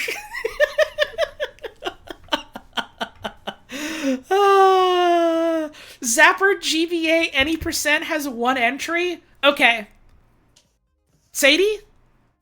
I'm gonna ask... Okay, you answered it already. 43 minutes. I'm thinking about it. I'm thinking about it. I already have to learn to speedrun a different video game. I already have to learn to speedrun Claymates. We've already established this. Oh, I forgot it was Claymates. But a significant sum of money could sway me, I'm just saying. Say enough for that upgraded PC? Wink wink? Well, smiling sweetly? I'm not gonna ask someone to give me $2,000 for a fucking speedrun of Zapper GBA. I genuinely would not feel comfortable asking for thousands of dollars, given that I still have, like, a lot of things from my subathon I promised that I have not had the time or the energy to get to. That's fair. But it is funny to go, what if you gave me a couple hundred and I would play Zapper? You know? You would? Yeah, but I don't think you have several $1,000s is the thing. I don't think the average twitch.tv/hollow_tones has a spare $1,000 or two to give to Oil me. Baron San, how do you feel about Zapper One Wicked Cricket? Oil Baron San, please. You love the cricket. You love to see him go fast, yes? I haven't set an actual solid target because I don't know if I'm comfortable doing that, all things considered. But I mean, hey, if you want to help me upgrade my computer so that I can play other video games, you can give me money if you want. We're taking the piss here a little bit, but you can, in fact, support the good work done here at Hollow_Tones. Do we have any heart surgeons? Do we have any rich furry network admins or IT specialists? Of any well-off people that would watch my stream, that's probably the most likely, let's be honest here. Yeah. Anyways, GameCube game is pretty damn bad. It was the one that made me realize as a kid that, video games can be bad. It was, like, genuinely soul-crushing when I rented that fucking video game.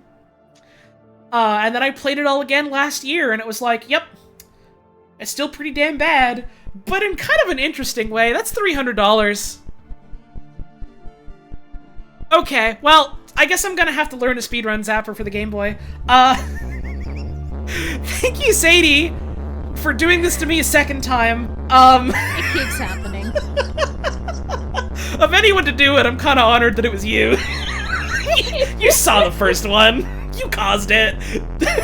Maybe that's why you're eager to cause it again. Well, oh,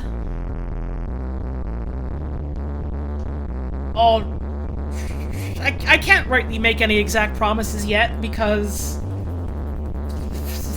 I'm still fucking going through it to some extent, quite frankly. But try to do it soon. It's on the list. Now that there is money on the line, I'm bumping it up. Well, thank you very much. Why do I keep doing this to myself? Ricket has made the board. Why do I keep doing this to myself? It's pretty funny. You're right, it is pretty funny. Well, I didn't have much to say about the GBA game, but I guess I will in the relative soonity. Ratatouille for the GameCube. Man. Ratatouille, huh? Ratatouille for the GameCube, huh? Kind of my, first dabble into trying to do more weird licensed shit on stream. Because that was another subathon thing. And also, there was something weirdly compelling about Ratatouille specifically. And how you would adapt that into a video game. And, like, different versions of it that I had seen floating around online. We still have to do a part 2 Ratatouille stream, hopefully sometime soon. Mm-hmm. But fucking it is binding. Fascinating video game. GBA up in the speedrunning too. The tip just ended. Thank you again for the very generous tip. I appreciate it. I'm gonna put that towards moving and or computer upgrade fund because both of those are kind of important to me right now. But yeah, the fact that they turned that into a goddamn video game, but also it was based on, like, seemingly a much earlier version of the Ratatouille script, and or, like, an original script for the video game, implore you to look up the American Tail licensed video games. The fucking what? I did not know those existed. The fucking what? Fievel Goes West for the Super Nintendo. Oh. It is the second game released based on the film of the same name, the other title being an adventure game for DOS. A DOS game? A DOS game? I think we might have to play these. We've kind of talked about just, like, strange licensed games and playing them, yeah. Yeah, literally part of why I want to get through Dracula is because there's some weird fucking Dracula games. The PS2 games are much more evil. PS2? American Tail PS2 game? There's a PS2 game. What the? What? Why? How? What? There's an American Tail PS2 game. Oh my god. Hang on. There's a I PS2 need to mounted get panel where one of the levels is just the monkey fucking main menu screen on stream. Hold up. Hang on. Wait just a moment. It's one of these games.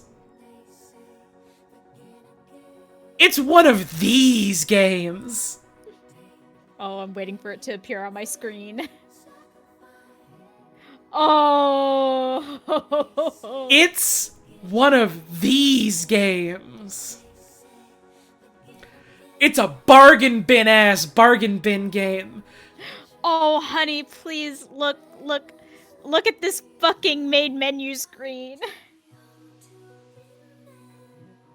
There's some Superman 64 ass vibes in one level? I think we have to play this. Oh, we gotta. Let's just continue the trend of bizarre rat games. I think we have to play this.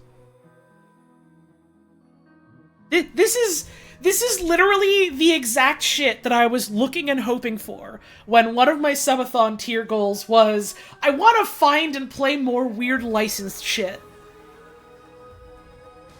If you have more video games like this, please make me aware of them. Please feel free.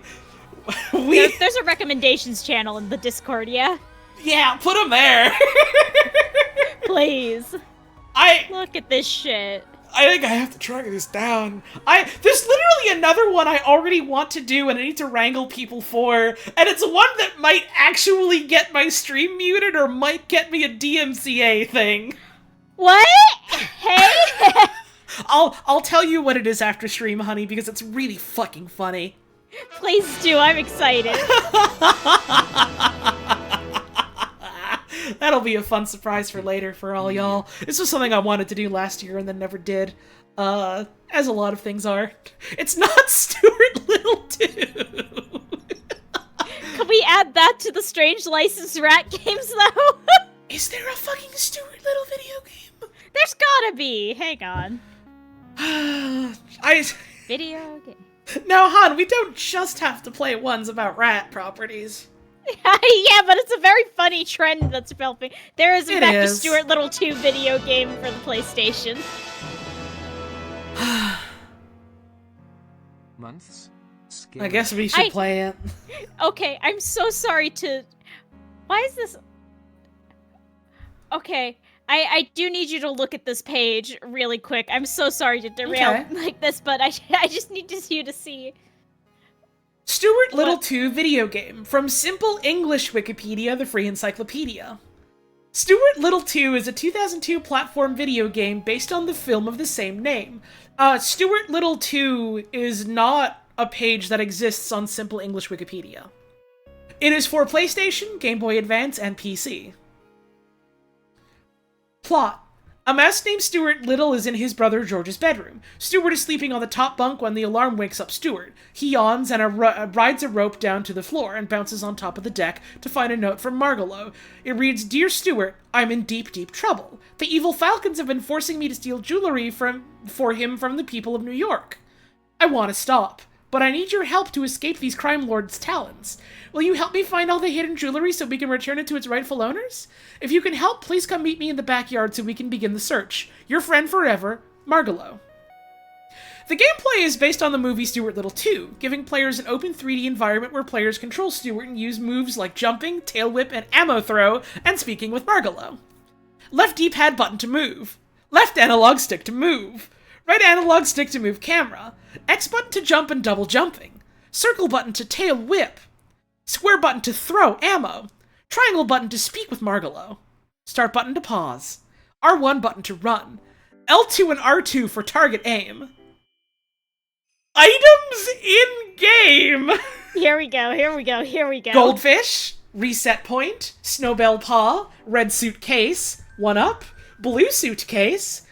Suitcase is 2 separate words, by the way. Empty cones. Both capitalized. Green suitcase, ice cream cones, red balloon, blue balloon, Gold's bite case.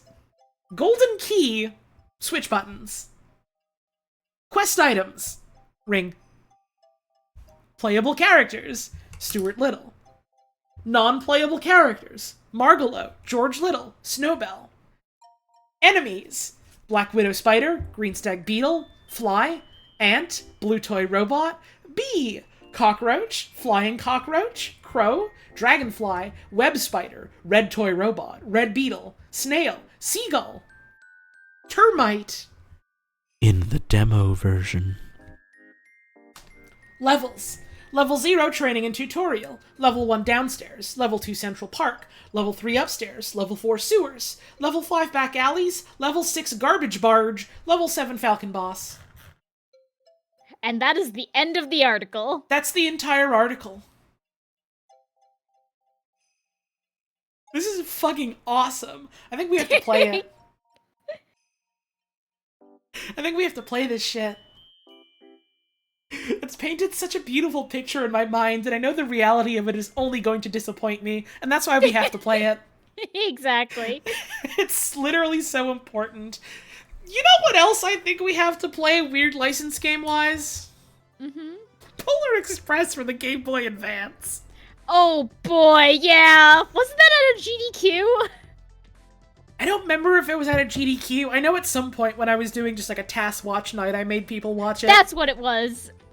I remember seeing a speaker who was at TAS night. That game looked just a little bit agonizing. But, I mean, it could be fun to explore. Maybe fun is the wrong word. It could be interesting to explore.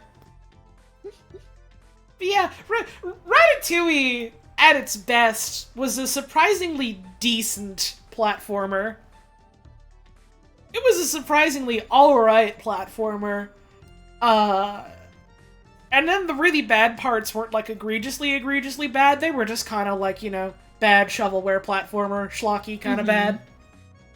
I was mostly surprised by Ratatouille for GameCube, and then the weird shit happens in that video game, and that's awesome.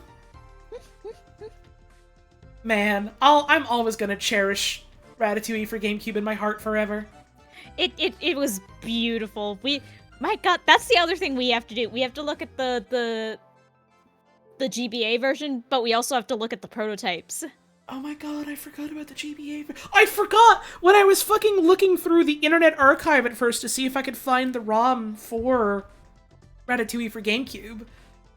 Some of the immediate results were like the prototypes and a Greek version of the instruction manual for the Game Boy Advance game. Really fucking good. That was literally my first experience with Ratatouille for Game Boy Advance, was the Greek instruction manual. So this is a really funny segue. Super Mario World. Super Mario World! And when I was putting this list together, I almost put Mario World Remade from memory. That was 2022. That was 2022 when we did that. I thought it was last year. No, it was 22. Anyway, hope you don't can't and do as if then. Oh man, yeah. What the fuck did that tip say? Hang on. Oh, it was just a bunch of nonsense. Okay, that's why it sounded like nonsense. Well, thank you for the tip. But I like replay Mario World like once a year just because I fucking love that game, and it's relatively short to get through. So it's fun to pick up and be like, all right, it's a new year. Time for my run of Mario World. It's a fun little time. That Martin, that Desmond, he loves to run and jump, and he does it really good. So I did a nice run of that. I still... Oh, sorry, go ahead. I was just gonna say, tying back to earlier, Trent Reznor was there. What? Oh my god! The fucking Reznors! I forgot! My Trents! My Trents! Oh, Mario spin jumping in his chair at home. It all comes full circle. I still have to at some point. I'm like 90% sure this was one of my subathon tiers, was to like compile a list of like some Mario World ROM hacks and nibble through those. And specifically, I think I enlisted my friend Pyro, shoutouts to Pyro, because they not only know more about, like, Mario World ROM hacks than I do, but, like, they also have worked on ROM hacks. So, I've given them full permission to find things that I would enjoy and also find things that would hurt me. Hooray! That's why you know the name Snowrun Pyro? Yeah, you probably also know her from Make a Good Mega Man level. The prestigious Mega Man fan game, I think. Or is it like a ROM hack? I don't actually know if it's like a standalone thing or if it's like a ROM hack of a specific Mega Man game. Either way, you know them from Famous. From Famous and Real. It's a standalone thing? Awesome. I've wanted to play that at some point. Calling it prestigious is really funny. I'm gonna keep doing it because it's funny. It's a thing I know about, and other people know about, and my friends made it, so it's basically famous. It's basically world-renowned, it's basically world premiere, and it's basically Death Clues. So I think we need to leave. Really Death Clues. We need to go. We should leave. It's really Death we Clues. we should leave. We should leave. It's really Mega Man. But yeah, Mario World. It's a fun game. It's a very solid 2D platformer. I like it a bunch. I've never actually like speedran it, but I've gone like, all right, how quickly can I beat this video game without looking up like any of the speedrun tech? I managed to do it. Right, specifically I remember I did it on one of Wayne's Tulip streams, where he was like stuck on a thing, and I was like, can I beat Mario World faster than you can do this? And I did! And I'm still proud of that. My run was dog shit, and I still did it. Maybe someday I'll, like, actually learn to speedrun Mario World, but I mean, I gotta do Zapper and Claymates first, so... Every day there are speedruns. Every damn day there's speedruns. You don't gotta pay me, to commit to doing Mario World as a speedrun. That's something I'm just gonna do eventually of my own volition. I mean, you can pay me if you want, but... Splatoon 3 is a game that I played some decent amount of last year. Still haven't beaten the single-player mode. I think that's gonna be, once we figure out, like, when Puzz and I have time to get back to doing more streams again, I think that's gonna be the first one we do, because that's literally, like, 1 or 2 streams, and it's done. We're, like, so close. We have, like, So close. 1 or 2 worlds, and then the final leg of it, and then I also want to do the secret level. And that'll be a fun time. But yeah, I played a bunch of Splatoon last year, aside from just, like, you know, the streams of the single player. I played a bunch of the multiplayer. I did a bunch of Salmon Run. I started dipping my toes again into the, I guess you can call it the competitive stuff, the anarchy stuff. And had a good time with that. I was like, oh, I have no dreams of getting like super high rank. I haven't played in ages. I'm rusty as fuck. And I got like really close to S rank, I want to say, if not like actually got to S rank when I was like putting in the time for that. So I was like, damn. Huh. Cool. Fuck yeah.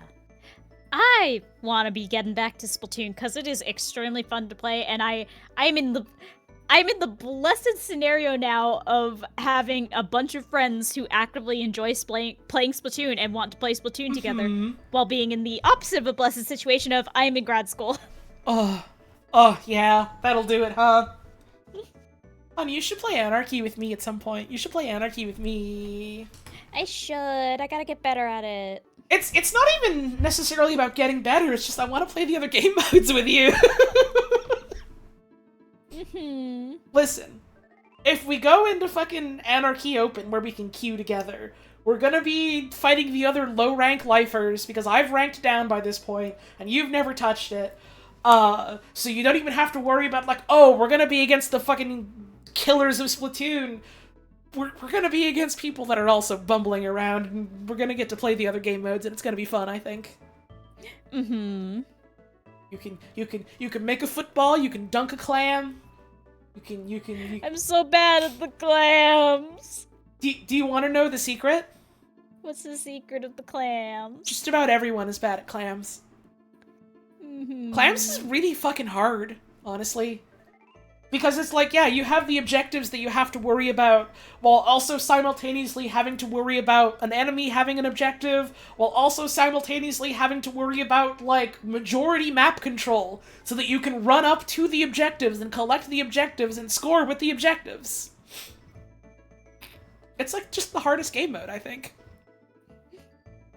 I think the worst part for me is I literally don't know how to dunk the damn clam. I whiffed every shot I've ever taken, and I didn't know it was possible to do that. I thought it locked on somehow. No, it's pretty easy to whiff. Lots of people do. I do. Sometimes you think you got the range on it, you're like, I gotta hit the button now, and you hit the button and it misses, and you're like, ah. Many such cases. Many such cases. But yeah, we gotta hit up more of that.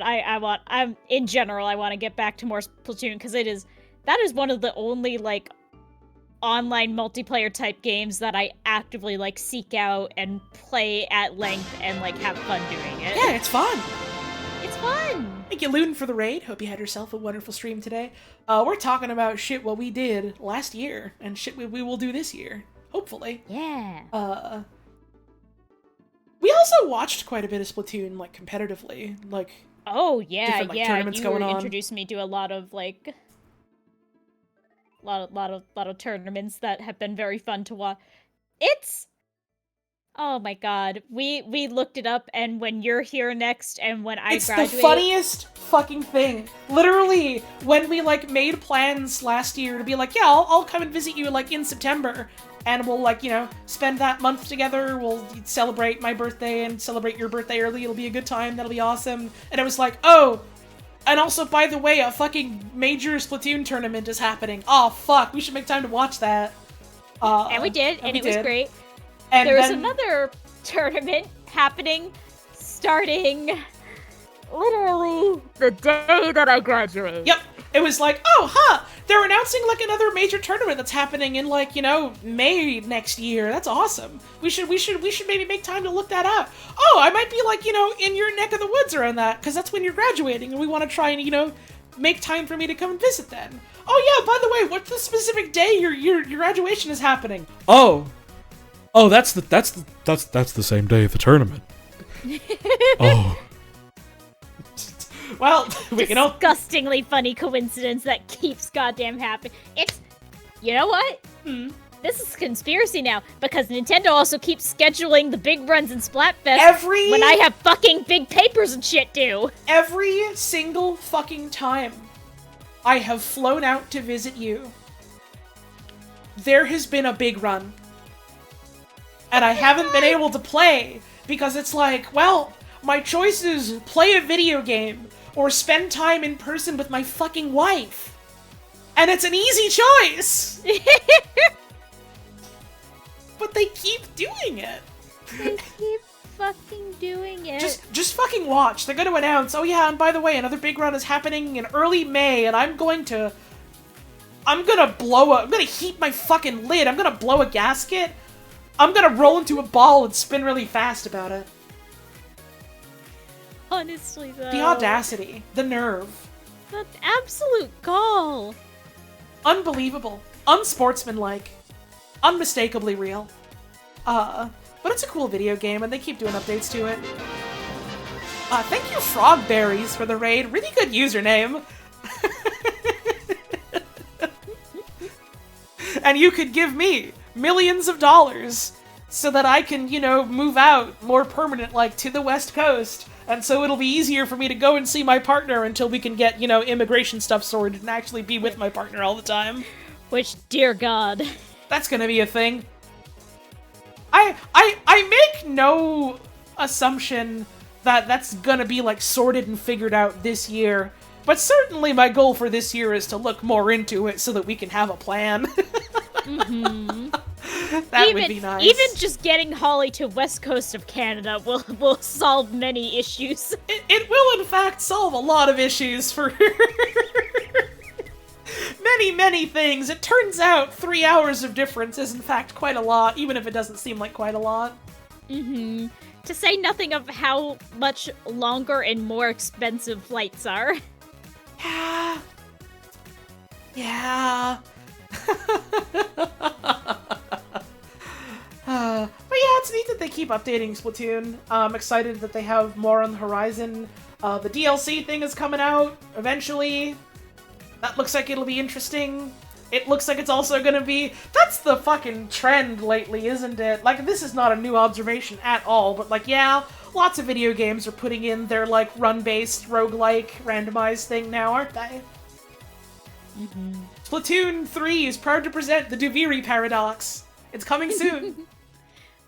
Oh god. I suppose that's my third thing that I might drop everything and stream live when it drops is the Splatoon DLC. Oh yeah, yeah, Godspeed, hun. Oh, I need my lesbians. Where's my lesbians? It's needed badly. I need it so badly. Where's my lesbian? Well, she's right there. In call with me. Hi. Hi. That's me. That's you. Hi. I love you. I need to drink a damn water. My voice got hoarse there. Oh, fuck my water. I love you. I love you. You know what else I love? What do you love, honey? Getting up and having a stretch. I forgot Fart Shoes and Boner Pants was still on screen. I do also love those, I suppose. I'm wearing my fart shoes and my boner pants. When I walk, my shoes make a farting noise, and people give me dirty looks. Yeah, I'm fucking farting with every step I take. It's time for a break. Get up and have a stretch. Move your legs around. Don't get a blood clot. Get a drink. Maybe a snack if you haven't had one in a bit. I'm just running ads for 3 minutes so we don't get ads in the middle of me, talking and doing the rest of the stream. We'll be back real soon. See you soon.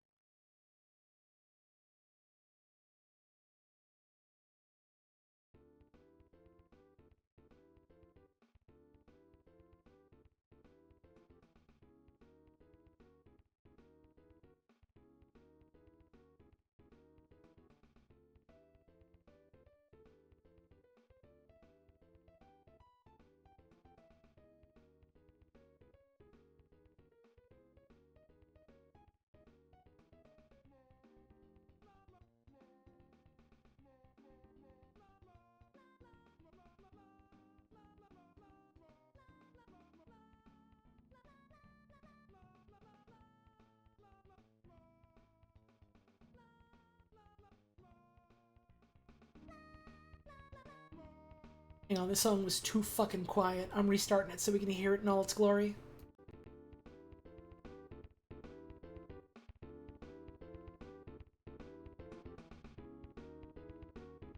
Also, Puzz says she'll be back in like a minute, but I'm here. Hi! My wife is making hot chocolate for herself.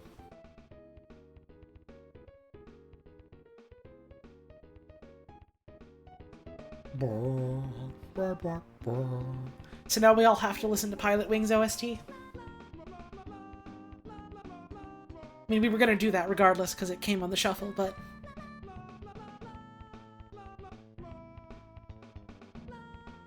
legally, ethically, morally obligated to listen to the Rocket Belt theme from Pilot Wings. And on a regular basis, too. Like, you have to be doing this, like, once every week or two. Something bad is gonna happen if you don't. Please stay safe out there.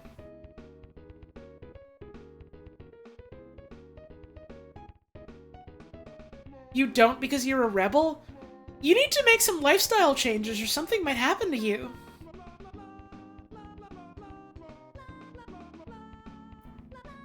Please be careful.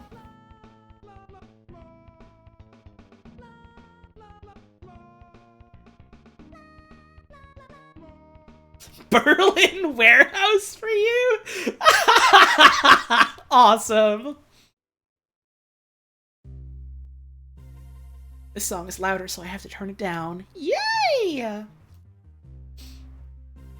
I hope y'all have been enjoying the stream tonight. I have been eager to get back to streaming, but I always have this thing where when I don't stream for a while, I get like kind of a mental block, and it feels like kind of insurmountable, and I gotta try and psych myself up and get myself back into it, even for something like very low stakes and chill like this. I might have to try and force myself back up onto the horse a little more forcefully in the coming week or two, just to try and get myself back into the swing of it. And then GDQ happens soon, so a bit of a limited window if I still want to, you know, sit down and watch all the GDQ. I'm really sad this year. I don't know what I'm gonna do for, like, community GDQ party. All of the solutions we've used in the past don't work anymore. Like, Twitch don't got hosting no more. The fucking...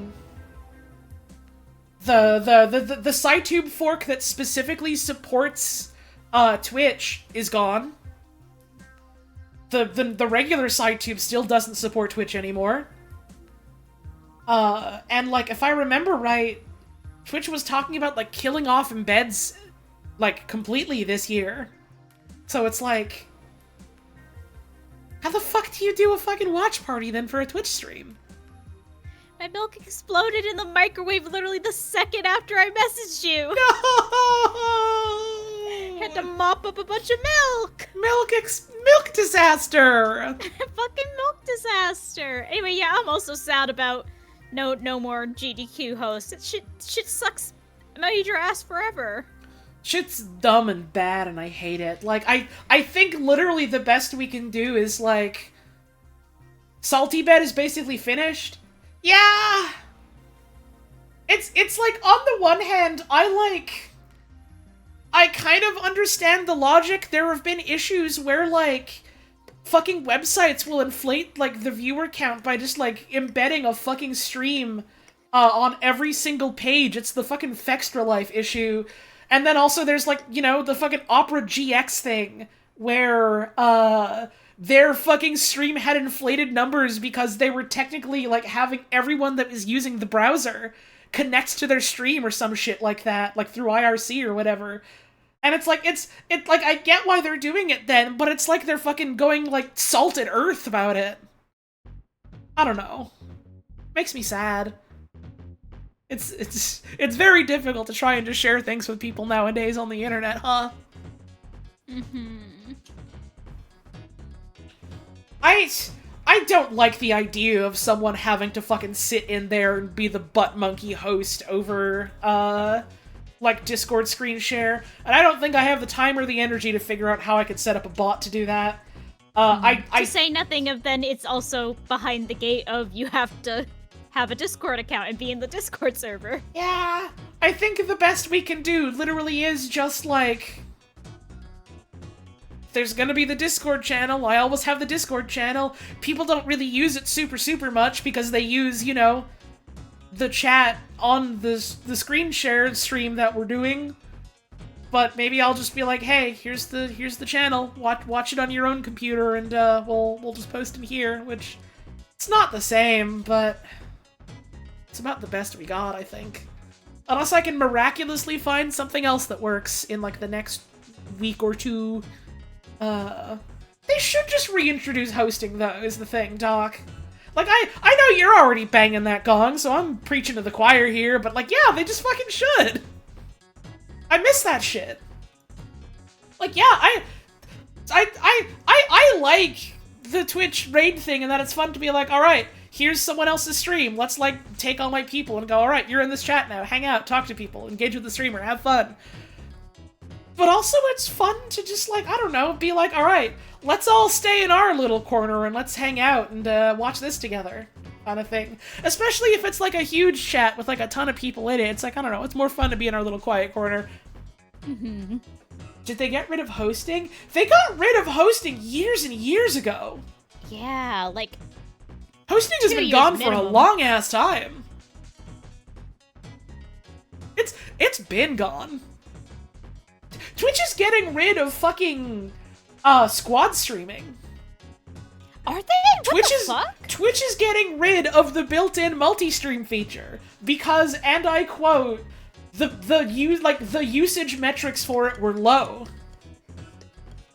Yeah, because you only gave it to partners. And so people that wanted to squad stream with non-partners had to go through multi-Twitch instead.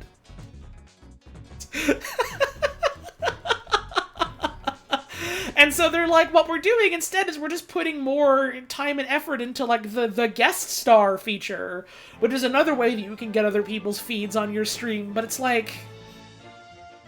It's different. It's a different thing. It's not a replacement, it's a different thing. As far as I know, at least. I don't think it's got one-to-one feature parity, it's a different thing.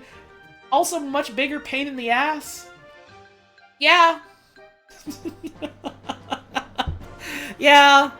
We're gonna have to fucking RTVS lives now for any time we want to do a multi-stream. That or just tell people to go on multi-Twitch. It's just... Man, feature churn, huh? I'm gonna drink my damn water.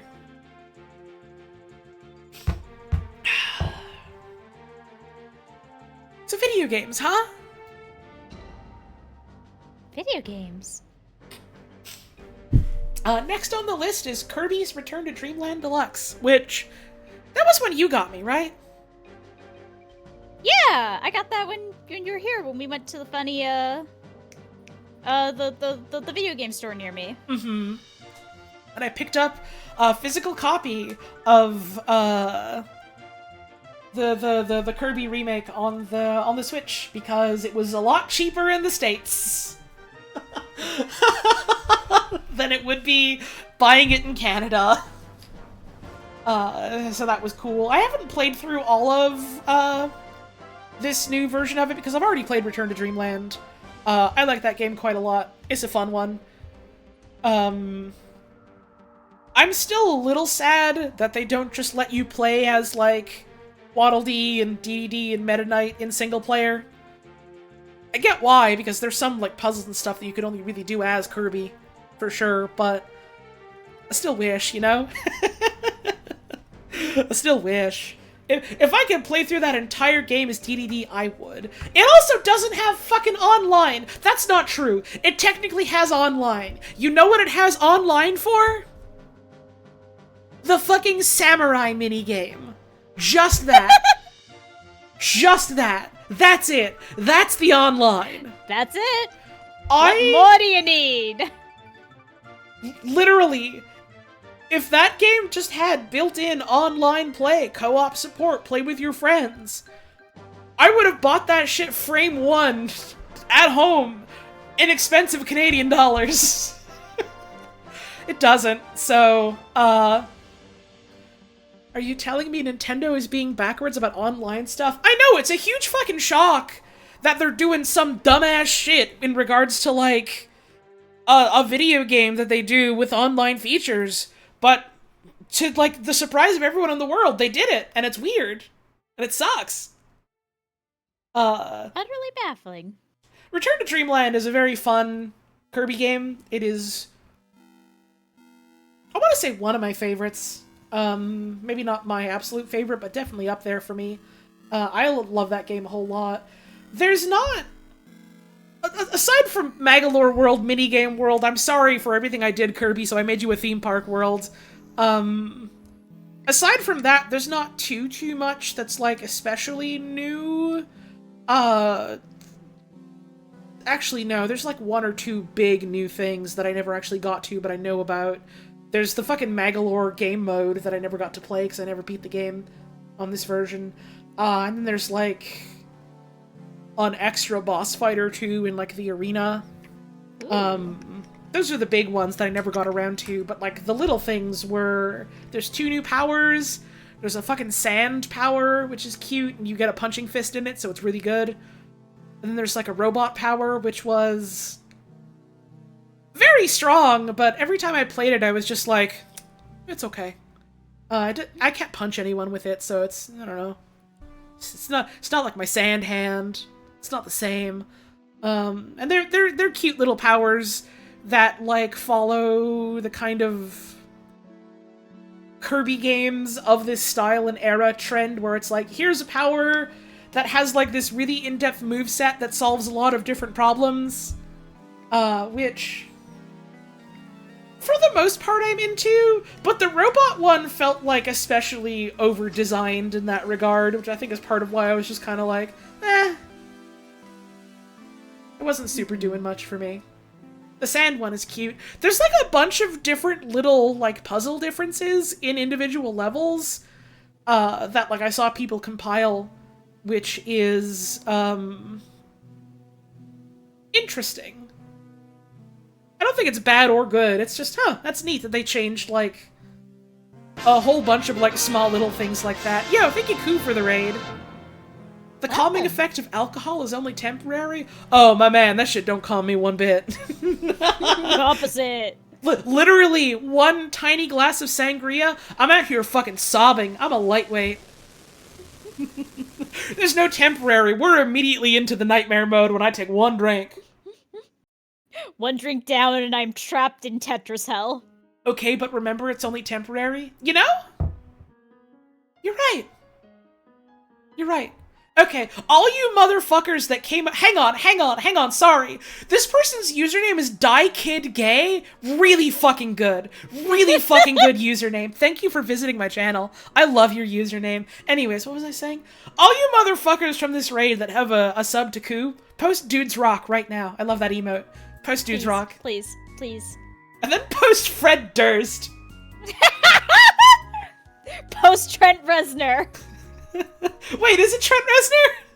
No! Oh, fuck. We can't keep doing this. That was my bit I was doing! But you understand why I'd be second-guessing myself, yes? Yes.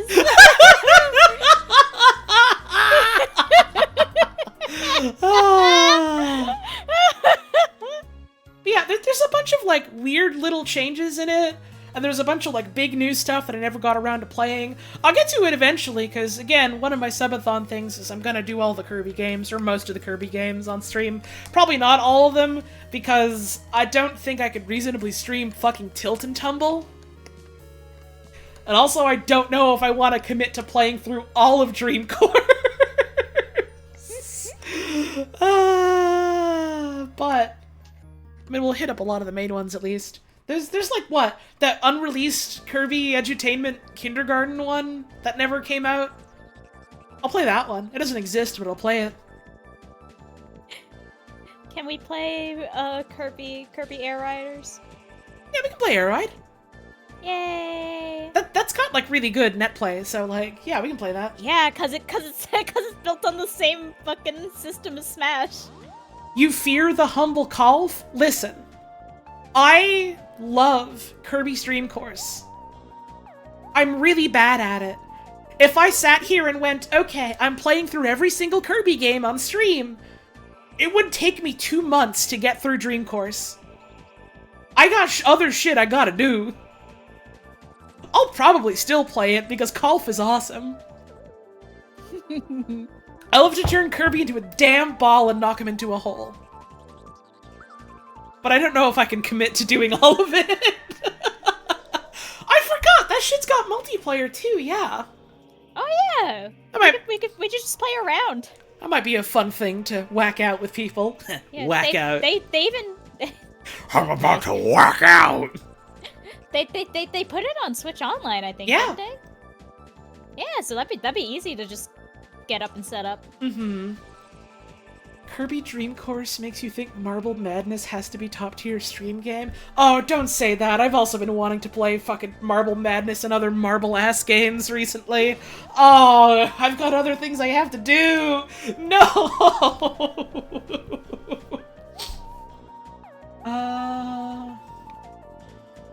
By edutainment Kirby game that didn't come out, do I mean Kid Kirby made by the studio that became Rockstar? I don't remember what the name is, so maybe. Is it the one where Kirby is a weird fucking antenna? If so, then yes. If not, then not sure if real, just posting. Yes, it is? Yeah, it was that one. Yeah, it was that one. Was there ever anything, like, released for that? Like, was anything playable ever found or archived anywhere? I've literally only ever seen, like, what? Screenshots and mock-ups? I don't know if it was ever a playable thing. I don't know if there ever was anything playable to it. Like, there's fucking, there was the entire prototype of Kirby's Dream Course where it was not at all Kirby.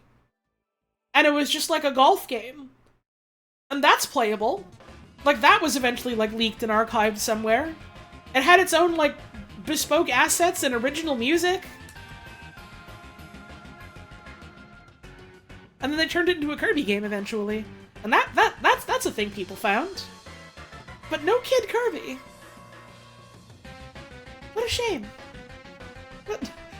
What a shame. Next on the list is Professor Layton and the Diabolical Box, and also technically Unwound Future, with an asterisk next to technically, because we only played that for a couple hours last year. But we played a bit of it. Played it. How you feel about Diabolical Box, hun? I fucking love that game. That's a real contender for favorite Layton game. I always say, like, that one is probably my favorite. Unwound Future is objectively the best one, but Diabolical Box has a very special place in my heart. I think that's interesting because Diabolical Box is like my least favorite one. No kidding!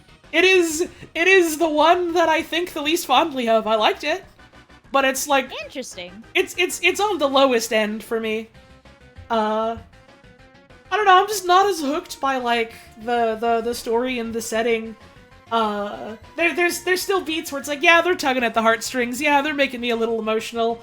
I like the goofiness of like, yeah, sorry, the entire haunted town with the vampire gas leak. Wrong. Gas leak. It was like that's funny to me.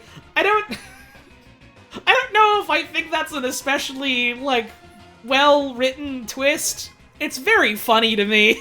It's extremely funny. I don't know. I have a soft spot for just how melancholy the whole game feels. Like how there's just an undercurrent of sadness through the whole thing. Like when you get to the town, and even like when Katya is like leaving Dropstone, and like everyone's like bidding this tearful farewell to her, and like I don't know. I think that's a really interesting vibe for like any game, but especially like a game of this specific like genre and era. Like I don't know. It's always been interesting, and Yeah, I don't know. It's got a very special place in my heart. I like a lot of the mechanical changes better than like how Curious Village played. I think I liked a lot of the puzzles overall better than Curious Village's puzzles. I still think I like Curious Village more. Interesting. And Unwound Future is my favorite. Oh yeah, Unwound Future is like the MVP. That's indisputable, to be honest. And then I never played any of the 3DS games. One day we'll get to those. I guess the fourth one wasn't a 3DS one. It was also a DS one. Yeah, that was on the DS. That one is special to me. One, that one gets very silly in some very fun ways, and two, it was the first one that was like being made and wasn't released yet when I started playing these games. So like I played the first three, and then like the fourth one was on its way, and I was like waiting, chomping at the bit. Hell yeah. It'll be interesting to get to the prequel games, because certainly for like the first three, there is like some aspect of like nostalgia to it for me, where it's like, yeah, these are games that I have like really fond feelings of because I like played them as when I was younger, and I had that whole experience that I look fondly back on, and so playing them again to this day, like to some extent, it's like revisiting that feeling, and so, you know, that does to some degree tint how I feel about it, but I do still like them a lot. And so I wonder how like playing one I've never played at all will make me feel. So cool. Glad to have subbed for half a year. Hey, hell yeah! Thank you for the resub. Still love that the Layton movie had puzzles for you. It did? I've never seen the movie. Oh my god. So we got it here. Oh my god. Okay, hang on. Hi. So the movie, we have to wait until at least after we play the fourth game. Okay.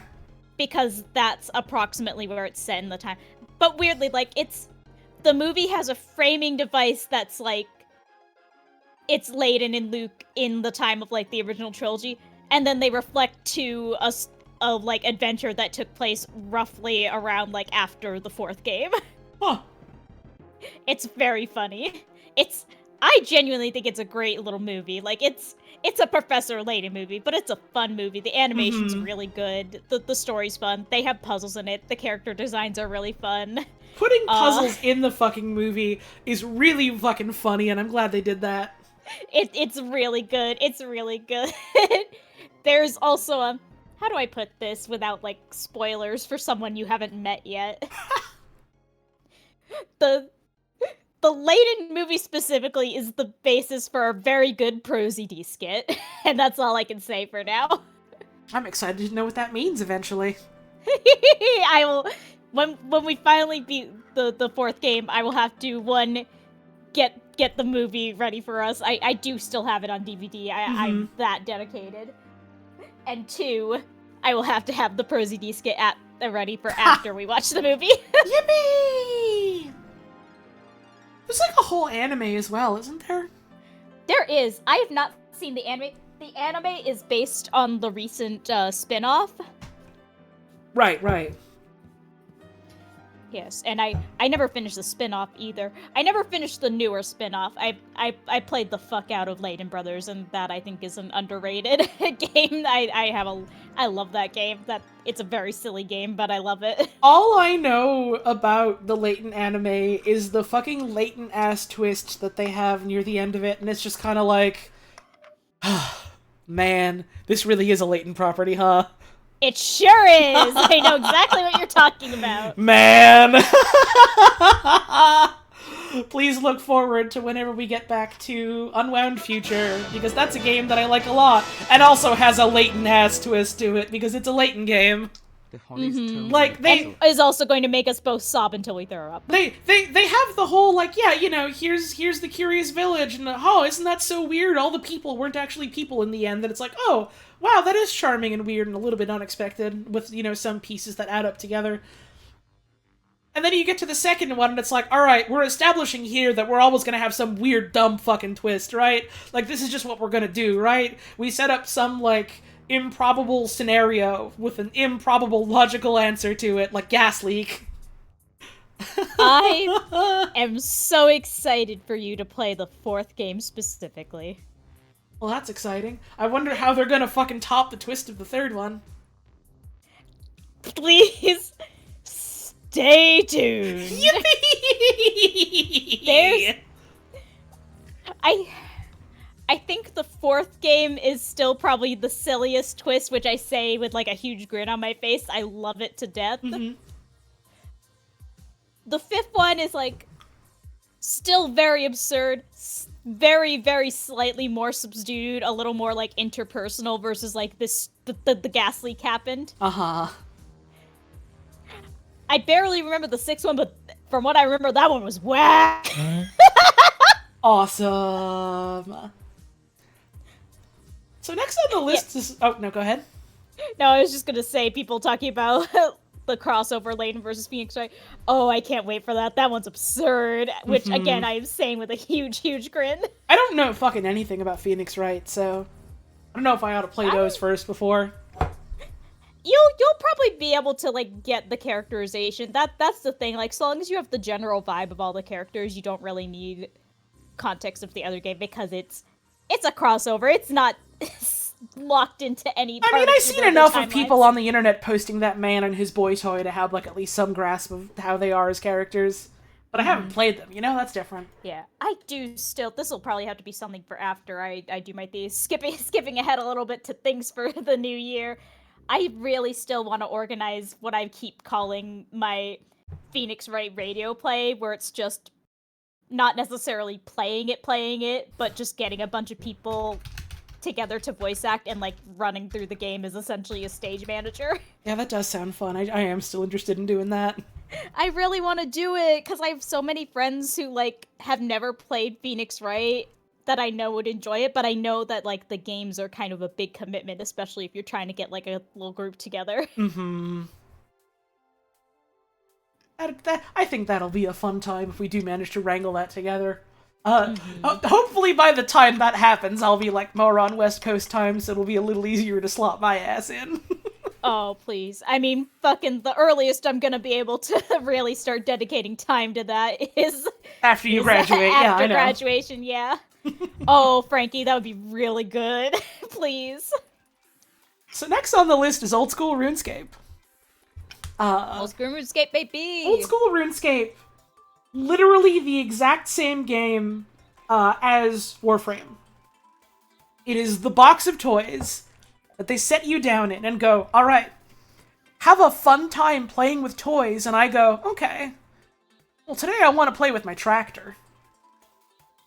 OSRS is a game that I love coming back to every now and then, and just picking up and going, ah, yes, it's time to go back to cutting down trees and mining like I was months ago. It's like we never left.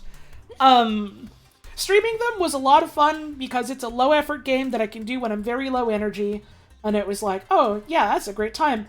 And then the League happened, and I was like, oh yeah, the League, it'll be fun to check out, and there's all this stuff happening. And I played through some of it, and I realized, yeah, the XP boosts are very fun. Yeah, the allure of, like, challenges you can do and, like, cosmetics you can unlock is very fun.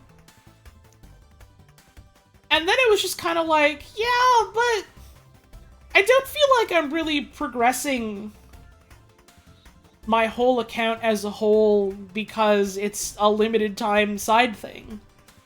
And that's sort of like feeling like I'm progressing in one thing to build up like 10 or 20 different other things I can eventually get to is like... I don't know, that's part of what, like, itches the brain in such a way for me, where it was like, I don't know, it just I kind of wasn't feeling the same about it when I was playing the League.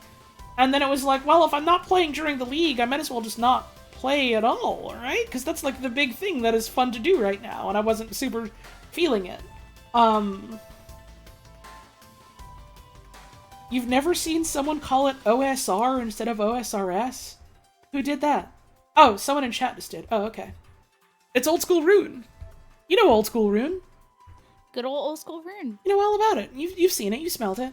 And I think also just part of that is, like, one, it was a thing I was doing on stream, and I was, like, really, really starting to feel the fucking winter holiday seasonal depression effects.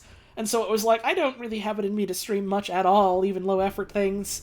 And two, I was hankering to, like, play more Warframe, and I can really only play one live game at a time. I don't have it in me to try and dedicate my time for, like, multiple live service, time commitment, grindy ass games. I can do one, and then I'll go, okay, well, I've had my fun with this for now. I'll play another one now if I want to, or I won't. I don't understand how people are able to, like, keep up with, like, their dailies and their weeklies and their battle passes and stuff in, like, multiple games at once. I feel like I would turn into a fucking ghoul if I tried to do that. I'd be a husk. Mm-hmm. That said, I can kind of feel the itch again, so maybe more RuneScape again soon on the horizon. It's coming. It's coming soon, so... It's coming soon, so... I am very excited for sailing and stuff. I'm excited to have to fucking thieve farmers for potato seeds again. Man, that was a great fucking stream. That was one of the all-time greats. Desperation for potato seed.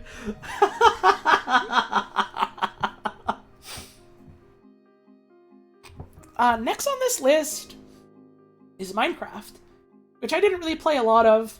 Last year was the year I kind of realized that, like, I do really like Minecraft a lot. Trying to play it just on my own really does not hook me anymore. Even if it's like, oh, here's a bunch of mods I'm installing that I want to, like, try and learn. That'll be a fun time. I just cannot keep up any interest for that for myself, and so it just doesn't work. There's, like, mod packs that have, like, you know, built-in goals or something like that. Maybe at some point I'll try that. I'm in no rush to. What hooks me to Minecraft is being able to play with my friends and dick around with people I care about. Like, it's especially weird because the way I like playing Minecraft is I go, okay, I'm on a server with my friends. This is great. I fuck off thousands of meters away to become a hermit in, like, an isolated place that's a little difficult to get to. And then I go, this is my little hermit home. And it's just nice knowing that other people are there, and then sometimes someone finds me and makes, like, a little summer home, and they're my neighbor for a bit. And then sometimes I go, well, I'm having fun all by myself. It's time to go back where other people are and, like, I don't know, throw chickens at them, throw eggs at them, mine some stone and put it around their house and trick them. It's fun. It's parallel play, but you can also just go for a wander over to your friend's house while they're doing the parallel play. And then I can just go underground and dig a big hole. You thought it was just you? Oh no, my friend, it's me too.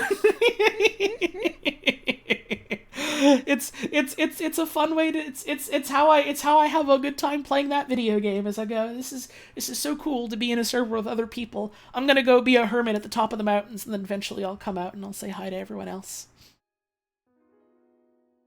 This is a funny description because it's making me realize this is what I do on real human field trips. Yeah, I kind of do that too. Hooray, we are the same. I getcha. The bonus is that being a hermit lets you do 5 minutes of laughter unskippable. That's true. It is fun to just be in your little hut and someone comes, you're like, oh shit, you live here? And you're just like, shit-ass dead dude. Knowst thou of Hellfuck Castle? 5 minutes of laughter. Unskippable.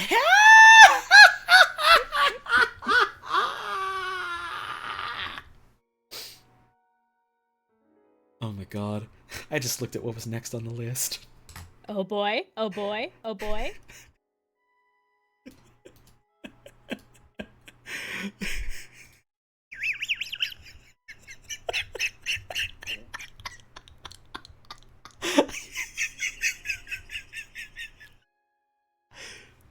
So I don't think I streamed Bros this year, or last year,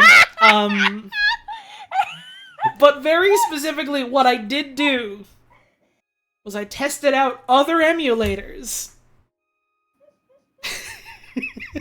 I tested out various Atari 800 emulators to see if any of them were less dog shit than the last one I used, and to see if any of them had reasonable and convenient save states, so that I could do fucking save states and get through Bros using save states. because you kind of fucking need save states to get through Bros, because it's not a very well put together platformer video game. Are you doing okay, hon? Sorry. I was laughing so hard at Bros that I had to like put my head down on my desk, and then when I finally lifted it up and peeked to see if the Bros were gone and I could stop laughing, I just saw the chat flooded with Bros and then all over again. Listen, the people agree. The people love Bros. Oh my god. I can't believe that I'm saying this. This is top 10 statements I'm going to live to regret. Uh-huh. I'm really looking forward to streaming Bros again. Hooray! I'm really genuinely so excited for this dog shit video game again. Someone clip that. Get it in writing.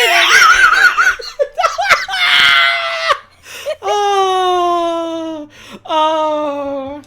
It's like meeting an old lover again. Well, no, that's not true. I'm on very good and friendly terms with most of my old lovers, so that's not a good analogy for me specifically.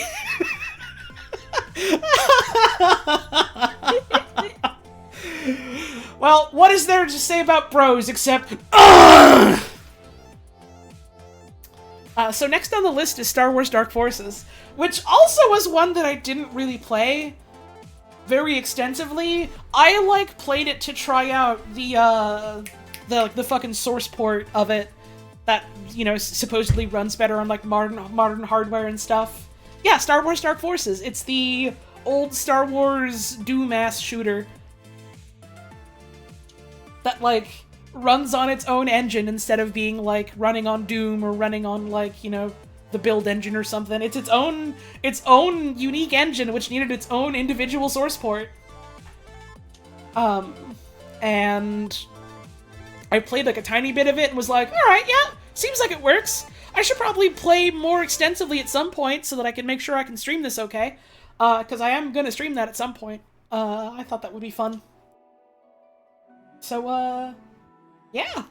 I checked it out very briefly, and I was like, yep, it's still Dark Forces. Seems like it runs okay on a modern computer, and controls okay on a modern computer, instead of being whack early 90s computer game shooter standards of you move the camera around with the arrow keys. So that was a good start. Oh god. Oh god, next on the list.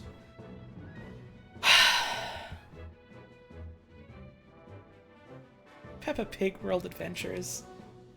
Oh yeah, you did play that this year, huh? Peppa Pig last year. It was last year, hun. I keep forgetting that it's 2024. Me too. That was last year, huh? Oh, Peppa Pig. Oh, Peppa Pig, huh? R.I.P. Lizzie. I still can't believe that game has not only one dedication to the dead queen, but two. And people only talk about one of them because no one's out here fucking playing My Friend Peppa Pig. So they don't know about the one at the end. Because none of them have gone out and fucking beaten it. No one's 100% to Peppa Pig. No one but me. I alone remain. I am here at the peak. I have ascended the mountain. All else have fallen. All else have suffocated. I alone breathe in the air. I always win. It's lonely at the top. Number one Peppa Pig World Adventures streamer in the year 2023. I don't know if that's true. I don't want to look into it. I don't give a shit if it's not true, because it's funny if I say that and it's wrong. It's also funny if I say that and it's right, so I always win here. I'm still so fucking mad that the game forced an update. I'm still so fucking mad that that game forced an update. The unpatched experience was unparalleled. It was amazing. It really was. Genuinely incredible. And it forced a fucking update, and it took it all away from me. That was tragic, genuinely. Like, this isn't a bit. That was fucked. I am glad that there is video evidence of it. And it's like, it's such, this is a fun segue. It's such an interesting sort of topic, the idea of like, yeah, video games can like more easily and more conveniently be patched whenever now. So they can just push those out whenever. But it makes being able to like experience individual patches or like unpatched games like so much more difficult. Mm-hmm. And it's just, it's such a fascinating experience, like, seeing people able to play unpatched versions of games and go through them without patches and see, like, how that shit works and how, like, some shit is completely busted, and how, like, a lot of these, like, yeah, this is, like, pushed immediately when you, like, install and play the game type updates really do, like, actually like revolutionize some of these things in terms of like making them playable and fun. Like, one of my friends played through Elden Ring, right, Elden Ring Mu Edition, where he played through fucking Elden Ring on his PlayStation without an internet connection. And so it was just unpatched Elden Ring. And how a lot of it was just completely different. But this is my Elden Ring! Peppa Pig World Adventures is my Elden Ring! Really good sentence. Remember how one of the Tomb Raider games had an extra ending on the unpatched version because that ending was supposed to have been scrapped? No, I don't remember that. This is the first I've heard of it. I don't know, it's fascinating. It's a fascinating bit of like digital archival work that is basically a lost cause unless people are like very particular and specific about it. Like, straight up, like, some fucking like digital distributors don't let you like switch to older patches. And it's like, I don't know. I think archiving those is interesting in its own right. Yeah. People will archive whole games, but usually not single patches. It was a lot easier for them to archive individual patches or patched versions of games, you know, back in the day when it was all physical. Because that's how the patches would happen, is they would put out a new version of the game, kind of thing. Like, you know, sometimes you get people being like, oh man, all these games needing patches. Back in the day when we played games, we didn't have to worry about that, we just played them and it worked. And it's like, no, they did put out patches for video games. They would release newer versions of the same game without really necessarily telling anyone that it was a new updated version of the game. It was just, yeah, we're putting it out now, and because we've made this update in-house, all future versions of the game we make just include it. There was a Game Boy e-card reader patch card for Pokemon Ruby and Sapphire. To fix of the a berry glitch, game-breaking yeah. bug. They had shit like that too, yeah. We will not take this revisionist history. In fact, if you were one of the fucking schmucks that went out and like bought a game on launch day one, you were getting that unpatched game. You weren't getting no updates. Unless you were buying that shit again. I don't know, it's interesting how times have changed. Mm-hmm. And how, like, there were various different methods of, like, how they would try and distribute patches and updates before just, like, the internet connecting to a console or whatever was as prolific as it is now. Revision 0 copy of Thousand Year Door that lies to you about red spike top stats? What? Huh? Is that a thing? The only, like, weird bit of, like, patch thing that I know about with, like, Thousand Year Door specifically is, like, a lot of, like, pre-release stuff and a lot of, like, guides that use pre-release versions of the game include a status effect that isn't in the final version, like, isn't, like, accessible in the final version of the game. And as far as I know, in, like, later revisions was, like, completely removed from the files, like, asset-wise. Unless I, like, am misremembering something here, but, like, there's just, like, I remember I had the fucking Nintendo Power Guide, and they were like, yeah, here's a page showing what all the different statuses are. And there was one just called, like, Allergic. And that's not a thing in the game. That's not a thing in the final version of the game. It is real? Space food gives you it. What the fuck am I thinking of, then, that is, like, a removed status? Because I'm pretty sure there actually was one. Okay, damn. I'm learning something new about Paper Mario. That's awesome. What the fuck is the one I'm thinking of? Is there one?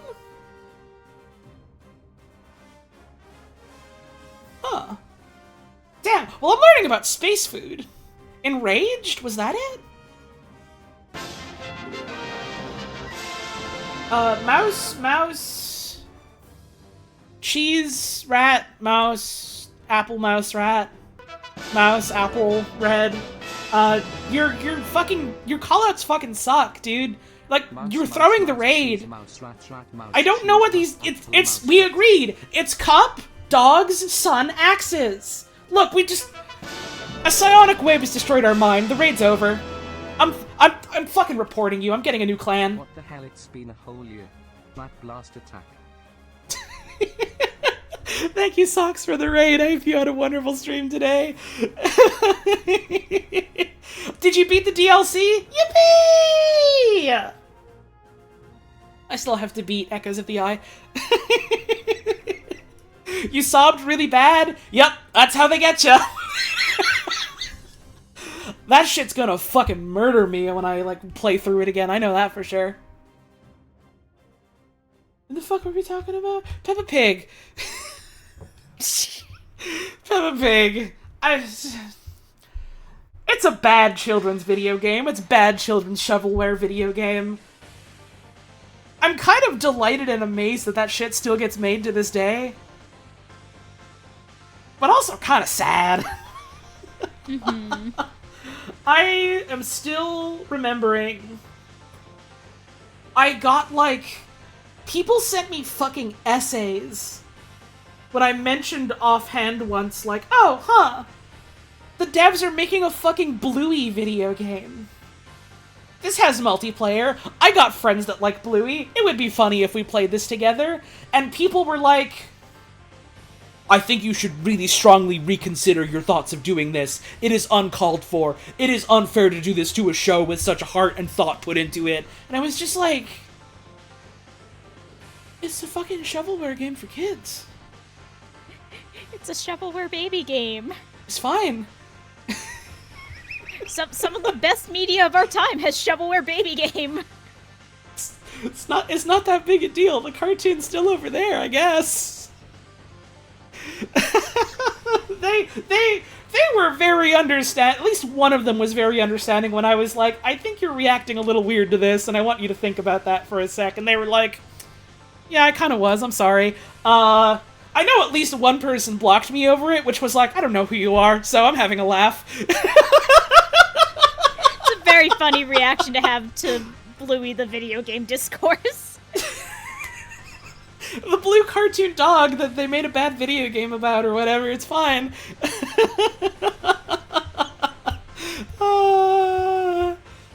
Think the funniest thing is how the Peppa Pig game was $50? Was it $50 fucking dollars? I genuinely don't know how expensive any of these video games are. I have never spent a single goddamn cent on any of them. My fucking sister keeps buying them for me. My fucking sister keeps spending her hard-earned money at her relatively well-paying day job to buy me Peppa Pig video games. And then when they put out a DLC for the first one, I had exactly enough My Nintendo Rewards points to get the DLC for free. Peppa Pig has gotten none of my fucking money. This will continue. Both Bluey and Peppa Pig are full price from memory.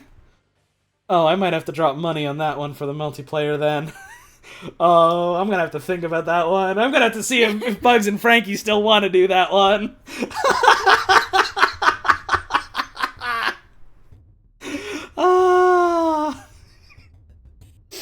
Well, this is a hell of a segue. My house. Oh, fucking my house. Oh. My house probably also contender for Game of the Year alongside Super Lesbian Animal RPG. Really Good game. Really interesting meditation on, like,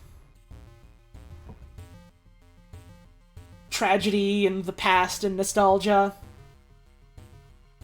Getting through it, learning to live with it. And also Shrek appears and he punches you to death. This happens sometimes with Shreks. Like, I think it would have been very easy for me to just be completely dismissive of my house if all I knew about it was, yeah, it's the creepypasta Doomwad. Because I don't give a shit about creepypastas. They have never really done anything for me. And that's, like, part of it. That's an aspect of it. It is so very clearly, like, a love letter to creepypastas and, like, works of that style and, like, of that sort of era. And that's just, like, the surface level of it. And that's just the surface level of what that video game is. And also there's a Shrek incident in it, which is really fucking funny. Which is something that I really appreciate. Is it going, yeah, we're, like, doing the whole creepypasta thing. Those are fucking goofy. Those are fucking goofy. Those are funny. It's like, yeah. And then Mario came out of the TV and the red blood shot out of his eyes and he went, Yahoo! I'm gonna ground pound your skull into dust. That's funny. It's funny when people post, like, dogs can only live on official Nintendogs cartridges, or post, like, turn the game off, never turn it on again. Super Mario 64 is deleting itself. It's funny! That shit's funny!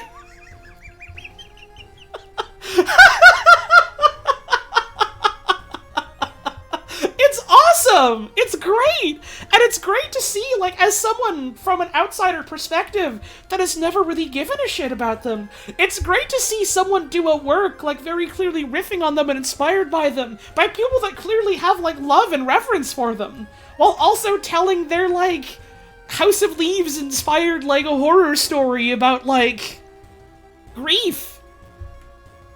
It's awesome! It's really fucking good.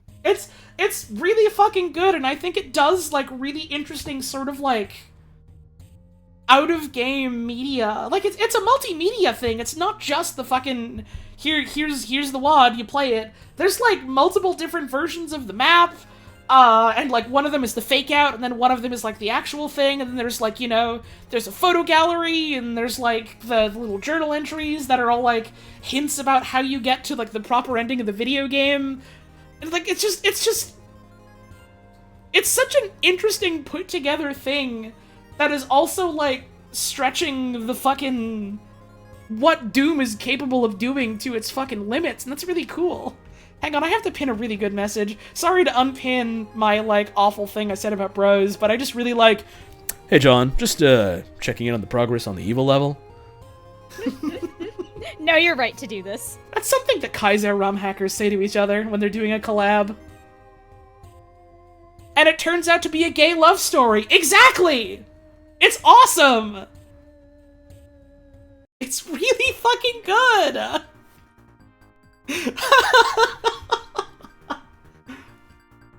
Genuinely, I still want to, like, sit down and put together, like, an actual properly written thing about how I felt about my house.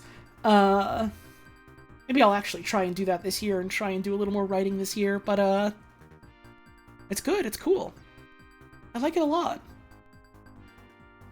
More creepypasta should be gay. More things in general should be gay. I am, preaching Just like in general. preaching to the choir here, I know, but,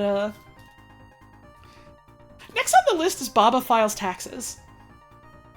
Oh yeah!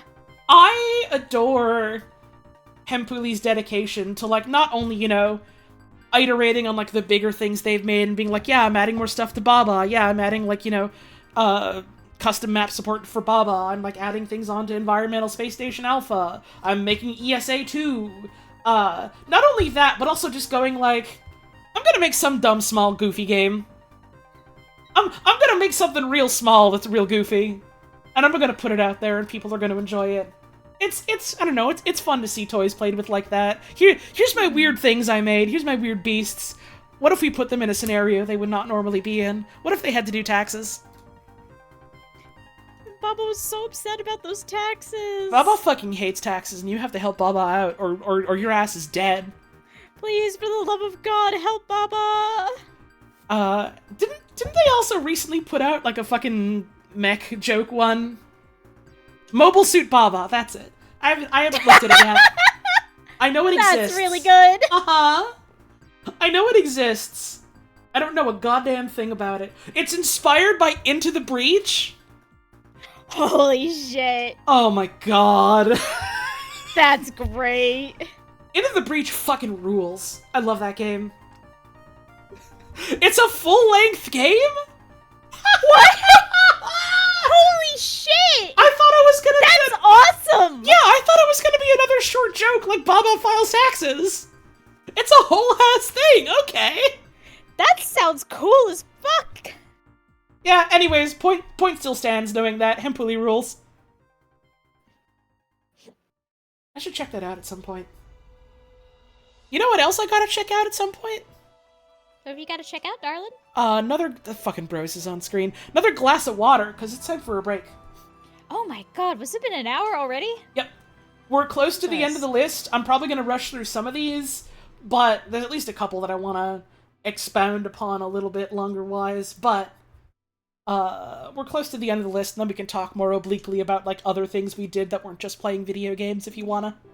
Mm-hmm. See, this is why we gotta get Holly out to the West Coast, because I went, oh, well, it's not too late, it's only 9:30, and then I did the math in my head. It's almost 1 o'clock in the morning for me, huh? Help! Hey, if anyone wants to give me an exorbitant amount of money so that I can move out to be closer to my partner, smile. Consider it. It'd be funny. It would be pretty funny. But I am gonna get up and have a stretch and get more water. So you ought to do the same. Because I'm hitting the 3-minute ads button, so you're not missing anything. We'll be back really soon.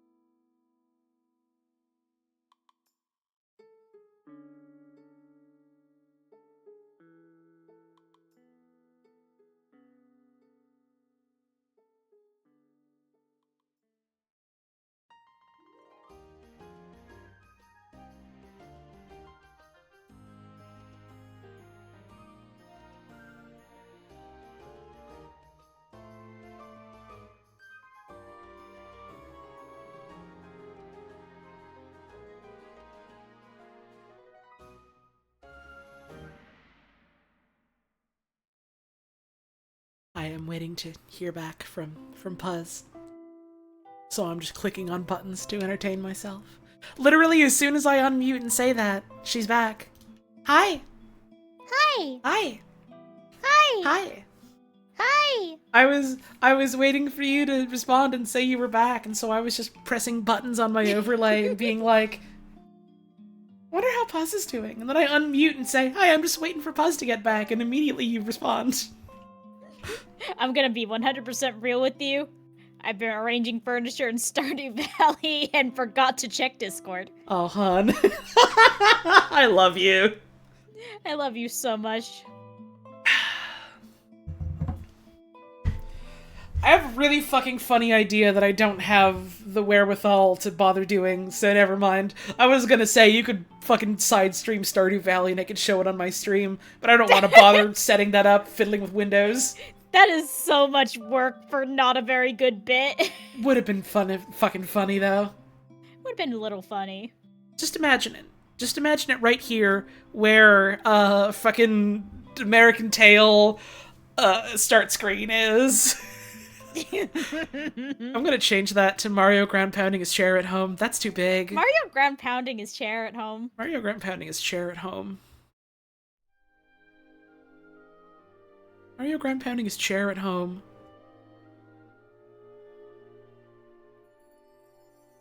What? What? Dude, what? Oh no! It's Grendel's! Ah! It's okay, Grendel's can go on the mantelpiece. That's fine.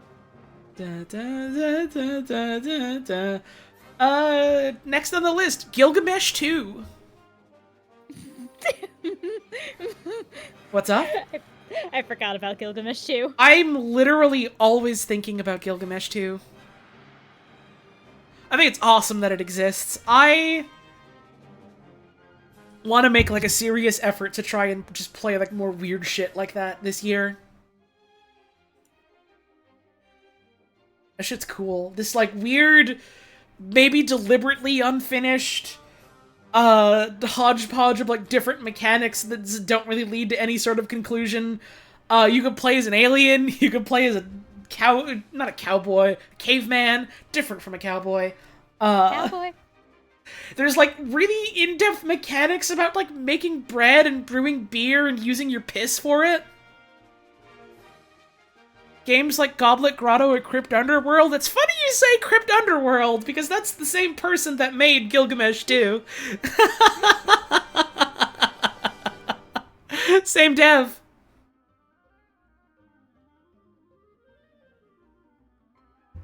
I'm trying to remember how I found Gilgamesh 2. I literally don't remember what first pointed me to Gilgamesh 2. It was something. And I fucking wish I could remember, because I want to thank them personally for steering me towards Gilgamesh 2. I should have fucking written that down somewhere. It's very cool that someone can just have, like, an idea, like, what if I just made a weird game about bump combat? And say that it was loosely based on the Epic of Gilgamesh. And just got really into, like, one or two mechanics and left the rest just kind of there. And they can just go, okay, I'll make that a thing. Was that the stream where I made a wet Gilgamesh and drank it? Yeah. It was fine. It wasn't good. I don't think it's possible for a white Gilgamesh to be good. I don't want one to be good. I want it to be a white Gilgamesh. I also don't want one, but I said I would drink one, so I did.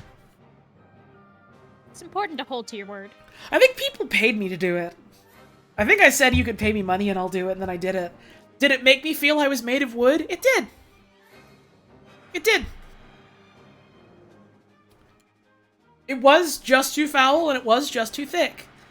Isn't Gilgamesh that guy from Final Fantasy V? Well, you see,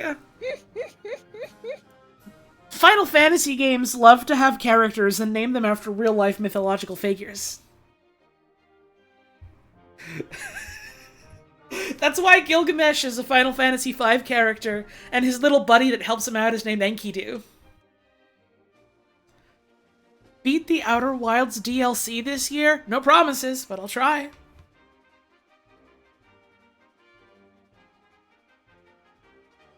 Gilgamesh from Final Fantasy V fucking rules. He's one of my favorite Final Fantasy guys. Canonically has such a dope soul heroic sacrifice that he gets scattered through every possible alternate universe. It's so cool when dudes do this. Literally gave his life to save his best boyfriend Butts from the town of Licks, and gets scattered to the winds into every other possible world, including other ones that Bartz exists in. And then decides, well, I'm here now. It's time to go back to stealing swords again. I guess I can kind of just jump to it now, because it is on the list. Final Fantasy V I played a little bit of this year. Because whenever 4-Job Fiesta rolls around, I'm always like, oh man, Fiesta's fucking great. I should play some more FF5. And then I do a little bit, and then I'm like, well, I'm not really committing to a full playthrough or to doing a Fiesta. So maybe I'll just play a little bit, and then I fall off of it eventually, and end up just like watching other people do Fiesta stuff.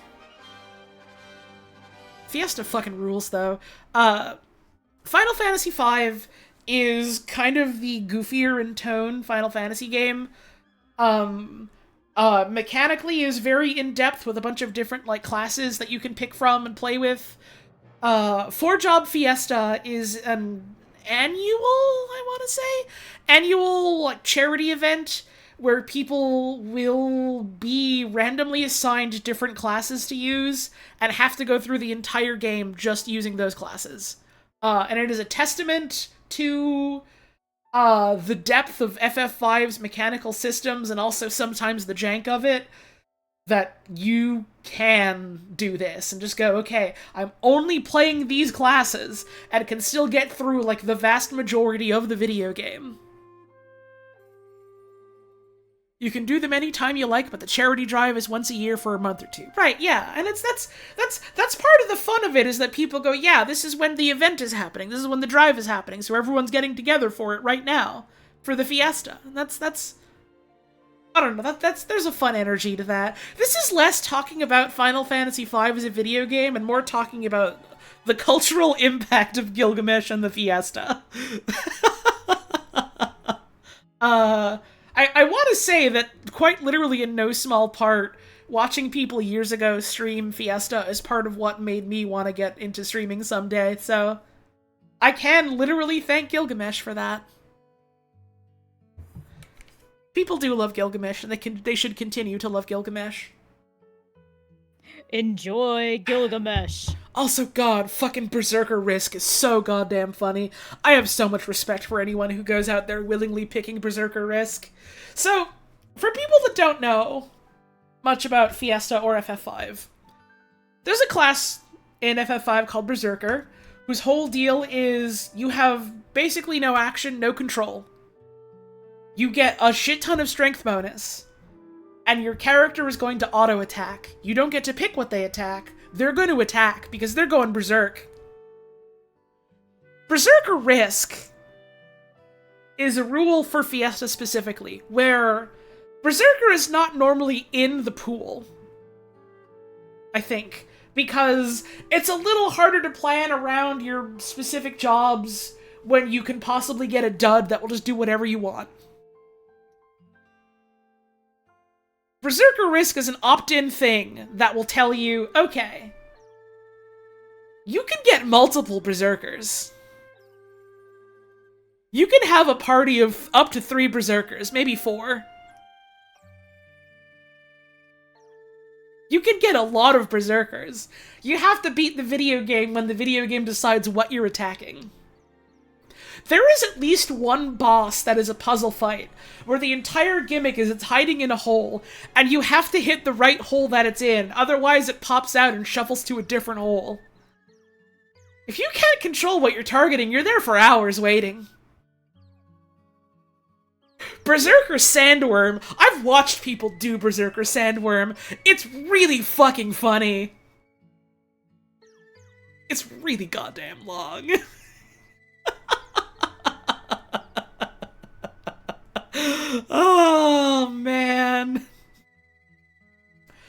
come back later? No, because at any moment it could kill your berserkers and then it's game over and then you've got to redo it. You gotta babysit them!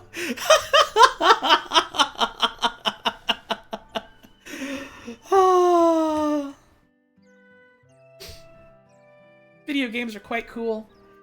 I put down crosswords on my list of games I played. That's a game. That's a game. That's an activity. That's a game. You can play them. I got slightly... I was about to say really into crosswords, but no, I got slightly into crosswords this last year. You got an appropriate amount into crosswords. I did a couple crosswords. I think literally the thing that got me into crosswords was there was one night I was watching a fucking Splatoon streamer who was doing, like, X-Rank stuff, which, if you're playing at weird hours, has egregiously long queue times because it's region-locked and rank-locked, so only the highest-ranked people of specific regions can even enter it. So you're kind of waiting because the pool is very small. And so they just be like, alright, let's hit the Q button. Alright, we're waiting. Time to pull up a fucking crossword and do a crossword. And then I was just kind of like, man, crosswords, huh? I could do a fucking crossword. And then I did. And then I did a couple crosswords. They're fun. I don't really have anything meaningful to say about crosswords. They're fun to do. Next on the list is Pikmin. We played Pikmin 1 when I was over visiting Puzz in September, and that was a lot of fun, because it was one of the first, like, streams we got to do while actually physically together in person. Yeah! Picking them! Picking them! Picking them! Picking them! Do I have fucking Picking Them saved to my hard drive? Hang on. I definitely have it saved to my laptop, but I'm not fucking pulling that out just for the sake of getting Picking Them. Picking them. Let's see. I do not have Picking Them saved to this computer. Damn. Well, fuck! Please imagine Picking Them in your heart. Picking them. Is Yik on the list? I didn't fucking play Yik. You observed Yik slightly against your will. I watched Socks play Yik, which we're hopefully getting back to soon. I didn't play that shit myself. Means I'll have to restart the stream to get the Picking Them image? Damn. Sorry, Olimar. One more run, you're stranded again.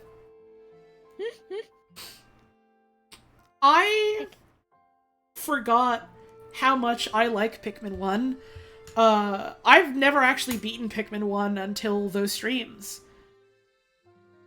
Pikmin 2 is always the one that I got, like, further in and played more of at, like, a friend's house because it had multiplayer that I could play with my friend.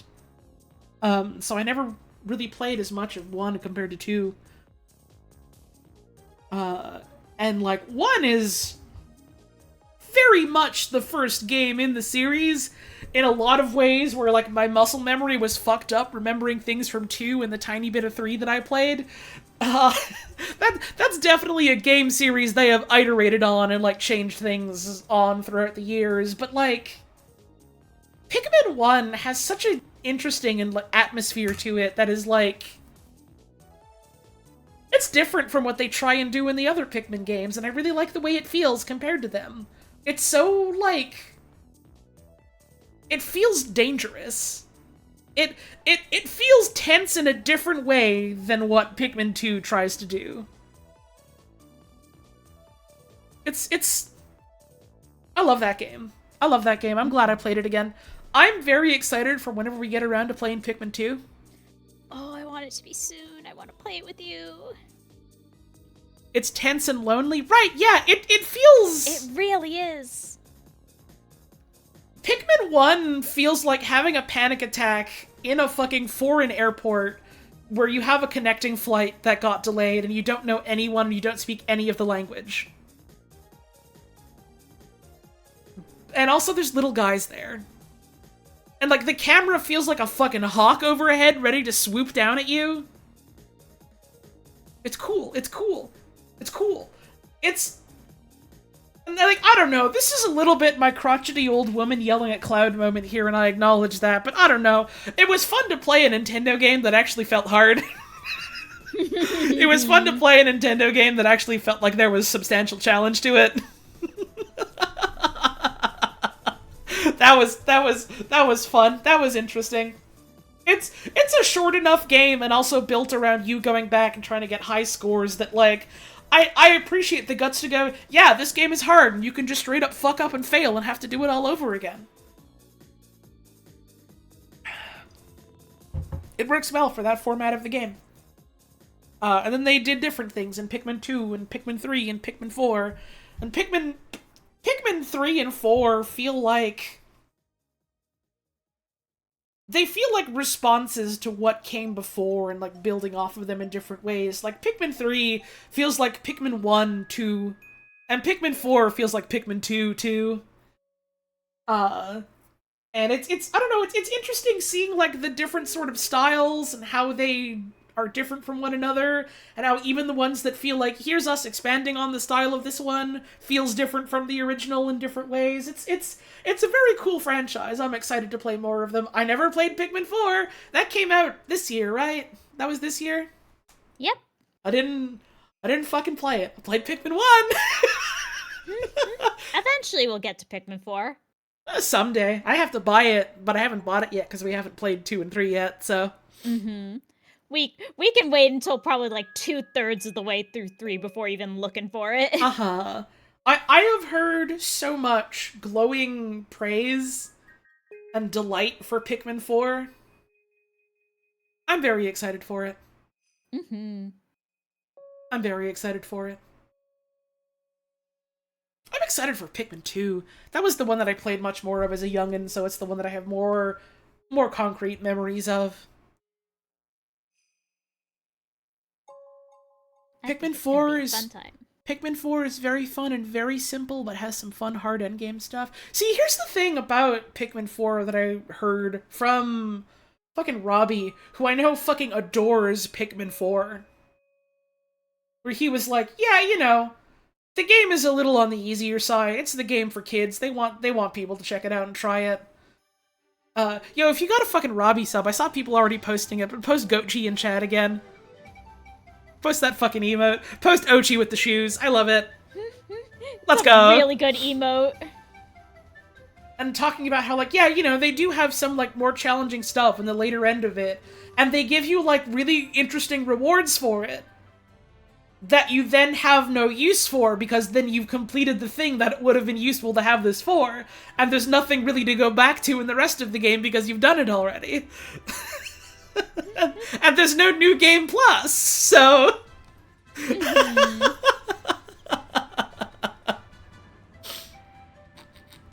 It's... Why doesn't it have a new game plus? I know so many people that have been fucking sitting here waiting like, alright, any day now, they're going to announce New Game Plus, they're going to announce an update for Pikmin 4 that adds more to the game to justify these weird end-of-game upgrades that you can't really use for anything because you've beaten the video game. We're out here waiting for Godot. Call my ass Samuel Beckett the way I'm waiting for New Game Plus. I've heard it should arrive any day now. I've just received word from Ochi on a little bike saying that he's here reporting for Mia Gatodo, saying that you'll have to wait until tomorrow. Come back tomorrow. Maybe he'll arrive tomorrow with New Game Plus. Dee Dee and Go-Go are Pikmin ass names. I could totally see Pikmin characters named Dee Dee and Go-Go. Mm-hmm. When is Nintendo doing a Waiting for Godot adaptation? Specifically with Pikmin. Well, it doesn't have to be with Pikmin. It could be with Birdo. It could be with Birdo. Waiting for Birdo. Waiting for Birdo? I didn't even fucking think of that. You're a genius. I'm in love with you. I thought that was what you were going for. No! Kiss me right fucking now, you son of a bitch! Okay. Oh, that was foul audio-wise. I love you. Yay! Next on the list, The Legend of Zelda, Tears of the Kingdom. Open... Yeah, that was this fucking year. That was last fucking year. Open What year is it? parentheses for literally 3 or 4 hours. Close parentheses. I would call this game the buyer's remorse of 2023, not for the reason you're probably thinking. I bought that game being like, oh man, yeah, this will be fun to play someday. I would love to play that with Puzz specifically and like do a stream of it. That'll be a good time. I don't want to do it right now, and we wanted to like, you know, look at Breath of the Wild first, and also I figured maybe it'd be kind of fun if we did like just all the Zelda games and kind of like look at, you know, how they change over the years and stuff like that. And so because of that, I never really got very far in it. I went and I did bird watching for a couple of hours, and then didn't really play any more of it. And it was like, well, I knew this was going to happen. I knew I was going to be like this, and I knew I didn't really have any necessarily desire to play it right away. Right at the start of launch, right away, immediately on the ground floor, play it like that. And so then I was just kind of sitting there like, oh, man, I really did not need to drop the fucking $90, $100, whatever on it right now. Mm-hmm. It's an investment for the future. I know I'm gonna play it eventually. I know I'm probably gonna have a pretty solid time with it eventually. I liked what I played. I liked that they made a fucking Garry's Mod open world adventure game. But it was like, oh man, I did not need to buy this right now, did I? Oh man. The big thing I know about Tears of the Kingdom is I had a lot of friends play it whose, like, opinions on games and stories and art I, like, really, really respect. A lot of people play it and go, man, I was really liking this video game. I fucking hated the way that they ended it. I fucking hated that ending. And they didn't tell me why that was, because I didn't want them to tell me spoilers, and I didn't look into it. I didn't look into where they were talking about the spoiler reasons for it. But I was just sitting there thinking, like, wow. I wonder why. That's a fascinating reaction. I heard enough people in different places have such a disparate reaction to specifically the ending of it. Mass Effect 3 tier bad? I wouldn't fucking know! I haven't played it! Who's to say?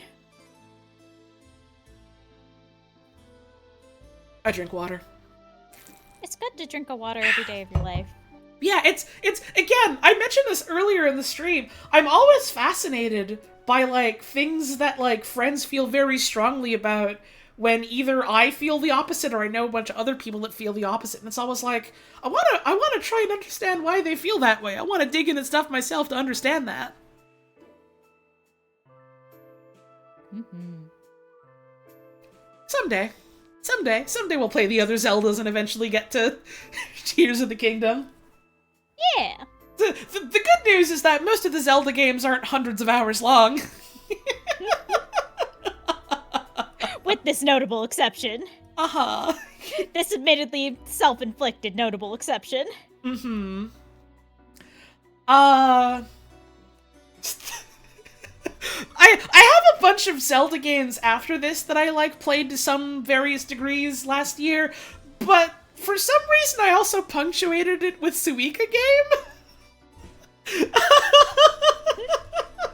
I don't know why I put Suika game in the middle of all that, but I did play Suika game. It was it's a cute little puzzle type of thing. You know, you drop the fruits in, you get the different shapes to make them bigger shapes so that you get more points when you get the nice shapes. You want to get the watermelon, you love the watermelon. The music is insufferable. Really, really fun, solid puzzle game foundation. If I play that game for long enough, I feel like my brain is gonna catch on fire because of the music. You can't turn off the music. Like, I don't even mean, like, in the sense of mechanically you can't. I mean, like, morally and ethically. You cannot turn off the music if you're playing that video game. You gotta leave that shit on, gamer. Otherwise, you're not really playing it. It doesn't count. They excommunicate you from the high scores list. It was cute. It was fun. It was the most I touched my Switch in, like, October, I think. Was just playing it. Thank you, Tank Friend, for that brand new sub. Much appreciated. Oh, alright. Now for the rest of the list of Zelda games on here. Minish Cap. That came out on the Switch Online for Game Boy Advance thing. And I played through basically all of it the first time I went and visited Puzz this year. Or last year, rather. I still gotta get fucking used to that. Same. I gave Minish Cap a try. I gave Minish Cap a try years and years ago. It was one of my favorite handheld Zelda games. I fucking love Minish Cap. And I was like, oh shit, it's out here. I can replay it. Let's play it again. And it was a lot of fun. I still like it a lot. I got lost so fucking much as a kid playing that game, and now as an adult realized, oh, the game has a built-in hint system that tells you where to go. You just go talk to Grandpa in your house, or uncle, or whatever that fucking Smith guy is. Like, sometimes you talk to the hat and he's just like, ah, and doesn't really give you, like, concise or consistent advice about, like, what gameplay thing you should do next. You go to your house and you talk to Grandpa and he's just like, oh, hey, kid, how you doing? Have you thought about getting a pair of shoes lately? And it's like, Oh. so that was a fun thing to realize was there. The game doesn't really tell you that you can go talk to him and he will give you a hint or what to do next, but you sure can.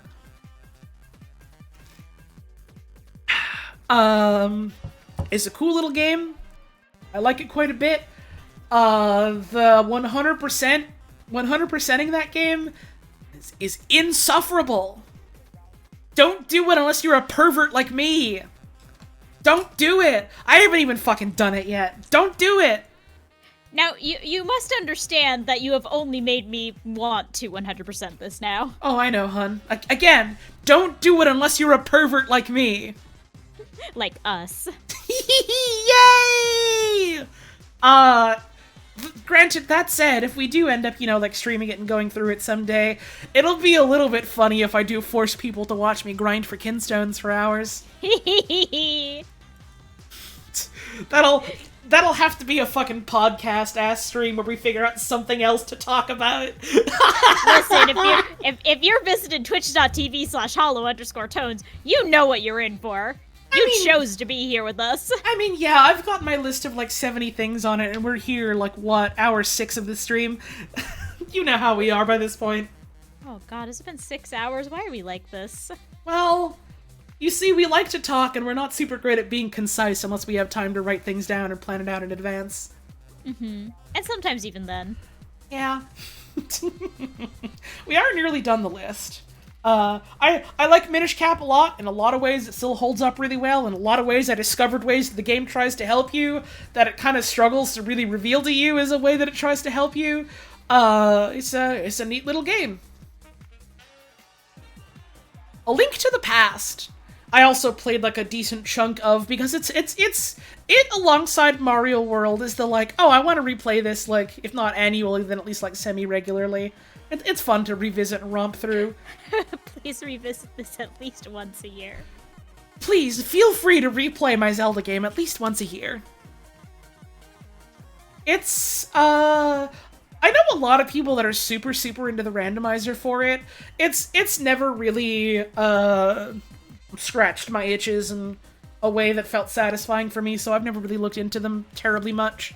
But, I don't know, I just really like base game Link to the Past. It's a, excuse me, Jesus. It's a fun little ride.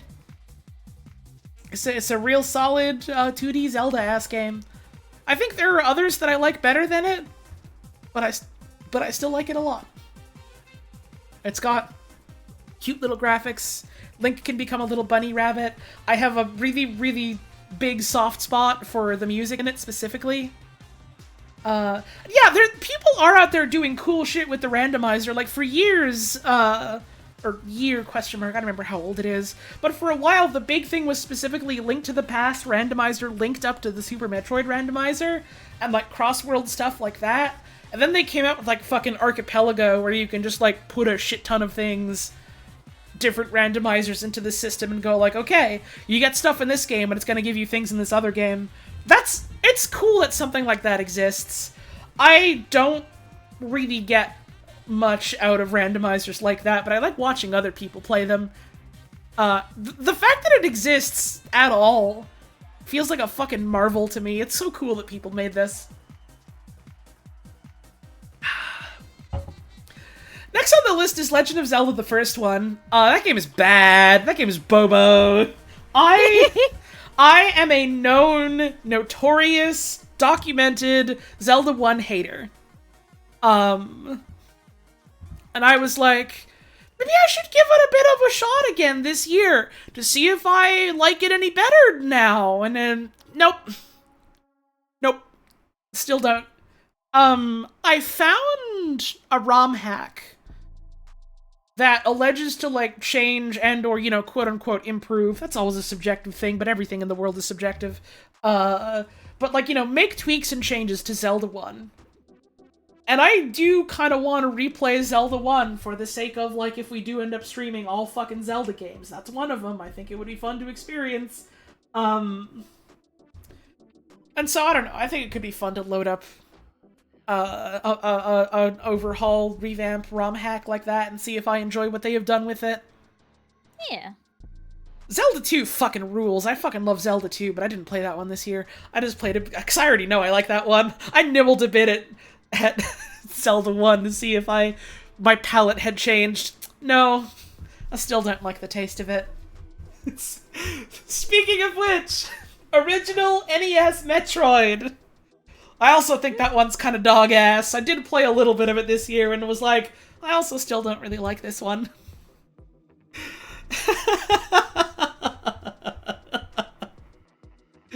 They made Metroid 1 but good, and they called it Zero Mission, and you can go and you can play it whenever you want. You can go and play that shit whenever you fucking want. It's out there. This is an opinion that I have talked about multiple times, but quite frankly, I think a lot of NES games are not so good. Mm-hmm. There are few NES games that I do genuinely enjoy. Like, there's Mario 2 and 3. I don't even know if I like Mario 1 especially much. I think Mario 1 is a little bobo. Mario 2 and 3 are great. Zelda 2 is awesome. I'm a little bit of a Ninja Gaiden pervert, but I'm a little on the fence about that. Kirby's Adventure is strong as fuck. Kirby, I love you forever. Kirby is famous. Famous Kirby. Yeah, I played a little bit of Metroid Original again and was like, I still don't like this very much. I've beaten it once in the past, so I don't feel an obligation to beat it again, but I wanted to give it another try. Metroid 2 Return of Samus, which was put out on the Game Boy Color, Game Boy Pocket, Switch Online thing, and I was like, oh shit, I've never actually played original Game Boy Return of Samus. I should give that a try. I did, and I was like, oh man, this is extremely a fucking old Game Boy ass game. Oh man!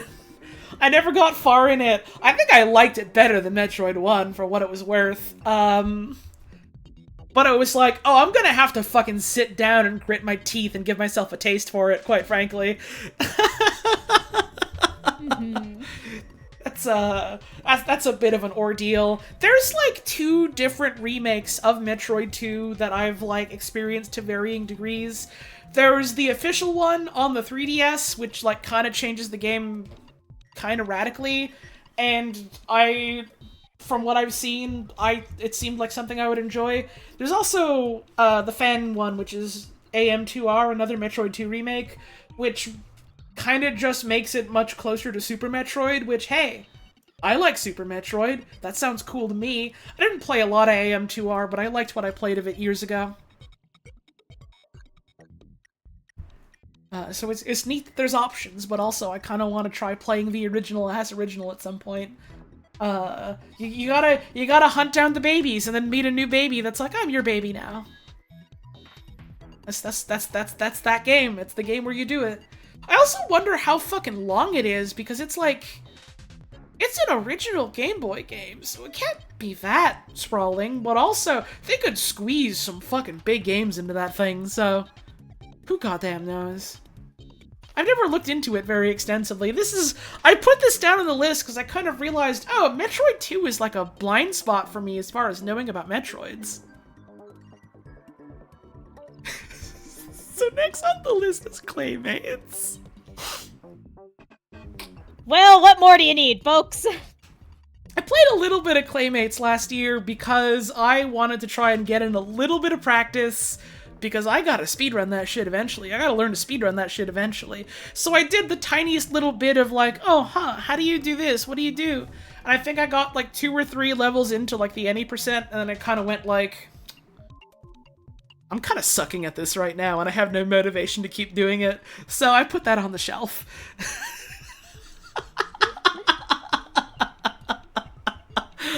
Now we'll get back to that this year.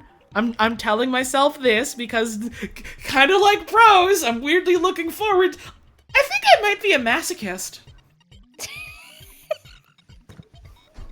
I think I might be a glutton for punishment. I'm learning something about myself today. Huh. Claymates! I started laughing so hard, Kiki came over to see if I was okay. Oh no! Baby. Hi, silly Gower. I should play Rascal? What the fuck is Rascal? I don't know her. Hang on.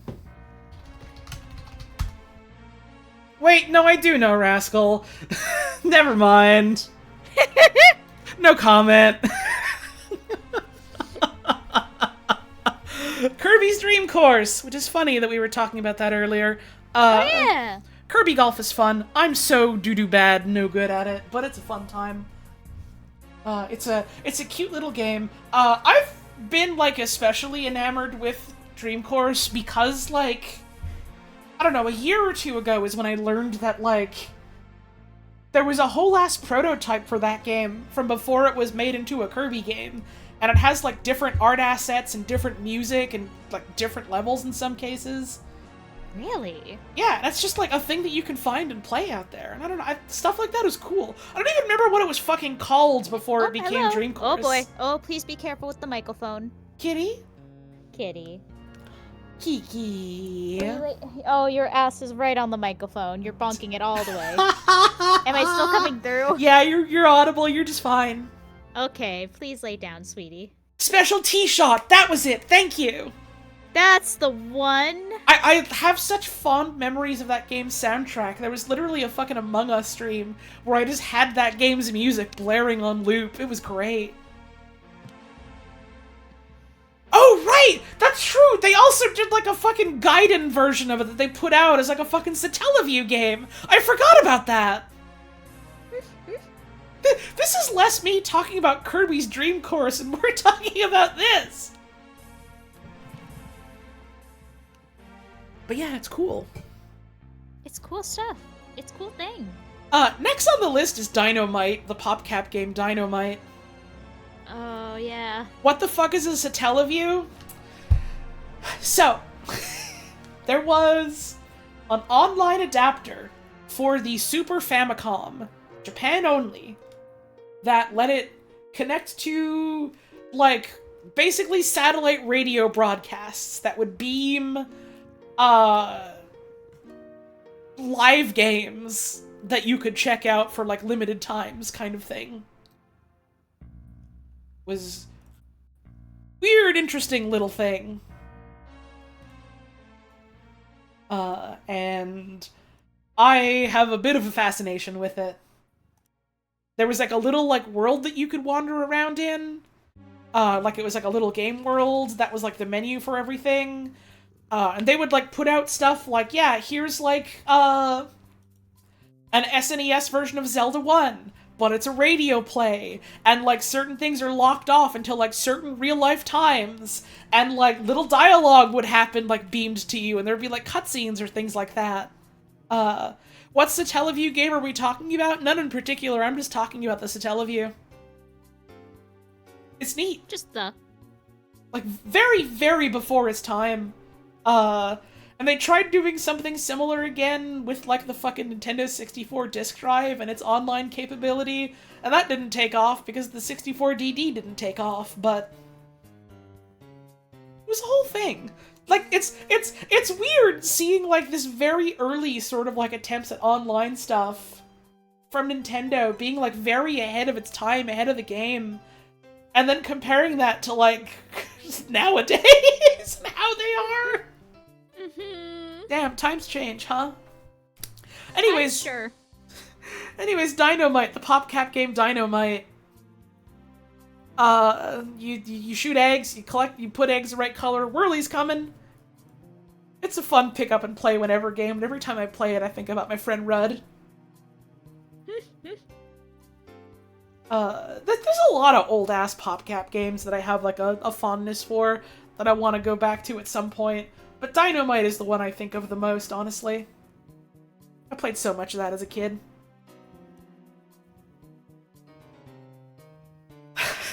Borderlands 2! Borderlands... Hey, honey? Hi. Why? So I'm about to get to that.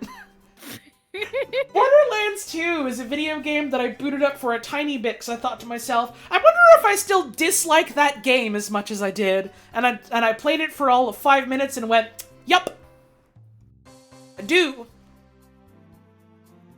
Damn, I sure do. Moving on. Super Mario 64. I've been, like, very slowly nibbling through Mario 64 again over, like, a year or two, frankly. Like, ever since the fucking Switch thing came out with, like, Sunshine and Galaxy and 64, I've been, like, pecking away at a save file very, very slowly every now and then whenever I feel like it. Not making very much progress. People still say Borderlands 2 is the greatest of all time. Why? I don't fucking know. People say Oblivion is their favorite Elder Scrolls game, and I don't understand that neither. People can have different feelings about anything all over the world. I drink water.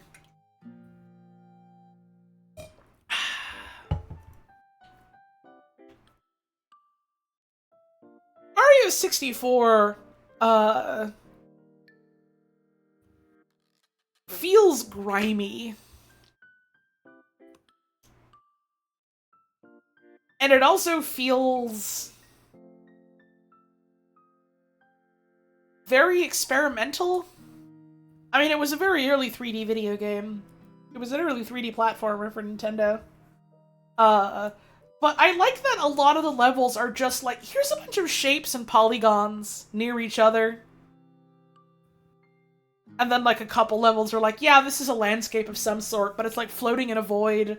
Or, like, here's a castle just floating in the sky. And then it's like, then here's just, like, a bunch of levels that are just a bunch of shapes together. And it's like... I really like that. It feels like a bunch of toys are being lumped together and they're going, alright, let's play together. In, like, a way that doesn't really happen in future Mario games very much. They, like, kind of do that a little bit in the Mario Sunshine bonus levels. And then a lot of the way Mario 3D Land and 3D World are designed feel like responses to those levels. But it's not quite the same. Yeah, I get what you're saying, yeah. It's not quite the same. Do I know about the Mario 64 decomp? Yeah, that was a pretty well-known thing, quite frankly. I feel like a lot of people know about that nowadays. Sonic the Hedgehog 2, which I booted up on a whim one day last year and was just like, oh man, I haven't played a Sonic game in a while. And I had a hunger for Sonic 2 specifically. And I don't think I got very far in it. There's always one fucking level I get to in Sonic 2 where I go, well, I guess I'm done. Let me look up what the levels are. I never remember what it is by name. Let's see.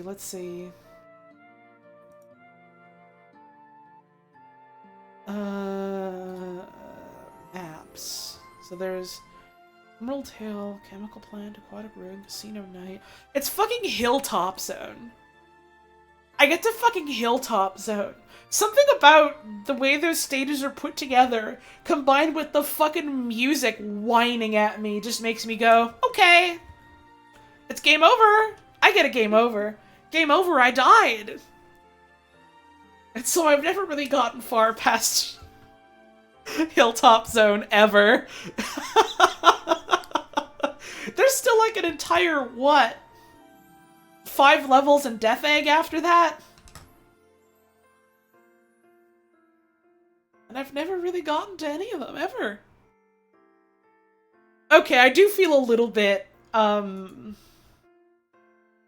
what's the word? Not validated, but a little bit, vindicated, seeing a bunch of other people in chat going, yeah, Hilltop's a bit of a misery level. Hilltop is a little bit the dire Doc's misery aura of Sonic 2. That makes sense, I suppose. Someday I'll get past it. I do have to. I said I was gonna do a bunch of the Sonic games on stream as well. Oh, I am excited for that as the Sonic, as the resident Sonic. Yeah, me too. It's thankfully not nearly as bad as the worst levels in 1. I suppose. If I can suffer through all of Sonic 1, which I have on multiple occasions, Why? I can... Pardon? Why? I... don't have an answer to that. Actually.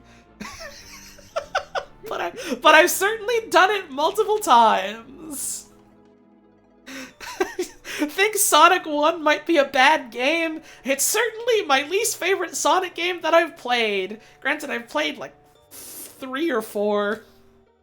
There's a recurring trend here of Holly seeing the first game in this series and going, nah, no thanks, actually.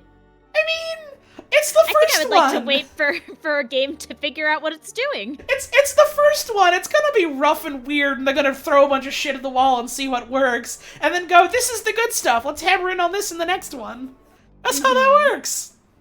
I'm not saying you're wrong. I'm just saying it's a very funny trend of the night. Yeah. Yeah, and it's probably gonna happen forever is the thing. And it will happen again. I guarantee. But yeah, if that's a game I can suffer through multiple times, I can probably get through Sonic 2 and 3 eventually with some practice. They put out that like Sonic Classic Collection thing, recent thing, where like there's also a DLC where you can play as Amy or something like that. I was curious about that, but I didn't hear enough from, like, Sonic game enjoyers one way or another about it to feel confident spending the money on it. All I know is I saw Amy turn Eggman into scrap in about 2.5 seconds. Awesome! So that's the only thing I know. Good for her, honestly. It's still... Good for her. I'm gonna have so many more concrete, formed thoughts and ideas about this once I actually sit through more Sonic video games. But man, I still don't fucking get why they never know what to fucking do with Amy in any of their damn video games. Literally just give her more levels with the Sonic Adventure 1 moveset. Give her better levels with that. Give her fucking anything. Give her literally anything. Literally anything. Like, I still have to, like, play through it myself. In theory, I like some of the stuff they've done with her in Frontiers, where she's got, like... Oh, yeah! Her fucking, like, her tarot cards and, like, a weird, like, combo hammer tarot motorbike. But also, let her do Pico Hammer high jump and bash someone's head in with a big hammer. Please. I forgot there was an entire fucking Frontiers DLC where you played as the other guys in it. Yeah. God, I still... That's another thing hopefully coming for me next year. I kept promising Sonic Frontiers, and I do want to play it. Yes! Go follow my wife on Twitch! Hang on. It's gonna be a little bit before I get back to streaming regularly for multiple reasons. One, I am in fact getting a master's degree. Uh-huh. Two, I want to migrate away from fucking Streamlabs or whatever. Mm-hmm. Which is a whole thing I gotta do. A whole other gotta, can of worms. Yeah, gotta reset up like integrations, gotta figure out how to use like Ko-Fi tips and shit like that. Stream Elements, thank you. Yeah, I already migrated away from I migrated from Streamlabs to Stream Elements, and then Stream Elements also sucked in. Yup. Can you guys... Hello? Can that be how we do tips from now on? Kiki! Sorry, she's knocking over stuff on the shelf. I gotta deal with that real quick. Continue speaking about video games. Video games. What was I talking about? I forgot they did that whole, like, post-game DLC update thing with Sonic Frontiers. They sure did. We watched Penny do that when you were here. Oh yeah, that's true! Isn't that the night that I made, like, a big fucking pasta? Yeah! That was good pasta. And that Knuckles song played on a loop for 3 consecutive hours. Oh yeah. That was great. That was really funny.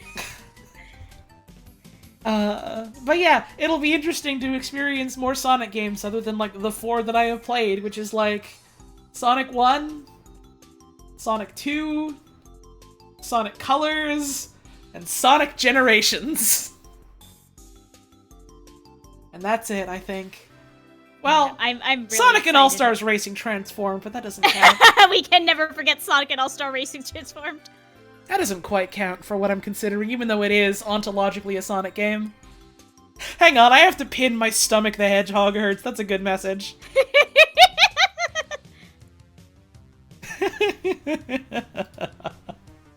Alright. Monster Hunter Rise. I played a little bit more Sunbreak this year. I've kind of fallen off of Monster Hunter, less in the sense of like, oh, I don't want to play this anymore, and more just like, I've had my fun, I've had my fill. I'm okay waiting for the next one. But I dabbled a little bit, and it was a good time. Which the exactly 5 seconds we saw of the next one looks good as hell. They're like iterating more on like what World did. Hopefully I'll like it more than I liked Worlds. I think World is the weakest of the Monster Hunters I played. I still liked it, but I felt like it was the weakest one. They've got Yoshi in this one though. You can ride Yoshi in this one, so I am immediately more like, Hello.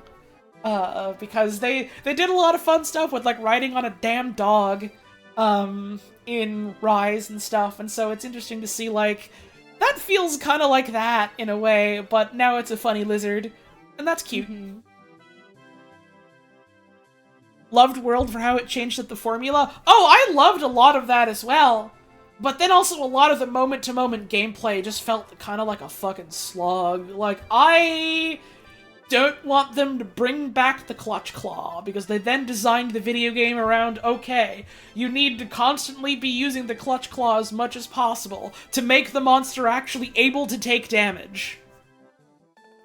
It was just not especially fun. And then, you know, a lot of other stuff that was like, this was made better by the existence of Iceborne, but like, the fact that a lot of the gear was just like retextures of the rest of the gear, but with like a couple little patches of skin or scales on it was like, not terribly visually interesting, and I hated the story also. Mm-hmm. Is that the one you were describing the other day as the colonialism Monster Hunter? It's the colonialism Monster Hunter. Really cool. It's we have to go to the new world and explore the new world and set up places to live in the new world. I'm shaking my head. People smarter than me, more well-written than me, have talked at length about that since that fucking game came out. But, yeah, Monster Hunter is not really a game you should ever play for the sake of the story. it's not that kind of game, but like, I don't know, World felt like a low point. I really did not like the story in it. Mm-hmm. But Yoshi might be in the new one, so that'll be cool. We will maybe have Yoshi. What kind of game is it? It's a game where you hunt monster? Well, you see, there's monsters, and you hunter them. You do play it for its cool world building, though? No, you play it to hunt monsters. The cool world building is in the Japanese-only art books that never get localized or released here. Oh, that's so cool.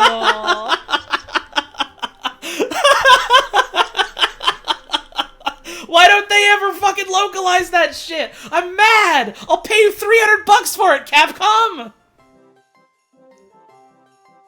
We never get anything fun.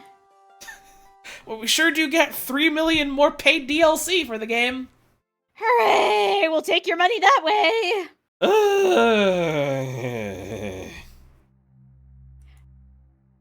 This is a different problem. It's the same with the cool as fuck Splatoon merch that never makes it out of Japan. Uh-huh. I'm eyeing that Grizzco line with just envy and rage. Man, if only. If only. But yeah, I played a bit more Sunbreak. The sort of like endgame systems they added to Sunbreak didn't super grab me. It kind of reminded me of like the endgame like Apex monsters from Monster Hunter 4, which also wasn't a system that I was super into. Like, for as much guff as I'll give World for not necessarily being my favorite, I really liked what they did in Iceborne with, like, the funny little weird multi-biome island you would just go to and hunt kind of endlessly in. That I thought was really charming. That I liked a lot. So, hopefully more stuff like that in the new one they make. Hopefully they make a good video game instead of pressing the bad video game button, and they hit the good video game button instead.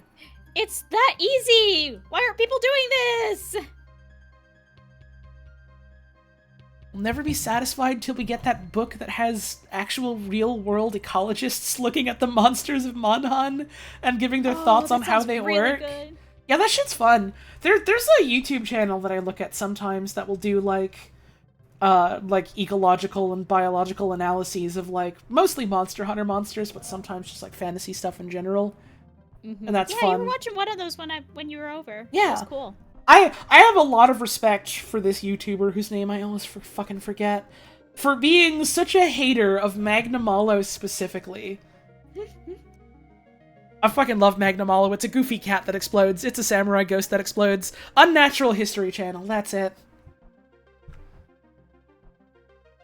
We, in like 3 years when the new Monster Hunter is out, we should just have a stream where it's just you, me, and Jay, and I do my nature sketches, and Jay does his spec bio analysis, and you hit things with a big hunting horn. That literally would be very fun, yeah.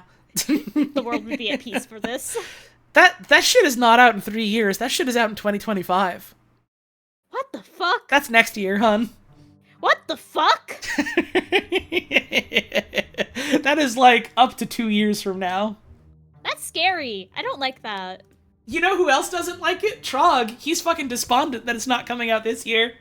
That's right. I remember from the Game Awards. Trog's misery. Uh-huh. This is just about the end of the list, honestly. What else do I have? I played a tiny bit of Caves of Cud. I fucking love Caves of Cud. I should stream Caves of Cud at some point. I don't know what that is. It is a fun dungeon crawler roguelike type of video game. I want to say kind of similar to Dwarf Fortress, but not really at all similar to Dwarf Fortress, aside from, like, the adventure mode of Dwarf Fortress, kind of. It's a neat little, I guess it's technically a roguelike, isn't it? Caves of Cud is your second favorite game of all time? Yeah, I know I watched a lot of you playing Cud, over the past fucking while, Doc. It's a good video game. It's a good-ass game. it's I haven't like really sunk my teeth into it extensively, but it's something I do want to play more of. Recently, fucking Mira got into CUD, which was like, oh shit, I know more people that play CUD now. That's awesome. I should play more.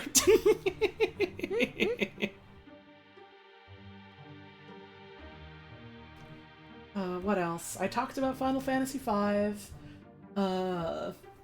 Half-Life Source I went through some of again last year, which is very funny because this was also the year that, like, they did the big remaster of Half-Life Original, like Gold Source Half-Life, and not Half-Life Source. So it is a little bit funny that's the year I went through the bad version of it again. Your timing is simply impeccable, darling. This is something we talked about, but one of the subathon things I have is I said I would play through the Half-Life games, which would be, fun to do IMO, and, I thought it'd be fun if I, like, bring you along, because you've never really, like, played any of them. Yeah, I know next to nothing about Half-Life. I was shocked to learn that there are zombies in Half-Life. What? I didn't know. You genuinely, you were shocked? Yeah, I didn't know. That's like the big iconic thing is the funny head crab make the zombie. Yeah, I knew it was like aliens. I didn't know it was like a parasite takeover zombie type alien. I thought you knew. I didn't know. I love you so much. That's so funny. There, it's the Yaba my icing guys. They go Yaba my icing. And they cry. Whoa, whoa. There's lots of guys in that. Yeah. But yeah, the only things I know about Half-Life are Portal, because I love Portal. Right. What little I've seen from like friends like you and Bugs and Frankie. Right. And Dr. Coomer. Well, I don't know how to tell this to you, hon, but Half-Life VR, but the AI is self-aware, is not really especially indicative of Half-Life as a video game. It's not? Well, no, we made it up. Is Benry even in that one? In which one?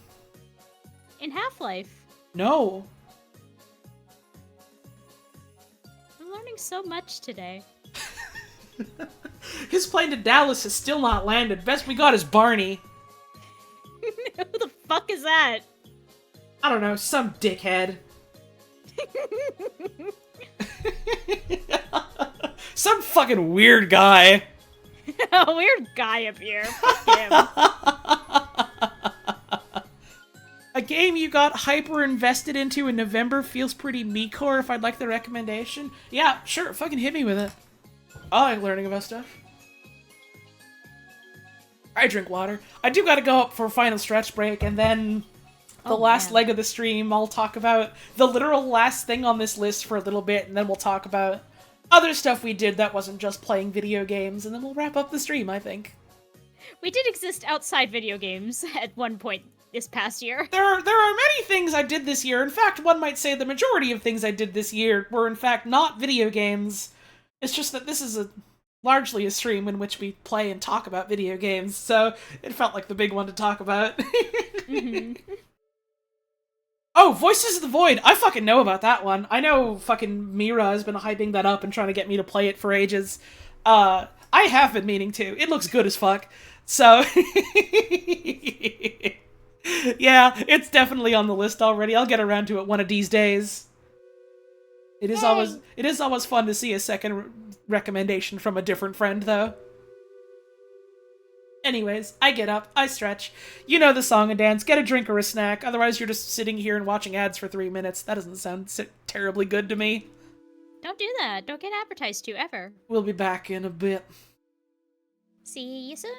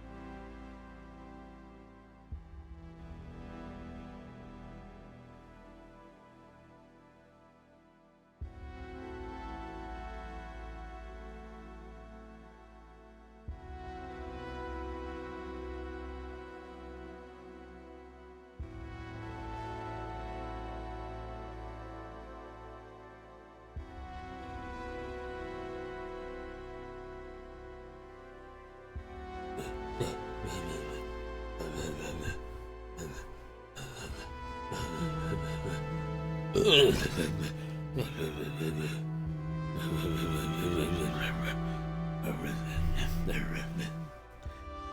school, what is your favorite thing to do on the weekends?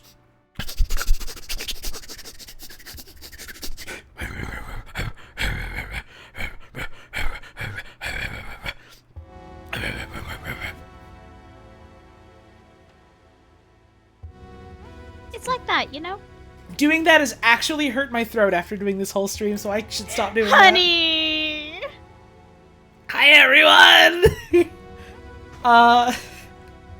The voice is a little hoarse and froggy, which I expected given that I haven't streamed or talked for hours in a row in a while. But, we soldier on. I'm almost done. I am getting very tired, so I'm probably gonna keep the last little bit briefish. Jesus Christ, yeah, it's about 2 in the morning. It's almost 2. I don't got anything planned for tomorrow morning or afternoon or maybe even evening, so it's okay if I go to bed a little late and wake up a little late. Still, yeah. I know you worry. Hey. You gotta stop whimpering like a fucking dog. You gotta have some self-respect.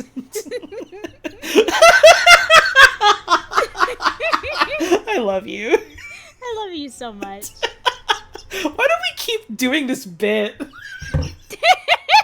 Unclear. Whimper like a hog instead? Oh no, Holly's got that covered. Don't say that to me when my fucking throat is feeling bobo after talking for almost 7 hours straight. That's gonna injure me to go.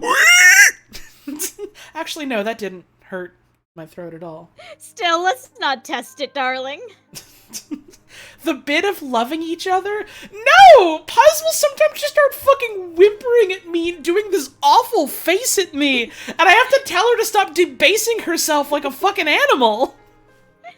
That bit! Though it's very funny when I do. It is very funny.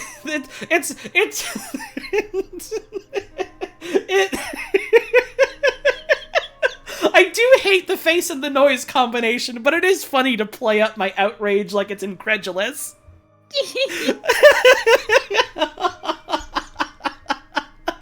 None of you get to see the fucking face she does when she does that, so like... I'm gonna throw up. I can fucking see the face you're doing in the back of my mind. You monster. You care about me? I do. Jake knows the face is real fucking bad.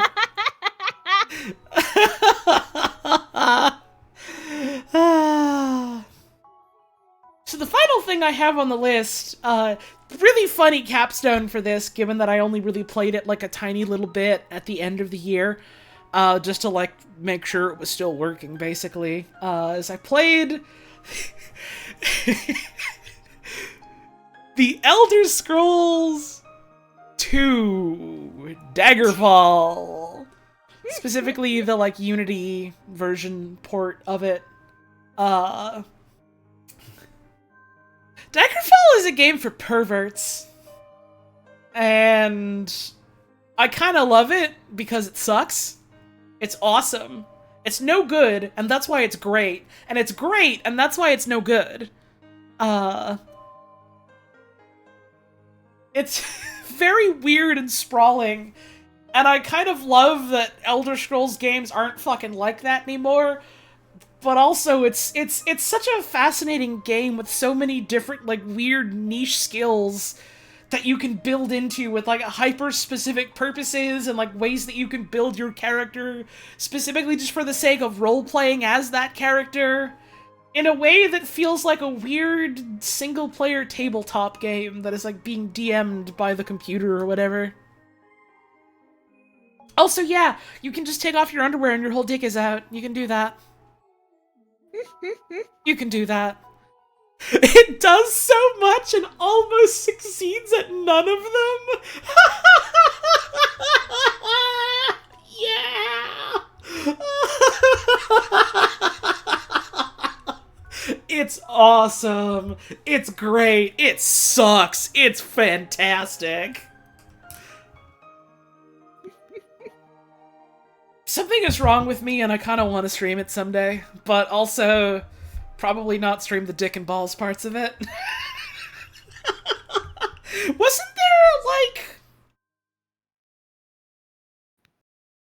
Wasn't there an Elder Scrolls anthology stream at one of the GDQs? Yes. And didn't they, like, accidentally show the dick and balls during that? I want to say they accidentally showed the dick and balls during that. Yes? Okay, I'm not misremembering. Oh, man. Fuck.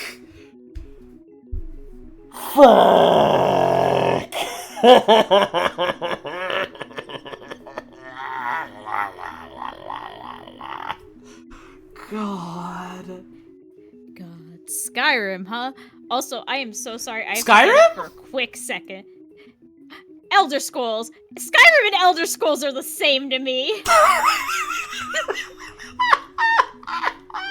like tissues and Kleenex to me. No! Also, I do have to get up 1 second. I'm so sorry. I will be right back. Okay. Well, that's the end of the video games that I played last year. So it's a bit of a shame that my wonderful wife that I adore had to get up just now, because I was about to ask her, hey, do you have anything in particular that you want to talk about? And or segue into non-game stuff, which includes some stuff that we did together. So I guess I'll wait. How everyone else is doing.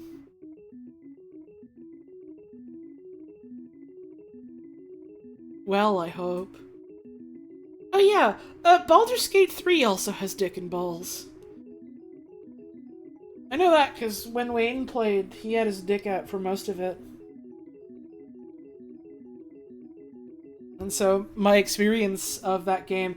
I think my perception of what the Dark Urge is different from a lot of people that have played Baldur's Gate 3. Because I didn't play that shit myself. To me, the Dark Urge is a halfling with his penis out constantly. And every time one of the options comes up, I have to go, uh-oh! I feel a dark urge! That's what the character is.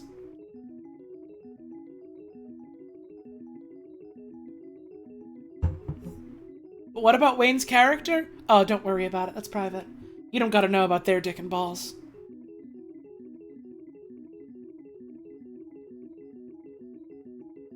Baldur's Gate 3 came out last year. I didn't play it. I got it as a birthday gift.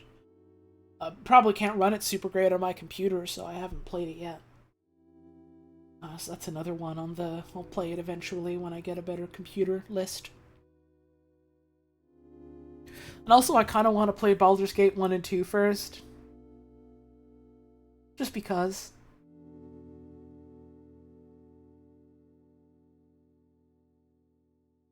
I'm back.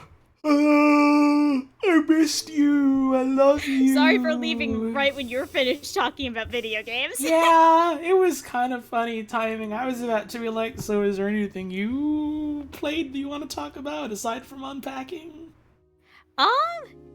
I have not played a lot of games this year. I said that. It was a lot of like older stuff or things we've already discussed. Like I play a lot of Splatoon. I've been chipping away at stuff on stream. I really enjoyed the murder of Sonic the Hedgehog. I thought that was lovely. Oh yeah, that was that last year. Yeah. That was April Fool's it came out. Yeah, it was April Fool's, and then I played it like fucking... Oh, jeez. 3 years later. 3 years later, yeah. It's one of the times Jake was over. Hell yeah. Yeah, after all my fucking up on the final level, Jake sits down and one-shots it. Love you, bud. Oh, no. No, it was good. It was really funny. But yeah, that was lovely. I've been playing a lot of Unpacking. I've replayed Psychonauts once or twice. I've been replaying some Stardew Valley, which is always fun. Speaking of Psychonauts... Yeah? Fucking Psychodyssey came out last year. Yes, we watched that when you were here. Oh, we were meaning to talk about that for like months and haven't. That was a good documentary. That was a really good documentary. It was... What if I replayed Psychonauts? I mean, you could. I could. if you want. Not right now, maybe. You don't gotta worry about finals this exact moment, so I mean it's fine if you replay it. It's up to you. That's true. Psychodyssey was very cool. It was a very frank look at how that game was put together, and also how, like, Double Fine itself was, like, shifting and growing and changing as the times went on. It was very nice to see that and, like, have it show, like, different perspectives rather than it trying to be like, oh, and this happened, and it was the good thing that happened to the studio and everything wasn't happy. It was like, no, putting that together was fucking tumultuous. People were upset at several points of it. The whole, like, It is acquisition... kind of a miracle that Psychonauts 2, A, exists, and 2, exists and is a good game. I was still talking. Sorry, I'm sorry. It's okay. The whole acquisition of Double Fine by Microsoft happens, and it's this whole, like, tumultuous thing in the studio, and a bunch of people fucking leave because they're like, yeah, they're, like, Double Fine is now, like, owned by a corporation. This isn't, like, what I signed up for when I joined, kind of thing. And, like, I don't know, I appreciate them just being really frank about how people felt about all that, and showing their perspective, and just having that just be, like, shown and not have it be like, oh, it's wrong that they felt that way, or like, oh, no one felt that way at all. Just being very open about how stuff like this gets put together, and how sometimes things go really, really wrong. And how sometimes things go really, really right. Mm-hmm. And how sometimes a gay dude on your staff goes, what if these characters were gay? And everyone agrees, dude, you're a fucking genius, actually. God, shouts out to James. He went through it. James was a real one for that one.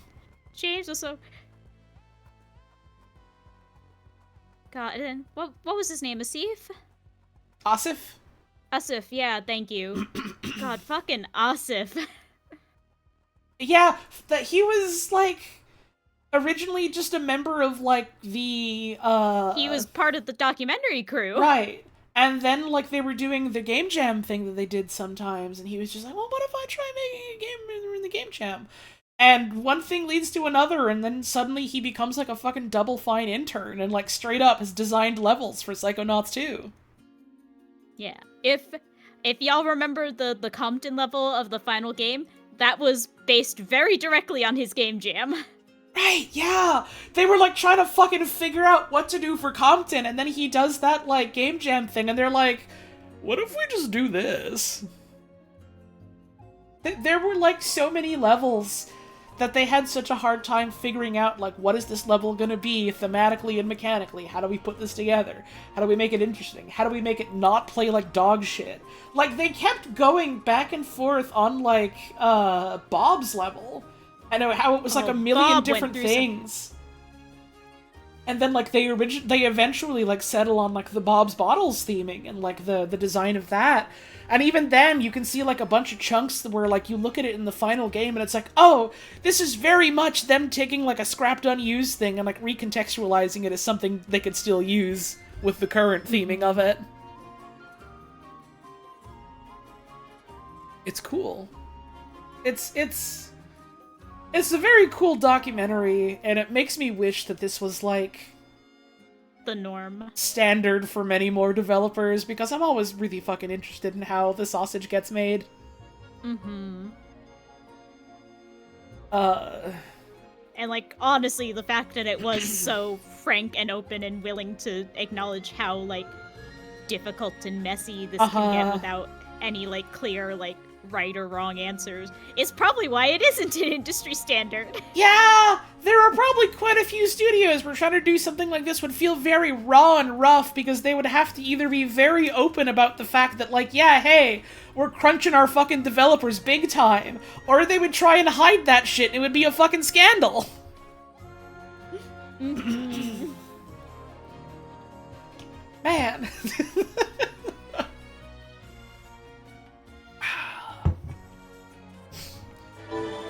What's some other stuff that we got up to Good morning, last Holly and year? Puzz. Thank you, Happy Nami New Srot, Year, for the smile. tip. I guess it is technically morning now, isn't it? Thank you for the tip, I appreciate it. Happy New Year. Happy New Year! here! It's here! What was some other stuff what we did? Oh, phew. We did a lot of, like, eating around local places when you visited. A lot of looking at, like, gardens and such. That was There were lovely. so many nice gardens. There was, this one botanical garden we went to that was just gorgeous, and I saw so many, like, I don't know a lot about, like, plant life in and around the California area specifically. So it was really cool getting to see all sorts of different things that are, like, local and native and different things that take hold of the climate.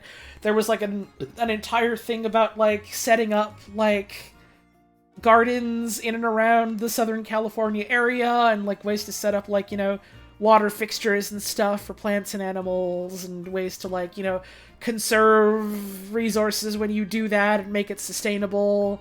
And, like, support local wildlife and not just instantly, like, cannibalize itself and die in the heat and the sun. Shit like that is cool. And then also there were some big fucking trees, and that was awesome. There was Good ass trees. There was a scary fucking woody woodpecker. Oh yeah! We saw him again when we went for the what you call the lights thing. Oh, why did you see him again? He was just there. I wasn't gonna, like, avoid him. I wish he left. I Fuck wish he him. left. Fuck Woody Woodpecker. Taking a hard stance here in my stream. That Holly handshake David Lynch. Can't stand that bitch. He is always so mean to the walrus. He does not leave him alone. We went to the La Habrea tar pits. Oh yes. That's not what they're called. I always call them that. La Brea, yeah. I started calling them that as a joke and then did that so much that I couldn't remember the actual name. We went there. There was an entire big fucking wall of direwolf skulls. Oh yeah. There was mammoths. There was some cool bits about, like, paleontology and about megafauna. It was a neat place. It had a smell, which I guess makes sense. It had a certain smell. It's a tar pit, but it had a certain smell. It was very cool. We hit up other museums briefly, at least, didn't we? Yeah, where did we go? Was it like it's like a natural history museum? Yeah, we went to the LA Natural History Museum. Mm-hmm. Didn't stay for very long because it was a very large place, and I think I was kind of wigging out being around so many people in public. Yeah, it was very crowded, so Yeah. that wasn't fun. But I liked what I saw, and I would like to go back someday. I think we accidentally went on a day where there was also, like, a bunch of field trips happening there, so it was like, oh, that's a lot of people. Mm-hmm. Not great, not fun. Mm-hmm. We went to the Museum of Jurassic Technology. Oh, fuck, yes we did! The Museum of Jurassic Technology is maybe one of my favorite art installations ever. Is it a stretch to call it an art installation? I don't think so. I Okay. would argue that's a very apt way to describe it. If you don't know anything about that museum, you might be sitting here hearing that and thinking, what do you mean, Jurassic Technology? What does that mean? My answer Don't worry about it. My answer is smiling sweetly at the camera and not answering you. Because they are also not answering you. Uh-huh. It's a whole thing that amounts to, like, a collection of curiosities and, like, weird pseudoscientific theories. And, like, some of it is, like, speculative science, things that didn't actually happen, but that people thought maybe they could do someday. It's very styled after, like, a cabinet of curiosities, where the intent is for you to get lost and confused and look at a lot of strange things and read some slightly baffling descriptions of what those strange things are. And they also basically forbid having phones or taking pictures in there, so you can't really look anything up to, like, fact check information, which is intentional. An entire videographic display about how memory is a cone intersecting with a flat 2D plane. And it was so fucking funny. Yeah, it was like a 20-minute video, too. That was great. You and me and Jake all just sat there watching that, like, fascinated. I was enraptured with cone memory. It was so fucking funny. We definitely have to go back. We do. I figured out how to get there on the bus route, and I fucking love the Museum of Jurassic Technology, because, like, speaking as fucking a museum scholar, it is essentially a bit about museums and, like, how they present themselves as, like, centers of information, but at a certain point you have to be like, well, but who got this information? Why is this information reliable? Is this information reliable? Who puts it together? Why? What are they showing? What aren't they showing? What are they centering? How are they centering it? Yeah, it's extremely fucking cool, extremely fucking interesting. It's a very funny meditation on that. And also you get to learn about cone memory and cat's cradles. Yeah. And also there's a very fun... Sorry, go ahead. There's a very fun section that's called, like, Telling the Bees, which is about, like, folk superstitions. That section was really good! I loved that bit! I forgot about it until you just talked about it here. There was, like, an entire thing near that bit that I want to say was talking about how, like, RVs and trailers were, like, close to the nature of God and seraphim or something like that. Yeah!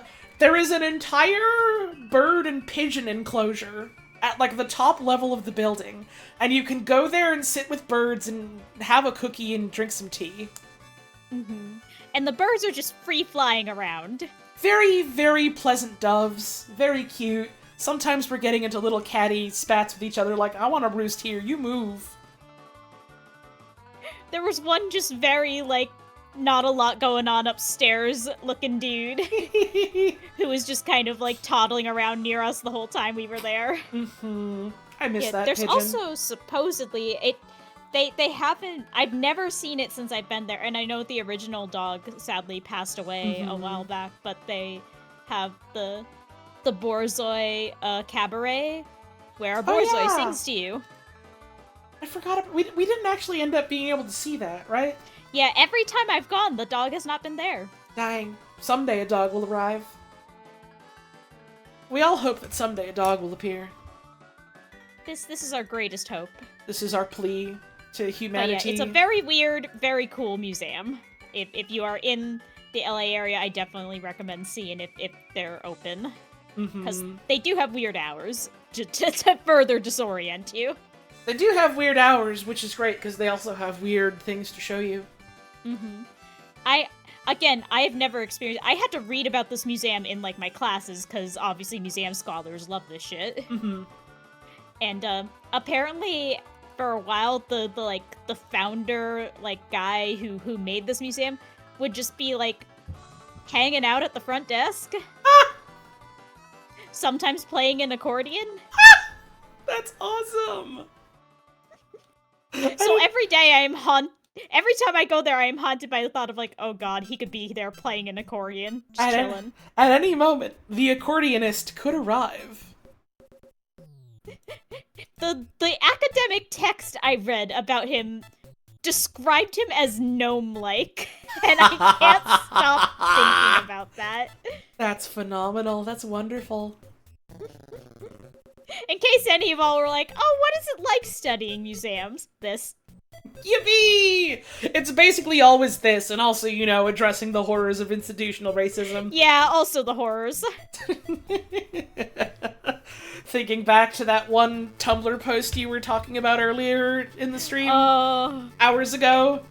Oh, I want to talk to that archivist. What were you thinking? I just wanna talk. I just I wanna... have so many questions. Why did you do this? Why did you do this to all of us? First of all, what's the matter with you? Second of all, why?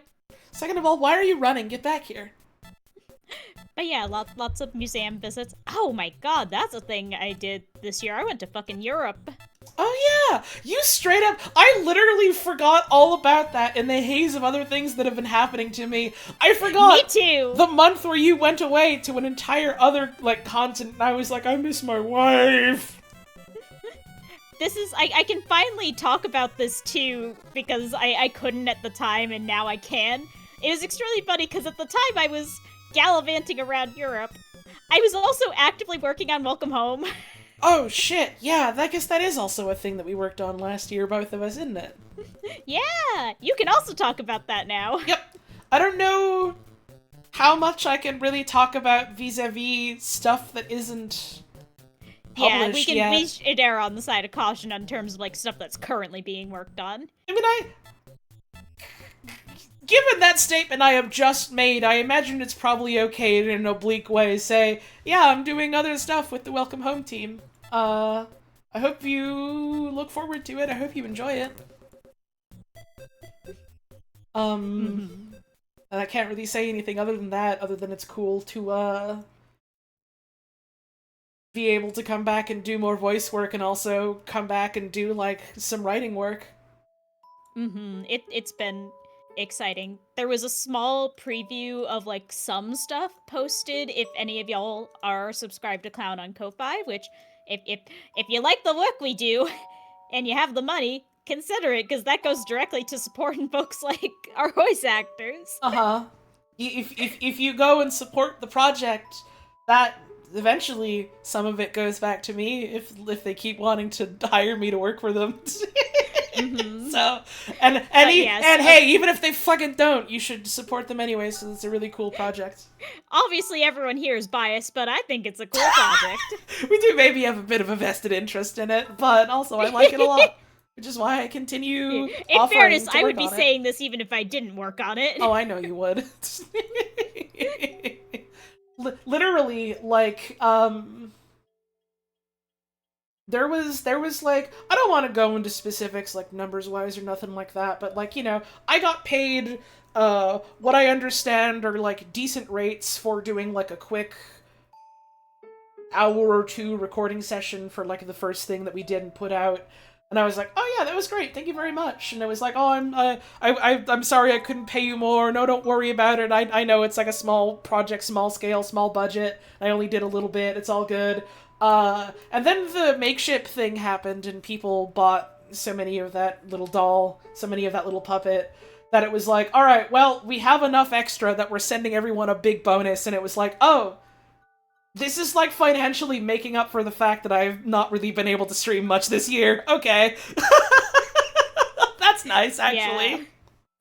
Like, I'll try not to speak too much on it, because, you know, I'm not the one running this show. I am but a humble supporter here. But, like, the fact that so many of y'all have come out in droves to, like, support the project, whether it's, like, sharing it around or, like, actually doing things like buying plushes or supporting the coffee, like, y'all are very directly funding this thing. Like, that trip to Europe, I took that basically because I was making more freelance money from Welcome Home. Very literally, very directly, people supporting that has been, like, part of why I was able to buy nice things for my partner's birthday. So that's cool. Yeah, like, you are if you support this project, you are very directly supporting this project and everyone who works on it. And that is no small feat. It's a neat little story, multimedia art thing being put together. I can't really talk about none of the specifics because that's not mine to tell, but recording on it was a lot of fun. Doing some of the little bits of, like, writing that I got to do for stuff that isn't out yet was a lot of fun. I don't think any of my stuff was uploaded to the Ko-fi, and the reasons I was told why my stuff wasn't getting uploaded are really fucking funny. Yep. I literally can't go into any I won't. It's less that I can't, more that I won't. Please look forward to it. Literally look forward to it. That's another thing, like, for those of y'all who are subscribed to the Ko-Fi and saw like little previews. You got a smackerel. We're working on. Sorry, go ahead. Oh, did I not come through? Hello? Hello. I think you like. It sounded like you cut yourself off. Oh, huh. I was talking. Okay. Strange. Say it again. I was just saying, like, for those of y'all who like saw stuff on the Ko-Fi, you guys got like a little tiny smackerel. We are either actively or like planning on a lot of really cool stuff for this coming year. Mm-hmm. Tip of the iceberg and all that. You've gotten the sampler platter. The feast is coming eventually. Mm-hmm. And I hope y'all continue to enjoy it. We're really excited and really proud about what we're making. Yeah. What other stuff? What happened last year?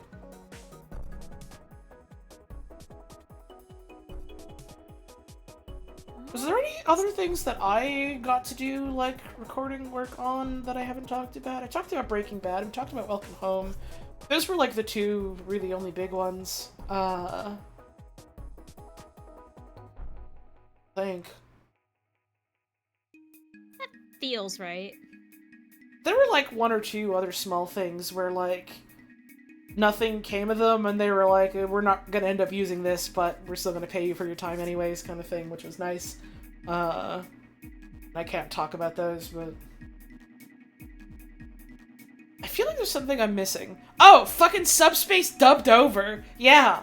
Jesus. I hope I don't jack off.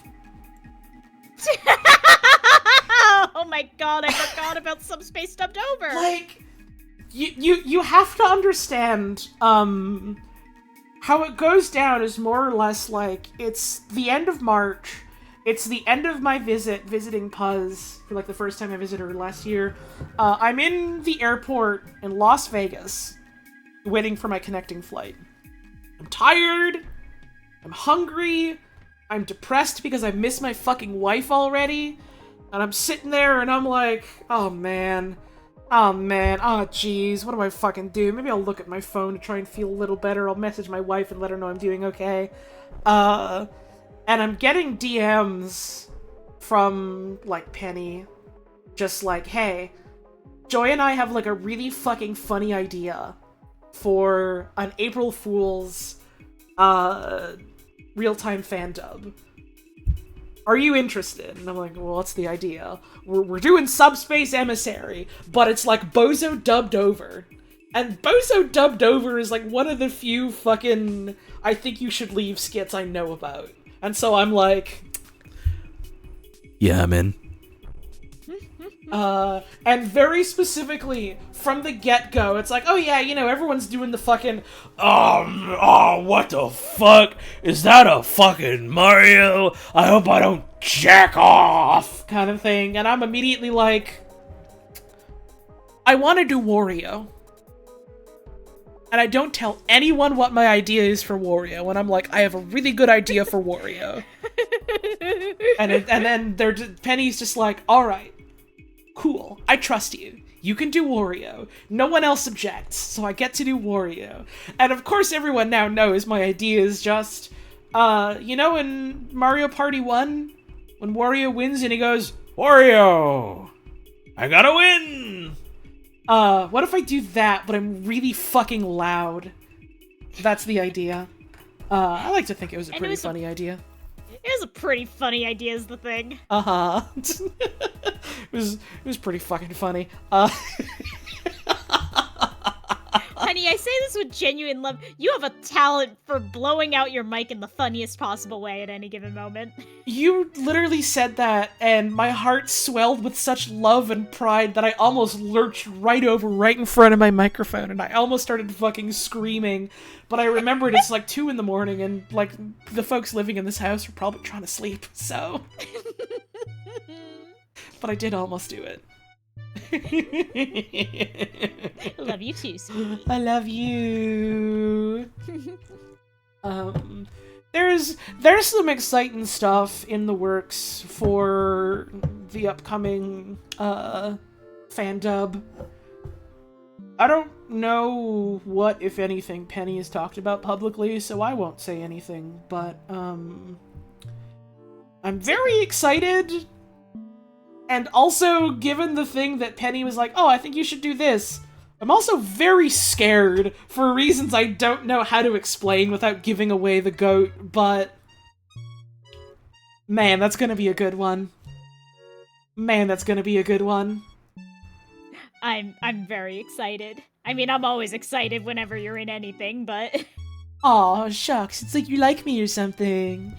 yeah. I like you too. Yeah. So that's gonna be fun. Penny was talking about, you know, recording footage for it, so that'll be rolling eventually, and then we'll get around to putting it together eventually. I was also in fucking Sparkle on Raven. I fucking, after everything that happened last goddamn year, it slipped my mind that I was in that, and I did voices for that. That was a lot of fun. Sparkle on Raven was the sort of thing where it's, for years I've been like, oh yeah, this is really cool. Hey, if you want me to do anything for it, hit me up. And like, a lot of how that is put together is very collaborative. Like, people are like, hey, I have this idea. How do we fit this in? And I was always just like on the sidelines like, yeah, this is really fun. This sounds like a fun way to put this together. I don't really have any ideas of my own, so I don't have much to contribute. I'm just sitting here and smiling and clapping my hands. And then, like, at one point, Koo just, like, reaches out to me and is like, hey, so I got this character, and we're doing, like, a fucking Halloween episode, and these are, like, Halloween-themed guys, and I think you'd be a perfect fit for one of them. Are you interested? And I'm like, Oh, buddy, I've been interested. so that was very exciting. How long has Sparkle on Raven existed? I don't fucking know. You think I can keep track of time? I still keep thinking it's 2023! Like a year or two, probably-ish. If you ever hear me say the word years, please understand it means anything between 1 year and 10. Anywhere from 1 to 11 years. I'm very tired, and I'm not sure if real, just posting. But yeah, I got to be Seam, the funny scarecrow lady, and that was a lot of fun to put on a voice for that. I got a lot of very helpful voice direction from Koo. I had some help scuffing my audio so it sounded, you know, of a certain quality, of a certain era, of a certain type of fanime on YouTube. I, like, almost busted out my fucking laptop to, like, and, like, almost scuffed up the mic on that to use it, then I was like, nah, we can do that shit in post. So that was a lot of fun to be able to lend my voice to that, as it were. We talked about Breaking Bad VR, but the AI, and I said a bunch about that. I had like people like right after that dropped that were like, oh, so what was it like, you know, like putting together the voiceover for the trailer? And that was like not something that happened last year. That was years ago. We've been sitting on that trailer for a long time. And had to keep telling the folks that we like commissioned to animate it and stuff like, hey, thank you again for making this thing for us. We're still going to use it. There's been some delays. Don't worry, we'll tell you when it goes live. So that you can see it and see people freaking out about the cool work that you did. You thought that was recent? No, it's been,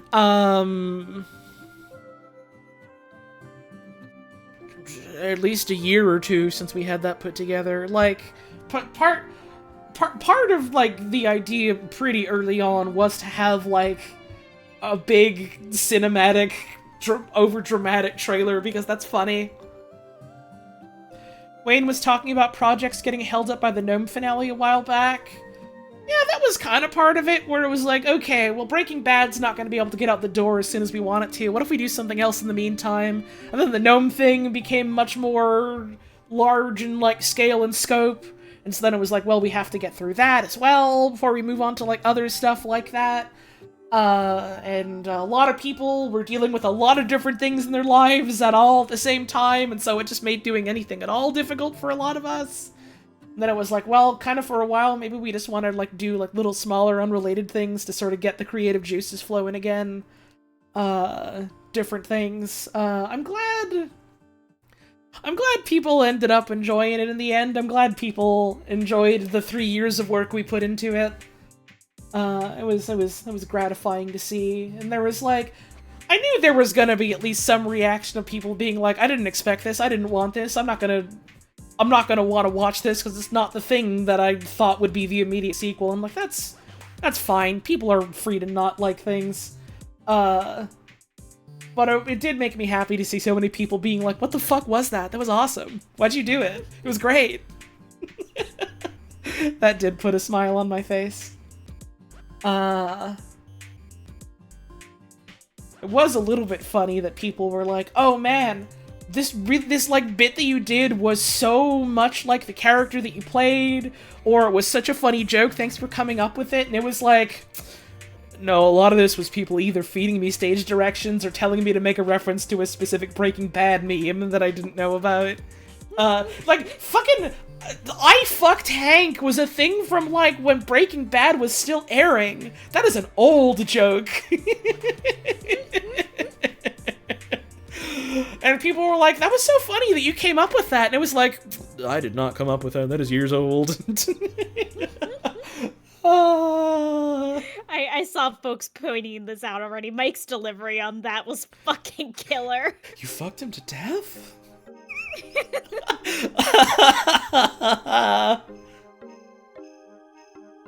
Like, listen, even if you were being fed lines and stage directions, 1, that's just acting, baby. 2, Yeah. You acted the fuck out of that. Yay! It was very funny to see people be like, that was such an authentic portrayal of Hank, and I was just sitting here like, what? You sure? I don't know this man. You're fucking with me, yes? You're tricking me? I literally just was making fart noises and going, yeah, Hank, constantly.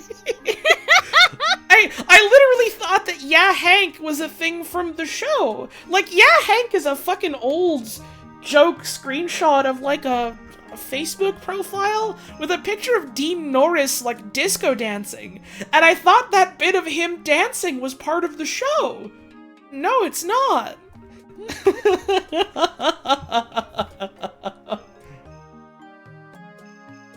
Really authentic portrayal of the scene where he took a shit while Walter cooked his blue in the bathroom. The funniest part to me is I didn't know what, like, the actual analog scene in the real show was for that bit, and I had to look it up, and it was like, oh, Hank Schrader goes to take a shit and he sees the book that Gail Bedecker signed for Walt. It's not that Walter was cooking his blue in the bathroom. I also didn't realize that when it was like, yay, let's have fun pool party in the pool, that it's like a really harrowing, dramatic, sad scene in the actual show when Skylar White walks into the pool. I didn't know that.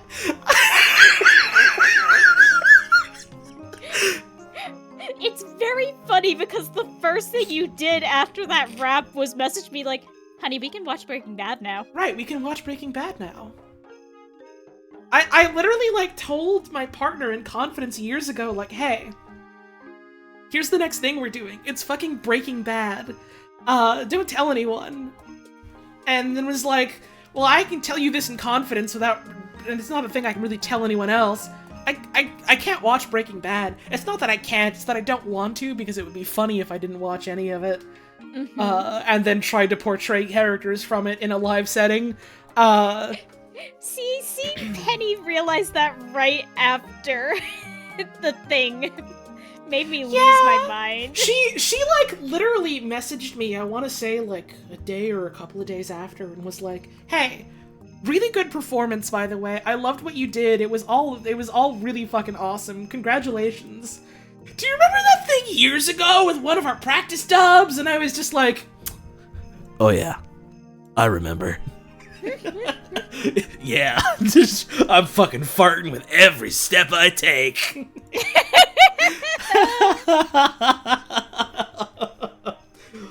She, like, was like, oh, I don't want to pry. It's clearly, like, something serious if you, like, are adamant about not wanting or being able to do this.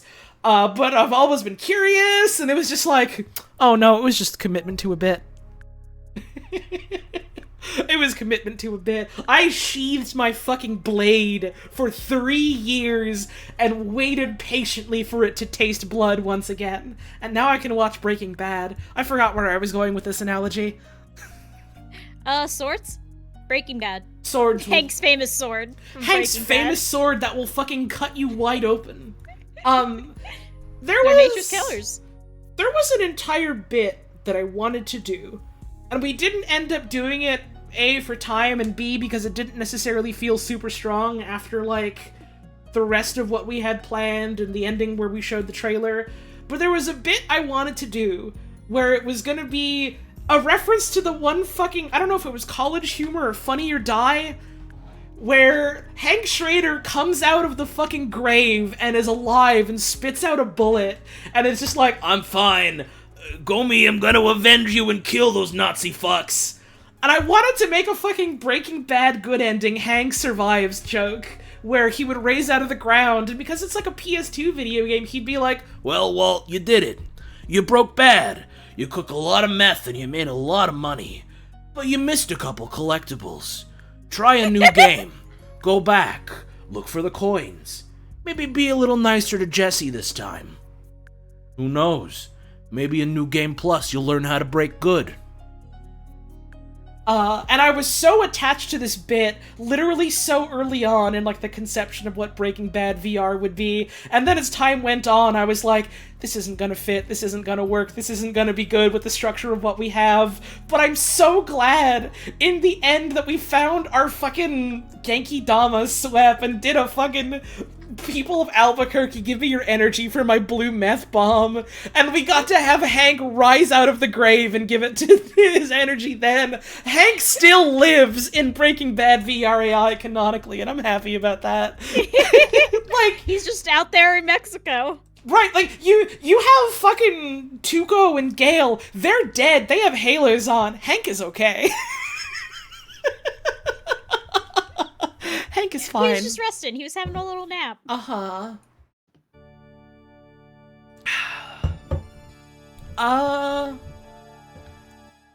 What else did we do in 2023? We loved each other very much. I was just about to say I held and kissed my wife a lot. Mm-hmm. That She was did do nice. that. That was very nice. 2024, they should let me do that more, so they should let me teleport to my wife whenever Please, I want. please, please, please, please, please, please. Considering That'd be so that, funny. like, I don't know, the fucking legal system probably isn't gonna just go, well, you're very cute, so we'll let you emigrate, no problem. Like it's nothing. That's about the best I can hope for at the moment, as far as quickly seeing my wife whenever I want is teleportal. While the Bowser theme is playing. The Bowser theme loves to play when I'm teleporting to wife. Uh-huh, it's famously always doing that. It's a power that we got from the Time Gods, as the Ninja Warrior, but we can only use it once. Teleport. I don't know why I feel so compelled to make, the Electrical Beast the Jolteon of Let's Play jokes whenever the opportunity arises, but I have to. It's such low-hanging fruit, and I have to every time. He got it from the Ninja Warriors and the Time Gods. He was so important, that's true. I'm literally constantly thinking about the Jolteon of Let's Plays. For fucking years, I thought it was him just saying in his accent, the champion of Let's Plays. No, it was Jolteon this whole time. Respect. Respect. Respect? Nothing but respect to the Jolteon of Let's Plays. What fucking Pokemon would I be for the X of streaming?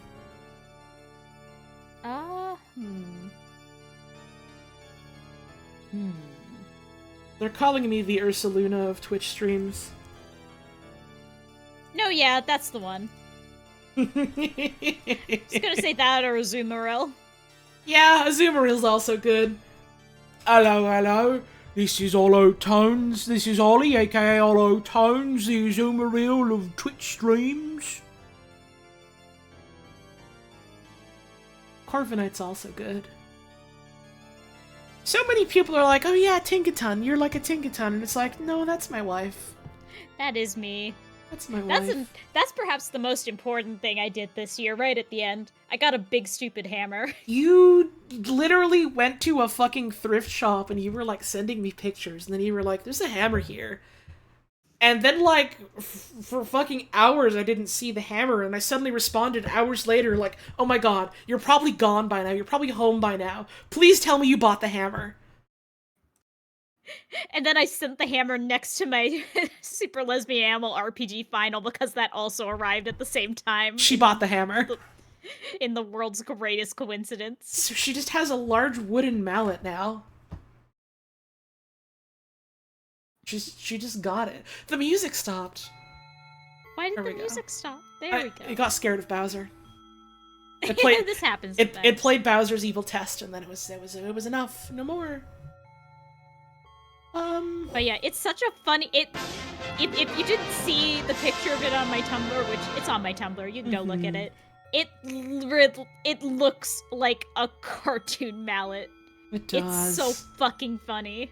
Thank you, Goral Stream Team, for the raid. I hope you had a wonderful stream today. I'm very tired, and we're literally just wrapping up, but I appreciate y'all coming on by all the same. I hope you had a good stream. I'm me, he says. What'd you do? What'd you play? What'd you do? This has been fun. I want to, and I also wanted to do this last year when Kana immediately fell off trying to do it, but, I don't know. Even trying something's fun if it doesn't end up working out, so I want to try it again this year. I want to try, like, actively writing down, like, you know, the things that I play and read and watch and stuff, and just have, like, you know, a little spark notes, sort of like, yeah, I did this, here's what I thought, kind of thing. And then I'll have, like, a more, like, concrete compiled list to go through when I do a end of the year wrap up. Hey, what did we do this year? Type of deal again. I think that'll be good. I think it's a fun exercise. Yeah, and then hopefully I'll be able to keep up with it this time. So I guess before we wrap up really quick, then 2024. What are we angling to do this year? Well, You want to start or should I start? Oh, I guess one for both of us is more welcome home stuff, evidently. Mm-hmm. Like even like just in like the, I guess I wouldn't even call it short term, but in the sort of soonish Immediate realm, term. the stuff that we're working on that we cannot talk about yet. Mm-hmm. There's that. For you got graduate. Yeah, I will be working on my thesis these next 5 months. Have to finish something. It doesn't have to be like published or nothing like that, but it has to be like in enough of a complete state that they say, yeah, you're good to graduate. Mm-hmm. So that's the big one, and after that, figure out what I'm doing for a full-time job. Yippee! And once those are handled, maybe finding a place to live that has more than one room. Yippee!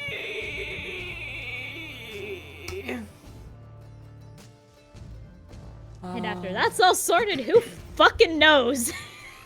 Yay! Maybe I'll work on my website some more. Maybe I will draw anything. My website. Maybe I'll look at a bird. I want to look at a bird. Let's see. I've got, presumably the next fan dub is gonna happen this year. Hopefully, at least. That's the aim. I've got some other ideas for stuff that Penny wanted to do together. It's not mine to announce, so I won't say what it is, but it could happen at some point soon. Or maybe not. We'll see. There's certainly more RTVS stuff in the works, which again, a lot of it is can't talk about it, look forward to it, smile. We have a rough date in the trailer for HL2 VR, which we gave ourselves wiggle room in that it flickers between 2024 and 2025. So hey, if it doesn't happen this year, not sure if Real's just posting. We accounted for it. No one's sure what it could mean. There's other things we talked about wanting to do that we're sure to work on at some point. Whether or not that, ends up meeting the light of day is another question. But it's fun to work on stuff, even if it doesn't end up coming to fruition. Yeah. I want to stream more again. I want to get back into streaming more again. Hopefully I'm feeling up to it. I've been feeling like really wicked bad stage fright when it comes to streaming lately, which is part of why I haven't done it quite so much in the past little bit. So I want to try and work my way out of that again and feel up to doing it more again. It's playing the fucking Koopa song again. Fuck off. I heard that one just recently. Want Koopa? You want Koopa? You want Koopa? I'd like to Koopa. try and finish some of the stuff that we have still ongoing stream-wise and get those out of the way. We can do Splatoon really soon, I think. Streaming's weird like that. Yeah, I mean, I feel like I feel that way about any creative project in general, though. If I end up leaving it to the wayside for any amount of time, I get really wigged out, like, oh man, it's gonna be really fucking hard to get back into this. And it takes me so long to, like, force myself to get back into it. Then when I do, it's like, wait, no, what am I talking about? It's actually remarkably easy to get back into this. Even if I'm rusty or whatever. It's very... I also want to get back into streaming, both, especially with you, my darling wife, but also just in general. I miss it, and I got a lot of stuff I want to hit up. I miss streaming with you. I miss streaming with you! I do think, to at least some degree, part of why I haven't been feeling it so much lately is because it's been like, oh man, it's a lot of fucking fun to stream with my partner. I miss doing it. But I'm not gonna sit here and be like, you should simply quit your job and also quit grad school to play video games on the internet with me more. That's dumb. Unfortunately, they will not let me simply hit pause on those to hang out with my wife. Why not? Which is homophobic. They should let you take a fucking break to go be gay for a while. It's only fair. They should! It's equality. It's equality. It's equality. But yeah, I'm hoping between my schedule being a little lighter this semester and the end of grad school being on the horizon and having, hopefully, fingers crossed, having more of an opportunity to structure my life and my schedule in a way that makes space for things that are important to me, like time with friends and time with wife and playing video games. I'm hoping things will be a little easier in that regard. I hope things are easier for you in general. God knows you've been fucking going through it like the past semester in general. No.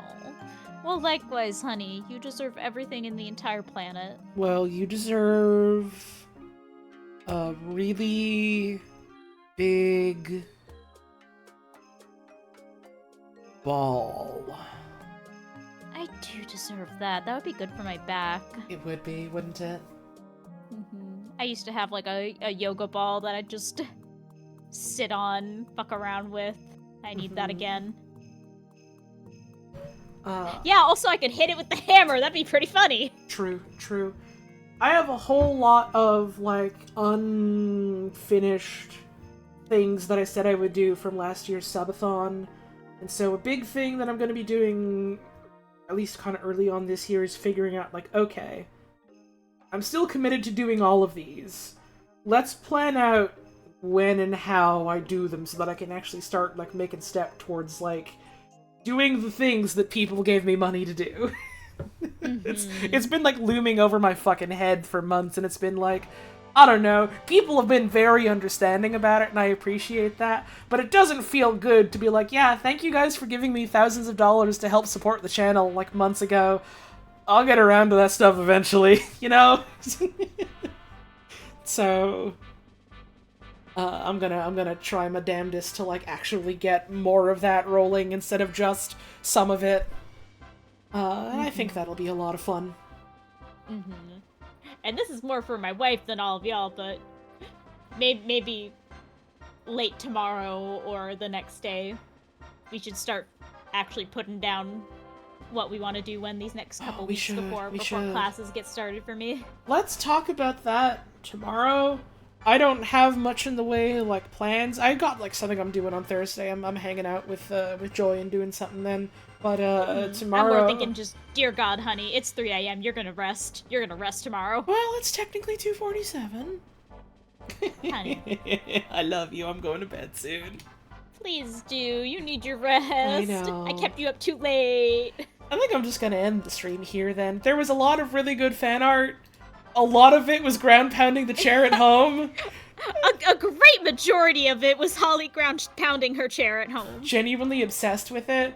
You'll have to forgive me for being too tired to cover it all right now, but also Twitch is bitching at me to run an ad, and I'm gonna fucking end the stream. I'm not running 3 minutes of ads for that. We'll look at the fan art next time we stream, and it'll be a lot of fun, and I'm very happy that people like drawing things for me, so thank you all very much. And thank you all for the cute pictures of my wife, too. Those make me smile and clap my hands. No. I'm very pleased by all the renditions of me as Princess Peach. It is good. Maybe another stream sometime this week, or maybe not, no matter what. Before we head off, I just want to say have a wonderful rest of your evening. Have a wonderful 2024. Thank you very much for tuning in. Make sure you're taking care of yourselves and taking care of the folks around you. And I hope we see you again soon. Take care till then.